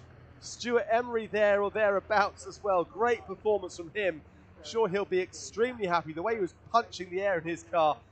Well, we need to get some microphones on these guys, don't we, in the cars, and listen to what they're saying, because I'm sure it'd be, well, expletive-filled, but also joy-filled as well here on Easter Monday. Round 2 of Super Retro goes to Alan Crockett. Brilliant, brilliant performance. 2 more finals to come. Don't go anywhere.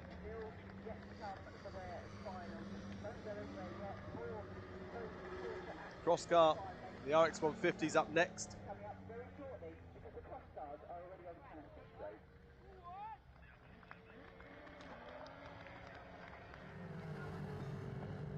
Supercar closing out our coverage here from Lydden Hill for this Easter weekend.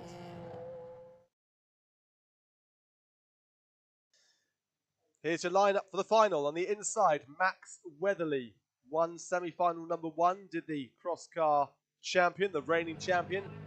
Next to him, in the front row, Benjamin Bartlett. What a great performance from Benjamin Bartlett. Started on the back row in semi-final 2 and won. And what a win that was. Puts him on the front row, propels him up, Benjamin Bartlett. Came second in the juniors in 2024, did Bartlett. Will Ovenden starts on the outside of row number 1.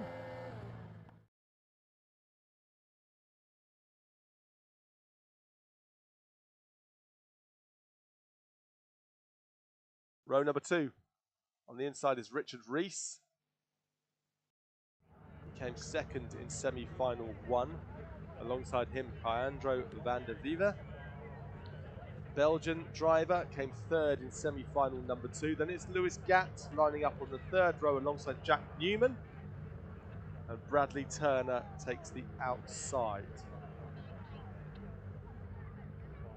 No Stephen Jones in the final. But there you go. 8 cross cuts. 1 final. Round number 2 of the season. Max Weatherly took the first one. Richard Rees coming home second on Saturday in round number 1. Leandro van der Vieve in third. Bartlett came fourth on Saturday for the opening round of the season. Well, this is round number 2. If you're anyone other than Max Weatherly, you need a great result to ignite your championship. If you're Richard Rees, you'd love a win, wouldn't you? And he starts in a very favourable position in the centre. Needs a decent launch. Needs to get ahead of Ovenden on the outside of him.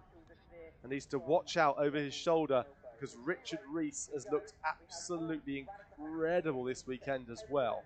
In fact, the drama we've seen from the cross cars this weekend has been fantastic. You're wondering what the hold-up is here? Well, a bit of dust going down on the exit of the Devil's Elbow.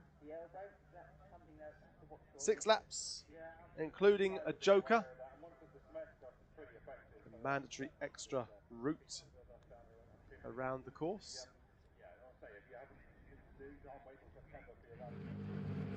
Well, the team are exiting the track now, so it's just a matter of seconds before we're underway here. For the second round of the season in the cross car and the RX150s.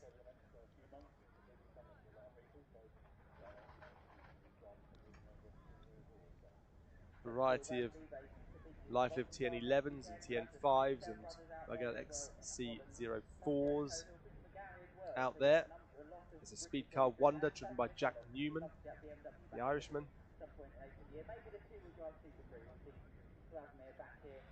In fact, they haven't left the track. They're just having a quick look now to see if there's more fluid down, and there is more fluid down, so it will be a slightly longer hold here.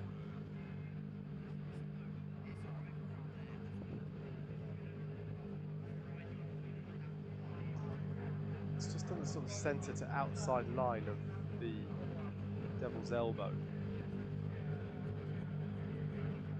Currently 4 people just putting some dust down, trying to dry it all out a little bit.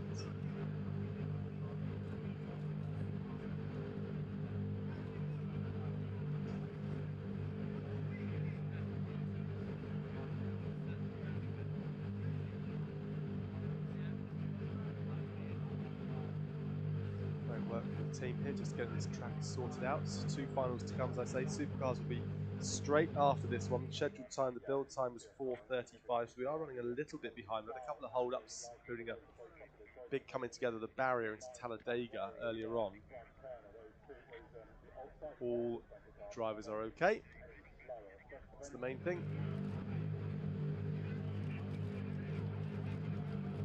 So, the team have now cleared the track and we are ready for the final. Second round of Crosscar RX150 coming to you from Lydden Hill. Max Weatherly, Benjamin Bartlett, Will Ovenden on the front row. Rees, van der Vieve, second row. Gatt, Newman and Turner make up the back row. We are ready to race. And away they go. It's a fantastic start from Richard Reese as we expected. A bit of a bog down though for Bartlett, and he is going to be stuck between Ovenden and Weatherly, who goes into turn one with the lead, Max Weatherly. But look at that, Ovenden just on the outside. Van der Wever is also struggling a little bit, started in P number 5, and he is still struggling to find his way forward. But Richard Reese now trying to find his way through. Richard Reese up to 3rd, and around he goes. Oh, and a stop on Devil's Elbow, slowed right down on Devil's Elbow and almost got collected up just there, but way ahead is Max Weatherly, who has got the lead. In 2nd place, it is Ovenden. As they head down the hill, there is Jack Newman heading down the hill. They're all very, very close as they come past me now and head towards that start line or the finish line. Weatherly, Ovenden, Bartlett. He recovered, Bartlett. He was struggling a little bit there from that middle position on the starting grid, but he's dropped back a little bit as well on the elbow and allowed Kaandro van der Wever to get right into his pocket, but he's managed to keep it together as Newman hunts these two down. Into the elbow they go. Richard Reese has dropped right back though, hasn't he? Richard Reese is well out of the picture now. Up ahead, Weatherly leads. Ovenden is really pressing. Will Ovenden, well, he came home in 5th in the opening round of the season, and he is taking the fight to Max Weatherly, the reigning champion in crosscar. 6 laps, including a joker. 2 laps complete now. And up they go. 3rd distance complete of this race. Max Weatherly has the lead. Ovenden is pressing and pushing the entire time as they go up to the jump for the 3rd time. Slamming his car down is Benjamin Bartlett, looking back at them all, or looking up at them all. As over his shoulder, it's Kaandro van der Wever who's looking on. And off the jump, well, Bradley Turner's just had a bit of a wobble as we focus on the hairpin at the top, and clearly Benjamin Bartlett is joining the party. Down he goes around Paddock Bend again. And into the joker goes Kaandro van der Wever. He's getting that done. He wants to emerge with a bit of clean air ahead of him, and I'm not sure he's going to because Newman is alongside. As they go towards, almost contact there as they went past the finish line, but no contact as they go into Talladega. And in the lead, it's still Max Weatherly, and this is helping him, but because behind, now the fight is being taken. Bartlett is fighting with Ovenden, and that's going to come towards Max Weatherly. If they can hold each other up, slow each other up by having to race defensively from Ovenden's point of view, that is going to take the race to Weatherly. At the top end they go. You can see the gap is very, very close, but it has expanded a little bit as they go down Hairy Hill. And behind, well, Newman has got a fight with Kaandro van der Wever as into the joker now goes number 44, Benjamin Bartlett. In and out he goes. Newman goes in, Newman comes out, Kaandro goes through ahead of us, as does Richard Reese. And 81, Lewis Gatt goes through the joker too. So they've pretty much all jokered now. It is race leader Max Weatherly. Over his shoulder, it is Will Ovenden. 4 laps complete. Lap 5 of 6. They're currently on penultimate time around the Devil's Elbow, and up the hill they go. The gap, 0.6 of a second. It's come down a little bit, but there's nothing between these two really. When you think about joker strategy, what do? Do the opposite of the car ahead. Do the opposite of the car ahead. And the car ahead goes into the joker, and that's exactly what Ovenden should do. Stays out as through the joker goes Max Weatherly, and alongside him pulls Benjamin Bartlett as they go across in the joker merge. There is a gap though, and in the lead it is Ovenden, then it's Weatherly, and then it's Bartlett, and Ovenden will be hoping and praying that somehow Bartlett can get on the back end of Weatherly and take his eye off of moving up the order. We're on the final lap, the final time around here, as he heads up the hill. Weatherly in 2nd place. Here is your race leader, Will Ovenden. Around they go at the top end. Keep it neat, keep it tidy. Will Ovenden, down the hill he goes. Weatherly is over his shoulder. Then it's Bartlett. I think it's going to go to Max Weatherly though. I think they're too close as into the joker goes Ovenden. And he has gone through. Oh, Max Weatherly goes through, as does Benjamin Bartlett. Yes, he takes it on the line. The win goes to Max Weatherly. 2nd place, Benjamin Bartlett. And 3rd place goes to Will Ovenden. But what a race that was. What an incredible race we had to the very, very end. It came down to the Joker. It came down to just how far ahead Ovenden and Bartlett were. Weatherly went in and out and got it done early on. Ovenden still had to Joker, and they'd all got a bit too close to him for it to fall into his clutches. But a great performance. Max Weatherly does it though, doesn't he? 2 from 2. Bartlett 4th on Saturday, 2nd on Monday. And Ovenden, well, 5th on Saturday. He takes 3rd. He'll be very, very happy with that podium. But what could have been? It was the right decision though. Stay out when the other one doesn't. It's exactly what you needed to do. Just didn't quite get enough, did he, to take the victory. Great performance though, nonetheless. And that leaves us with one little final to go. And that little final features these, the supercars.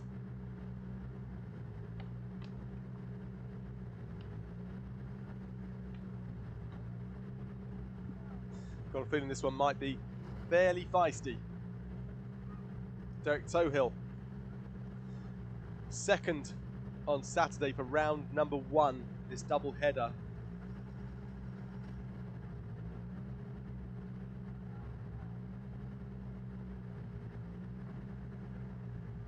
'21 British Rallycross 5 Nations champion Derek Tohill.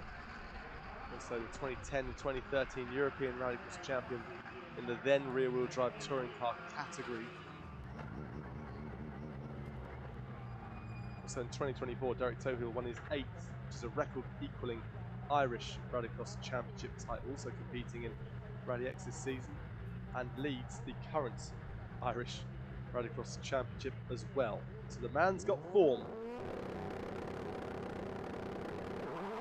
He'll be lining up alongside the reigning British Rallycross champion, 3-time champion, the reigning European champion who sits there an isolated figure with GB1 on his car, that Proton Iris. Alongside Patrick O'Donovan goes Derek Tohill. Oliver Bennett takes up his position, came home 2nd in semi-final, 1 behind Patrick O'Donovan in that BMW Mini SX1. Real favourite with his flamboyant style, isn't he? Oliver Bennett. 6 laps, including a joker. Compulsory extra part of the circuit they must take. He's caught a few people out so far today, including me, who didn't spot one of the drivers' joker. Very important joker, that was Cake, Matt Cake. He did joker and went on to win. Our attention very much now on the supercars. Into position goes John McCluskey. John McCluskey 2nd in semi-final 2 behind Derek Tohill in that Ford Fiesta. And alongside him goes Tristan Ovenden, teammates this season of Julian Godfrey. Row number 3, and on the inside, car number 69 is Michael Seller. Ollie O'Donovan pulling into position as well. Here are the 8 that make up the final. O'Donovan, Tohill, Bennett front row. McCluskey, Ovenden in the 2nd row. Seller and O'Donovan on the 3rd row, and into position we do get a full complement. Gary Donoghue moves in. Came through 4th in the race that finished off Julian Godfrey and Max Langmaid, who had a DNS. Unfortunately, Julian Godfrey was looking good until that moment. So Gary Donoghue takes up his position on the outside of row number 3. The final for supercars: O'Donovan, Tohill, Bennett, row 1. McCluskey, Ovenden, row 2. Seller, O'Donovan, Donoghue, row number 3. We are ready to race. Here comes the noise. And we are off. It's a great start from Patrick O'Donovan, but a brilliant start from Tohill on the outside of him as they go into Talladega's contact. Hill turns in, contact between him and Patrick O'Donovan. Further back, Ollie O'Donovan is munching away as well on, I think it's McCluskey he's got hold of. Bennett comes through though. He's on the backside now of Hill as they go towards the Devil's Elbow.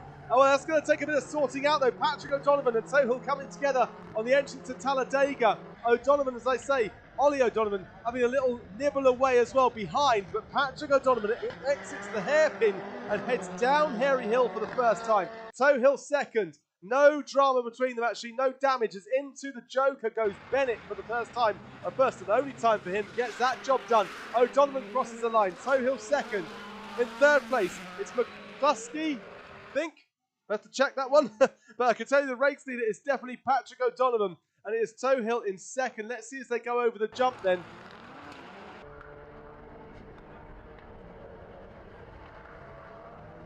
Yeah, number 12 there, you can see John McCluskey in third place, but he's got Ollie O'Donovan looming large in his mirrors.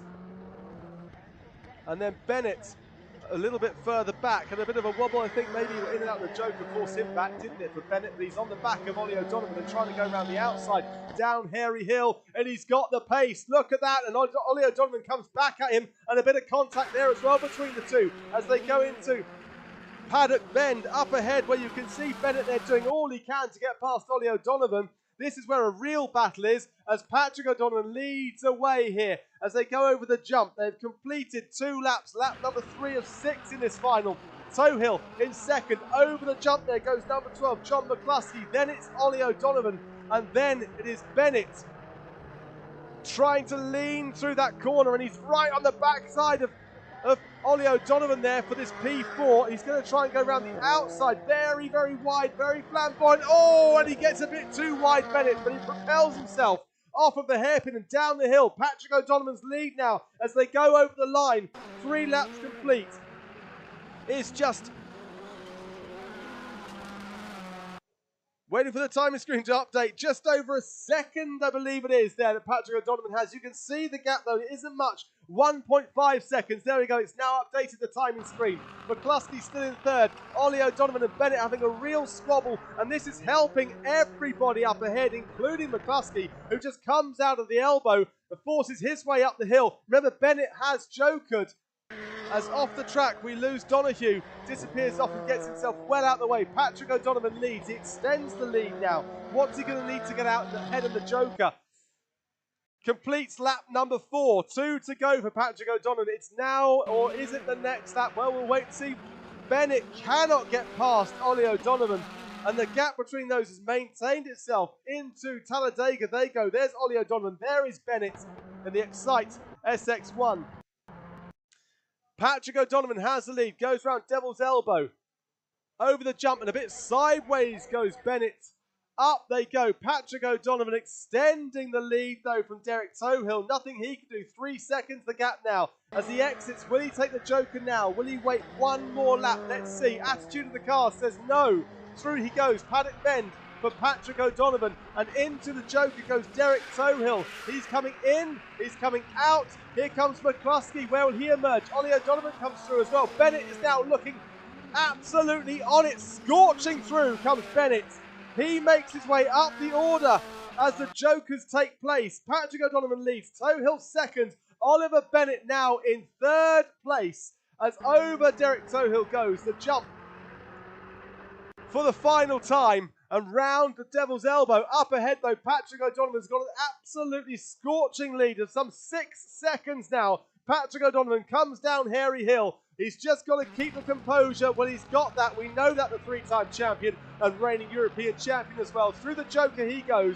Derek Tohill can't get anywhere near him. And the checker flag goes. Patrick O'Donovan takes it. What a great weekend it is for him. Derek Tohill in second place. That's 2 from him this weekend, and Bennett comes home in third. It was a hard weekend for him. McCluskey in fourth.